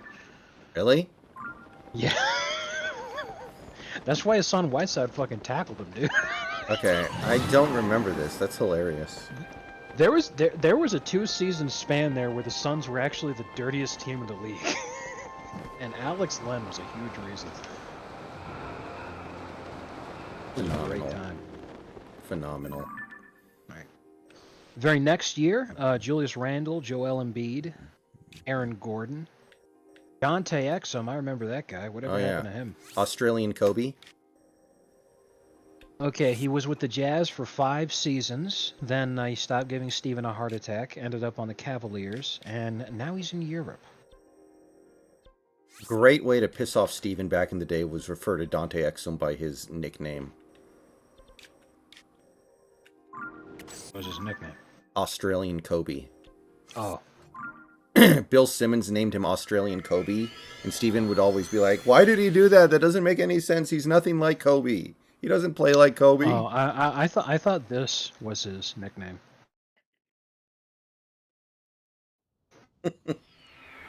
Yeah. Called him. Anyway. He's only 27. Okay, Snacks, you might have some fun looking this up. According to Rye Guy, Alex Len is Ukrainian. I don't know if it's true or not. It's pretty good. Anyway, yeah, Dante Exum's only 27, dude. Mm-hmm. And that could have gone really differently. Anyway, Stauskas, that was a great meme. Noah Vonleh was actually kind of half decent. Alfred Payton, who famously had his hair block his own shot.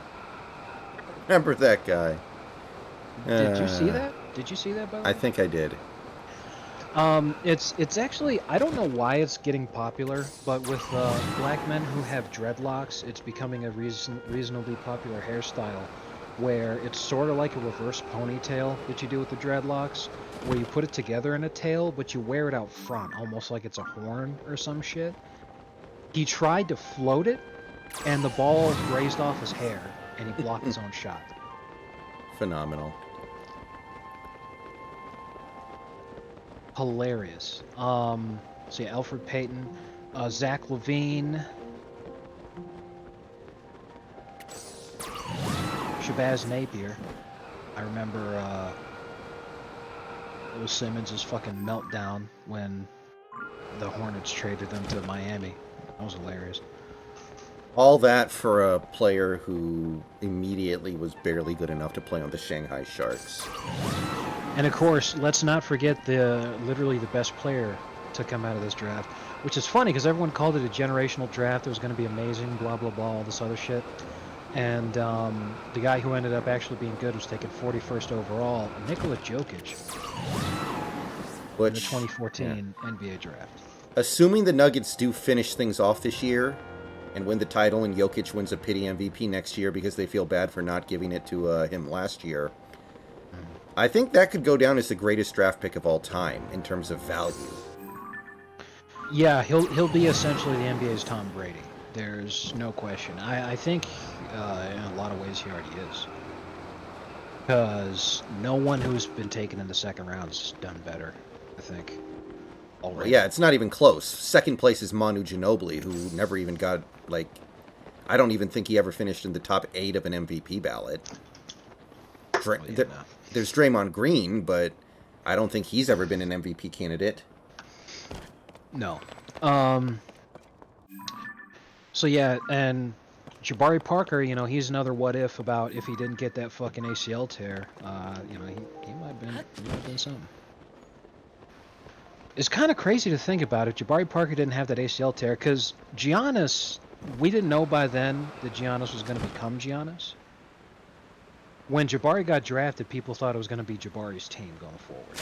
If he didn't have that ACL tear, a Jabari-Giannis combo might have been absolutely fucking insane.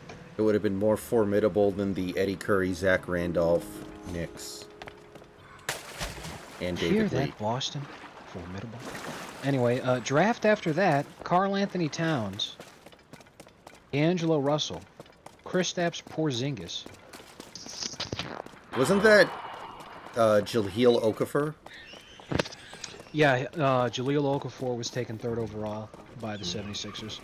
And I remember a lot of Lakers fans were pissed because they wanted Okafor and they thought that Russell would bust.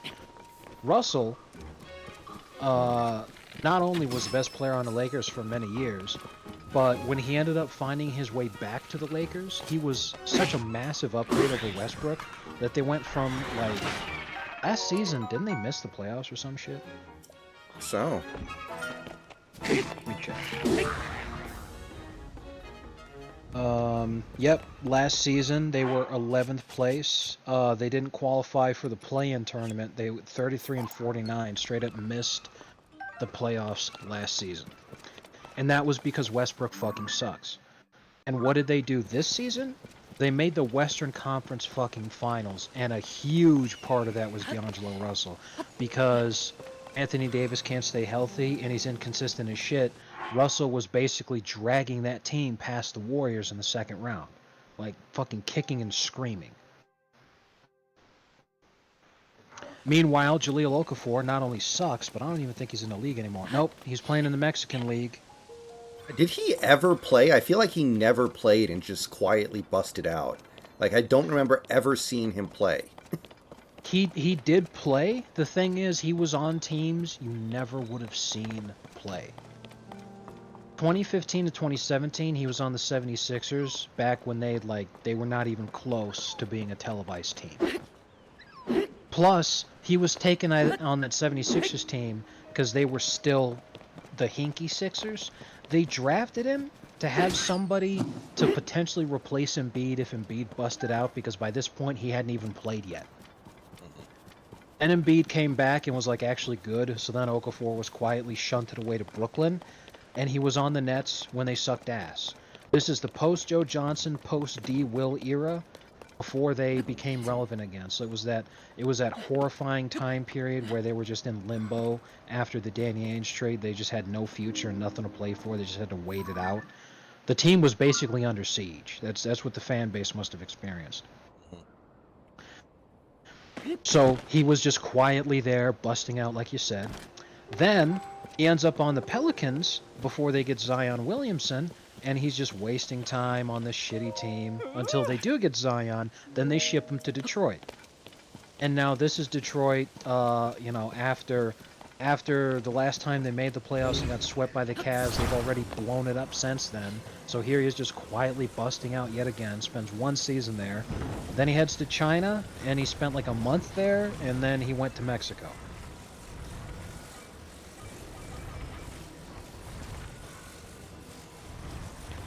That's just pathetic. Because, like, he actually looked half decent in his first season, but again, that was the hinky Sixers. Someone had to score. So in his rookie year, 17.5 points per game, 7 rebounds per game, 1.2 assists a game, 1.2 blocks a game. That's not terrible. For a rookie, that's damn near pretty good. Yeah, that's For a better rookie than big man going anything forward. like Hashim Thabit ever did. Yeah, but someone had to score. Someone had to get those buckets. Next season, he's still on the team, except Embiid came back. Now those numbers go down to 11 points a game, 4 rebounds a game. Season after that, he only played 2 games because he got hurt. Missed almost the whole season. At this point, it's extremely obvious that Embiid's the guy going forward, and Embiid and Okafor would not be able to play together because Okafor has no range to speak of. He's just a low post scorer, and his era is basically gone. So they dish him to Brooklyn. And he's in Brooklyn, and he only gets 12 minutes a game. Coming off the bench, he averages 6 points a game, 3 rebounds a game. Then he goes to the Pelicans. Barely plays. He played 59 games one season, 30 games the next season, averaged 8 points and 4 rebounds. Yeah, he just, ugh. Yeah. I remember there was a rumor that the Knicks wanted to take Okafor at the time, and apparently, like, Phil Jackson was pounding the table for Okafor, but they went with Porzingis, which, as much as Porzingis didn't really work out, that was a much better pick. Yes, well, the reason that things happen like this is because Phil wanted the triangle, because that's what he's used to, and Jahlil Okafor was a low post scorer. That was his whole fucking shtick. He was just a low post scoring big man who could pass semi-decently. That's literally all Phil was looking for. Here comes Okafor. He's literally exactly the guy that he wants, and Hinkie takes him for no other reason than he was the best player available, because Hinkie's a retard. So Phil accidentally takes the much better player. But the reason Porzingis didn't work out in New York is because they wanted to go in a different direction, number one, and number two, Porzingis didn't fit into their system. But their system was stupid. Porzingis was far and away the best player on the team. He was still putting up really fucking good numbers. They basically just sold while his value was highest, but I think that was at the same time that Phil was blown out in New York. Sounds about right. And they were just trying to move on.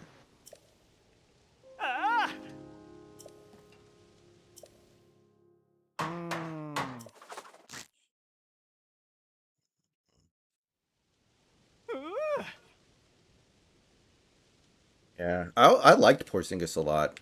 Kind of tragic the way things ended up with him. I really think he could have been special. I like him too. I did a Control F for the word bust on Okafor's page, and I don't see it anywhere, which is crazy to me. But yeah, he just actually sucks.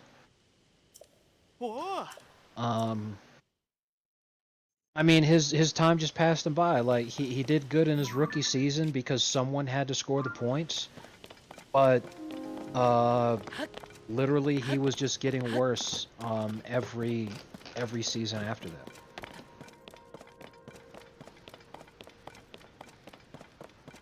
He's like a really shitty version of Blake Griffin, who also had his best year his rookie year, statistically anyway. Yeah. The Sixers literally were trying to trade Okafor from the first season they had him. Almost immediately. Hinkie's a scumbag, dude. Literally, he lets him ball out by taking away anyone who could potentially take shots away from him just to try to raise his trade value. I remember when, after they won the title, the next season, I think it was, Mark Cuban was trying to trade Sean Marion, and he was really trying to, like, get Defensive Player of the Year hype around him. I think probably to boost his value for the deadline. Like, trying to talk about how, hey, you know, Sean Marion, this guy's playing like the best defensive player in the league. It did not work. Yeah, Mark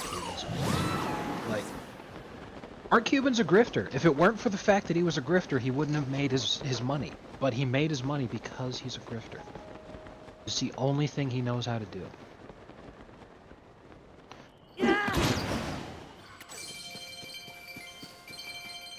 Wow. I'll always give him credit, though. He actually had the opportunity to trade for Shaq, trade Dirk for Shaq, and he refused. And everyone thought he was stupid at the time, but it turned it out he probably did the right thing.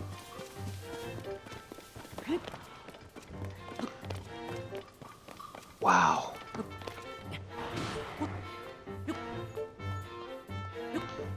This is the funniest fucking shit I have ever seen. Oh my god.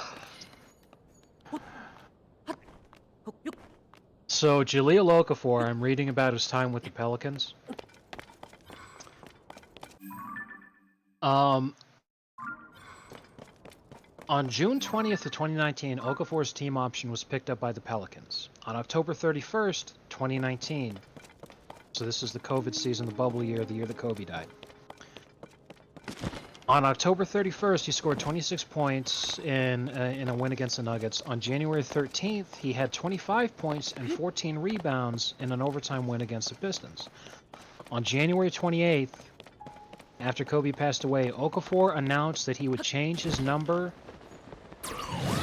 to 8 to honor Kobe Bryant. Kobe probably doesn't would even wear know the who number- Jahlil Okafor is. No, this is the funny part. This is what made me laugh. He would wear the number 9 for the rest of the season. The Pelicans didn't give him 8. He wanted to change his number to 8 to honor Kobe, and the Pelicans didn't give him the number. So he took the closest number he could. Point, just keep your old number. Oh my god! Oh my god, that's amazing. I remember when teams were doing the Kobe tribute by taking the intentional shot clock violation and 8-second violation at the start of every game. Yes. I remember thinking to myself, is somebody going to take advantage of this and actually just go shoot against a defenseless basket when everyone's asleep or something? And nobody did, and kind of disappointed me. That would have been hilarious. Dude, what would have happened to that guy? What would have happened to somebody who was just such a competitor who said, holy shit, this is a free shot, and then they take the shot? Can you imagine if it was an uncontested layup and he blew it?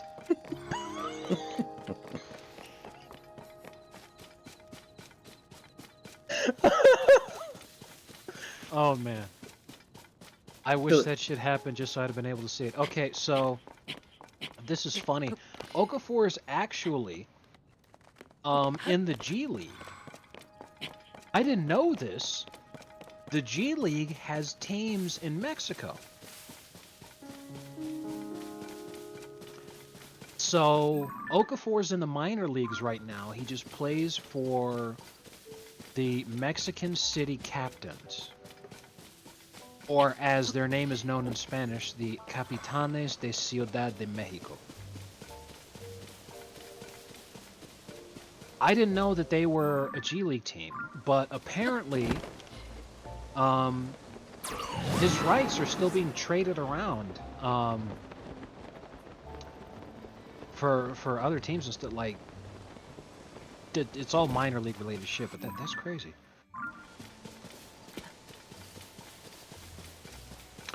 Wow, that's even funnier.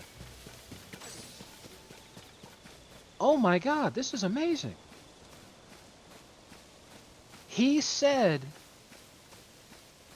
he used to be a vegan, but he's not a vegan anymore because he thinks that being a vegan is the reason why his NBA career didn't pan out the way he wanted it to.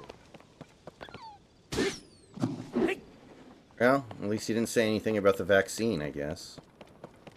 Now he has his own chef to make sure that he gets a sufficient amount of protein in his diet.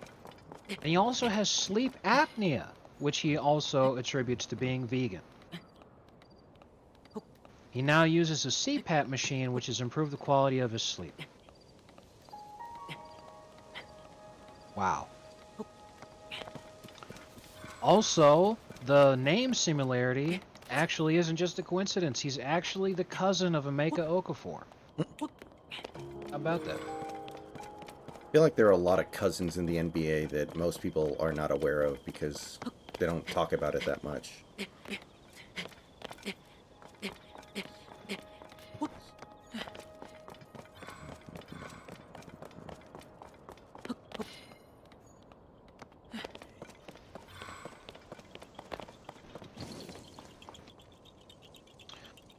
Wow. What a crazy fucking career this dude's had.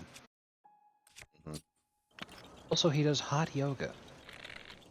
I don't know why I needed to know that, but Well, I mean, that's what Kareem did, and that's why he was able to stay healthy for as long as he was.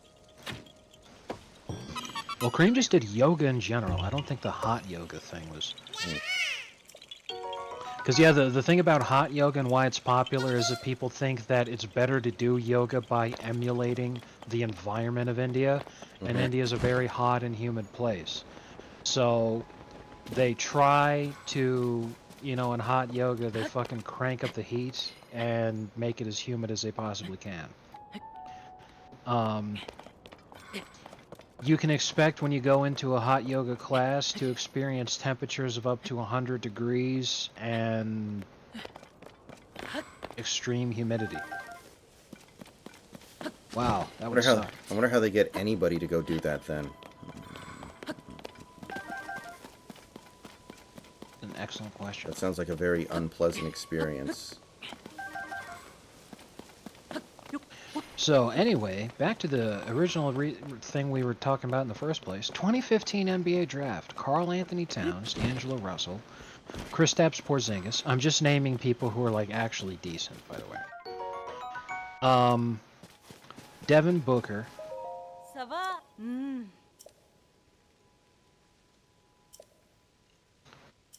Not a ton of talent here, but Top heavy. yeah. Ah. There's some decent contributors and role players in this list. And there's guys who knows, maybe could have gone on to contribute. With how 2K can be.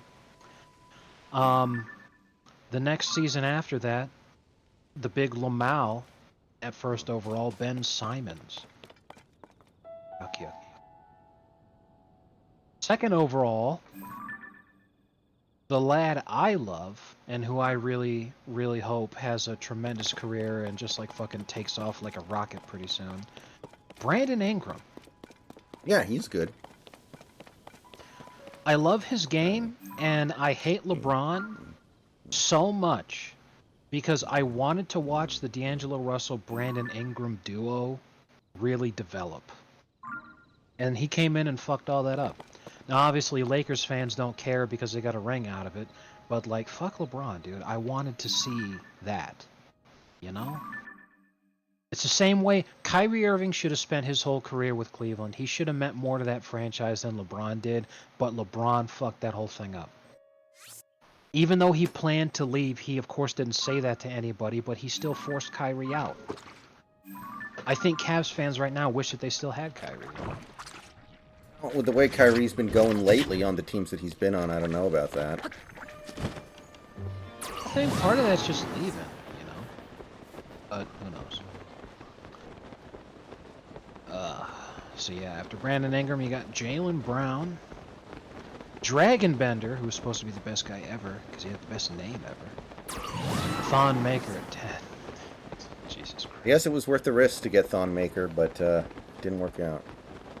Wow, Pascal Siakam, 27th overall. It's a high value pick. Yeah, Siakam's awesome. 2017 NBA draft, and now we're marking the point where I really stopped caring about the NBA. Mm-hmm. So this is the point in time now where I, for a really long period of time, I don't recognize these names, and I don't I just. All right, so Markel Fultz, first overall. Second overall, Lonzo Ball, Lamau. Third overall, Jason Tatum, bust. Fifth overall, De'Aaron Fox. Fox 13th is overall, great. Donovan Mitchell. How about that? 14th overall, Bam, I'm a shitter, and throw away a completely winnable series out of bio.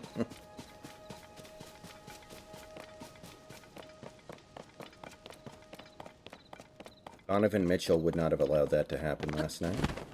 Exactly. Donovan Mitchell would have dropped 69 points on 4 for 20 shooting. YOLO.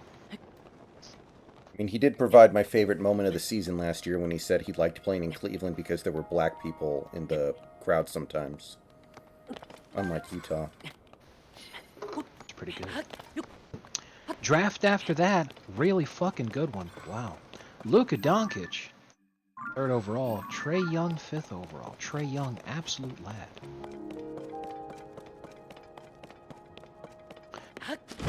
Wow, this guy has a weird name. Shy Gorgeous Alexander. Oh, he's good. Yeah. What the hell were his parents thinking?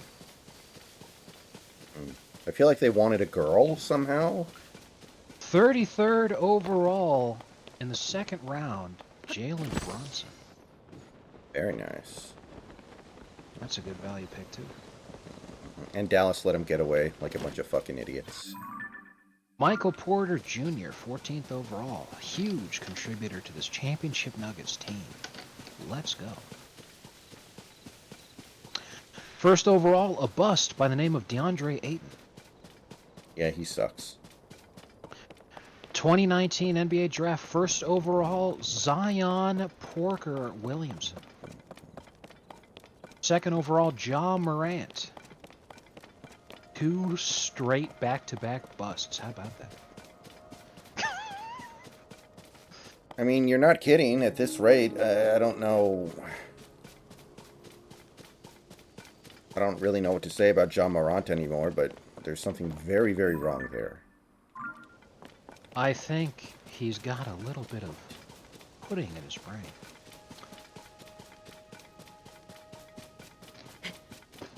And now the first overall pick of the 2023 NBA Draft, Wima Tanye.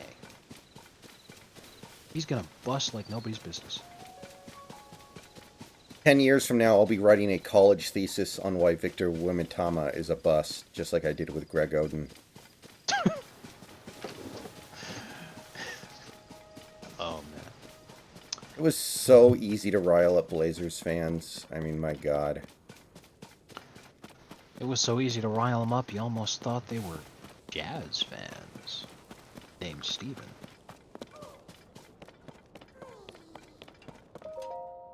You remember, like, a long time ago in the NBAB, when Steven was, like, this really, really nice guy and always, like, impeccably polite to everybody, and everyone would just bully him, all the Lakers fans would just be nasty to him, and he just would sit there and take it, and then something fucking snapped. I don't know what happened. I can tell you exactly what happened. When he first showed up, he was still a Mormon. When he snapped, he'd left the church. Probably. I mean, unironically. Unironically, yes. That is exactly what happened.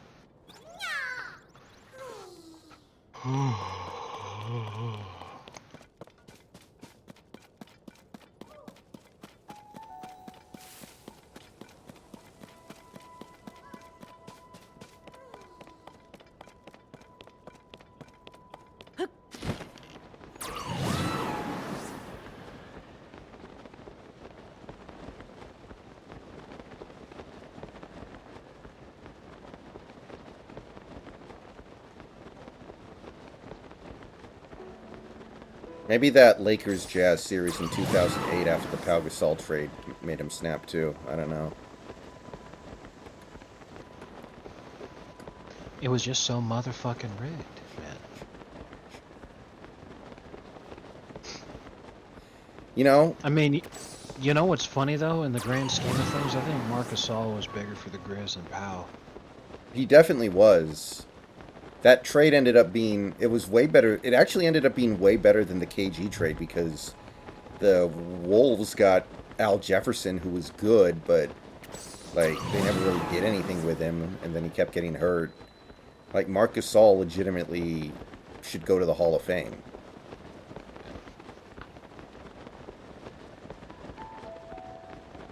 Like he's a fringe Hall of Famer, but I do think he will get in and should get in, honestly. International. Spain was basically the little brother of the Olympics for a while there. You know, even though we were constantly farming gold medals, Spain was picking up the silver like every time. Yeah, and he won Defensive Player of the Year, and he has a ring. So NBA champion, 3-time All-Star, one All-NBA first-team selection, one All-NBA second-team selection, Defensive Player of the Year. He was All-Defensive second-team of the year. He won Defensive Player of the Year. And it's his international play where it just fucking takes off like a rocket.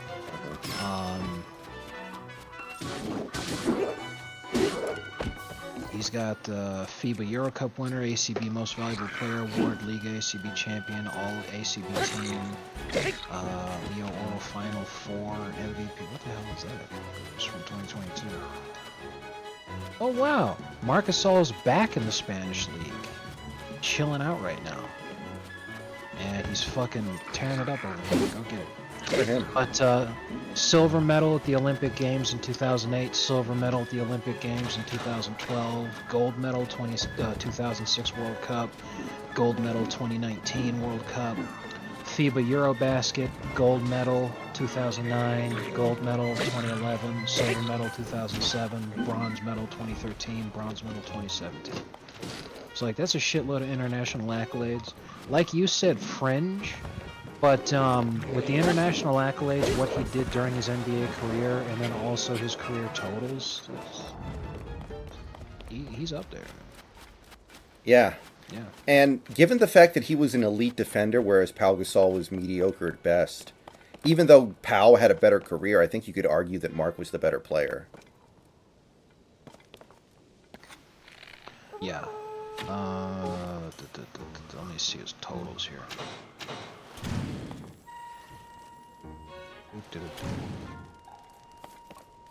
5 triple doubles, Lamel.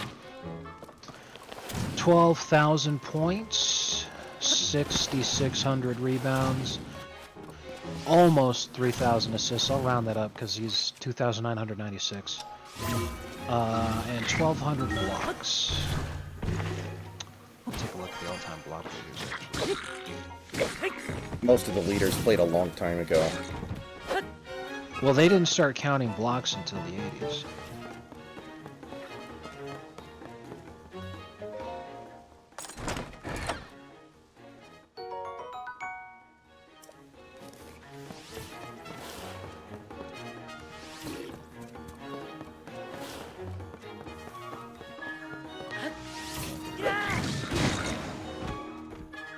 That's gotta be first season.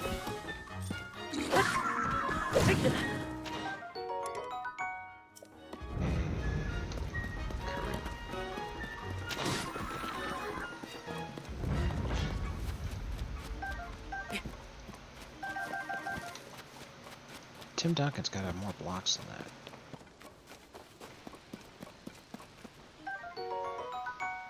Yeah, what the fuck?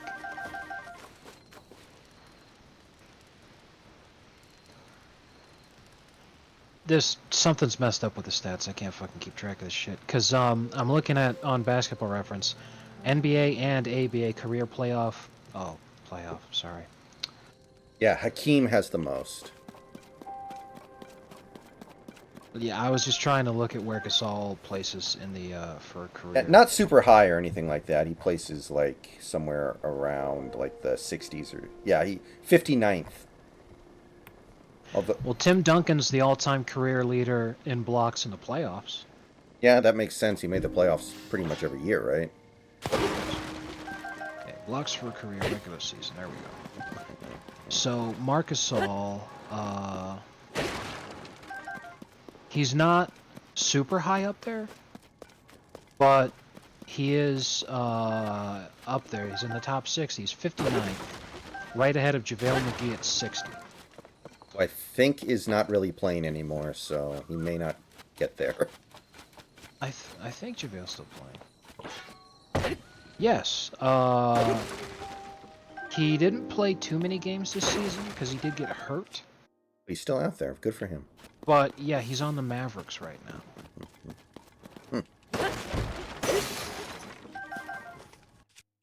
Good for him.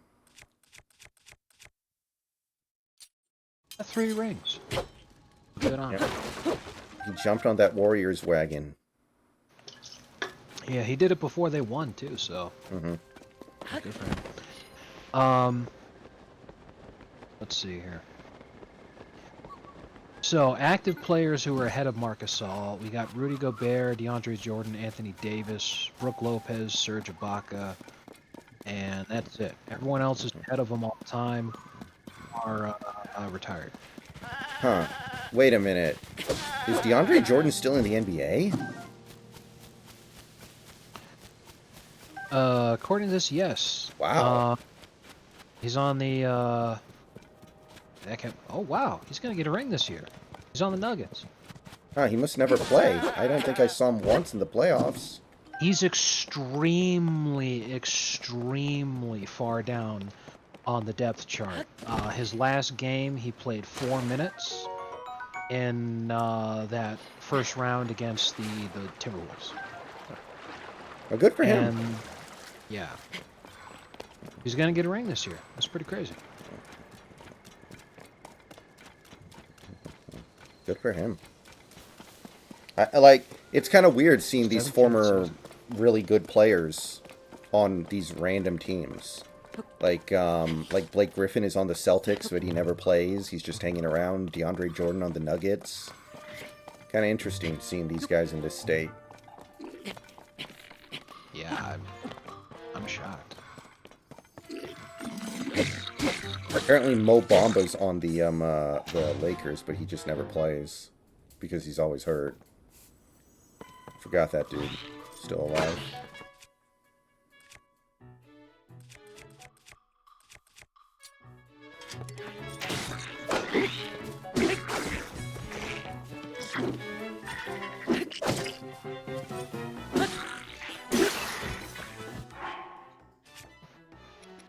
Man, Tim Duncan 6th all time in NBA blocks, and he didn't get to play in the 80s back when people could farm blocks like Mark Eaton and Kareem and Dikembe and Hakeem. Man, Tim Duncan would have like 5,000 blocks if he got to play in the 80s. And Hakeem is so far ahead of everyone else. God, there's no way. Like Dwight Howard was like an incredible shot blocker, and he barely got halfway up to Hakeem. Nobody's going to get up there ever, are they? Right. Kareem's where he is. He's a little over 700 behind. Sorry, actually, 700 behind Hakeem, but he was already 5 or 6 seasons into his career by the time they started counting blocks as a stat. That's true. He might actually have it. Let me see. 1, 2, 3, 4. Yeah, it's not until his 5th season that they started counting blocks as a stat. I mean, Wilt Chamberlain was never in the league when they counted blocks, right? Or maybe he was for a little bit, so he could have it, we just don't know. Probably. Hold on.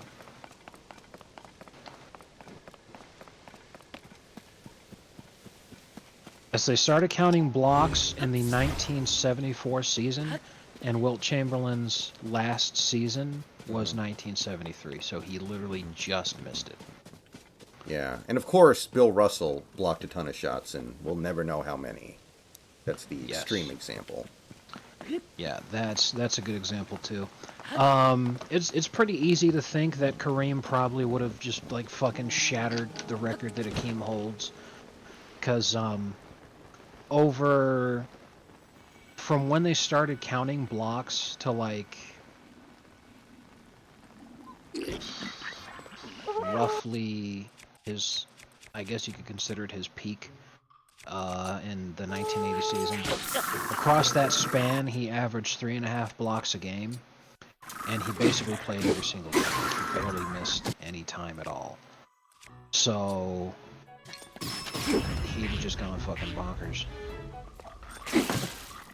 Because during that same time frame, the total he had was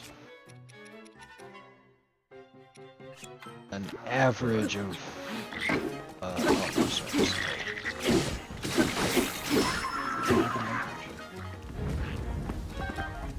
For the season. Oh shit.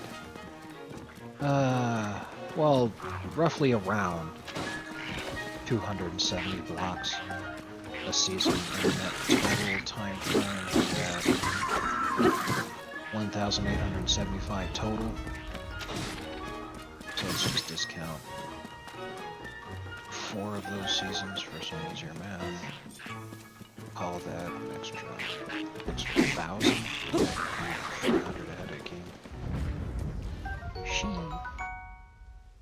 Why can't they just go back and watch tape of all those games and count how many block shots there are? It seems like it should be doable. Because the tape doesn't exist. Then how do we know it actually happened? Maybe they just all got together in a room, sat there for 3 hours, made up stats, and... You are absolutely correct that we don't 100% know because we don't have the footage.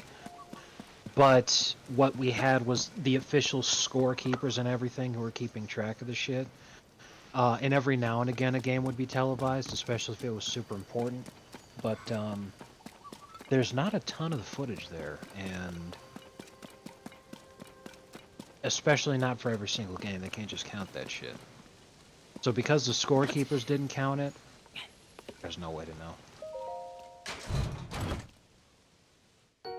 Seems like such an obvious thing that you would want to count and keep track of, too. Well, remember, we're fucking talking about this a couple of weeks ago. Originally, when basketball was first being played, the only shot was the layup. All anyone ever tried to do was lay it in. No one ever tried a jump shot until like 1953 or some shit. Yeah, it was also originally referred to as a poop.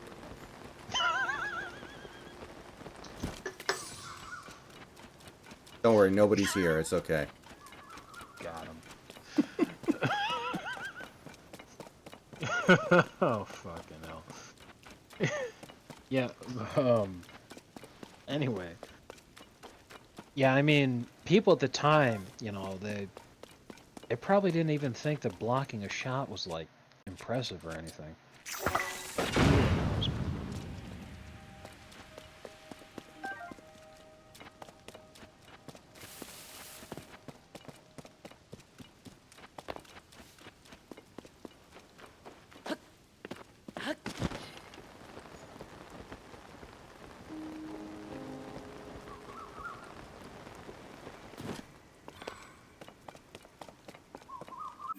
How is there not a shrine on this island?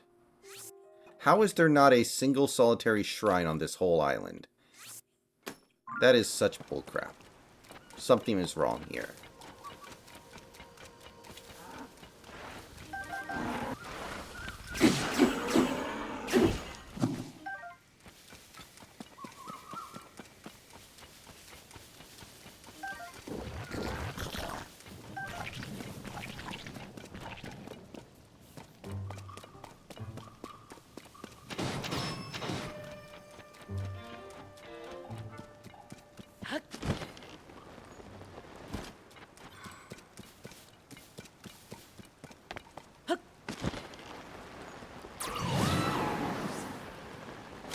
Try to go around here.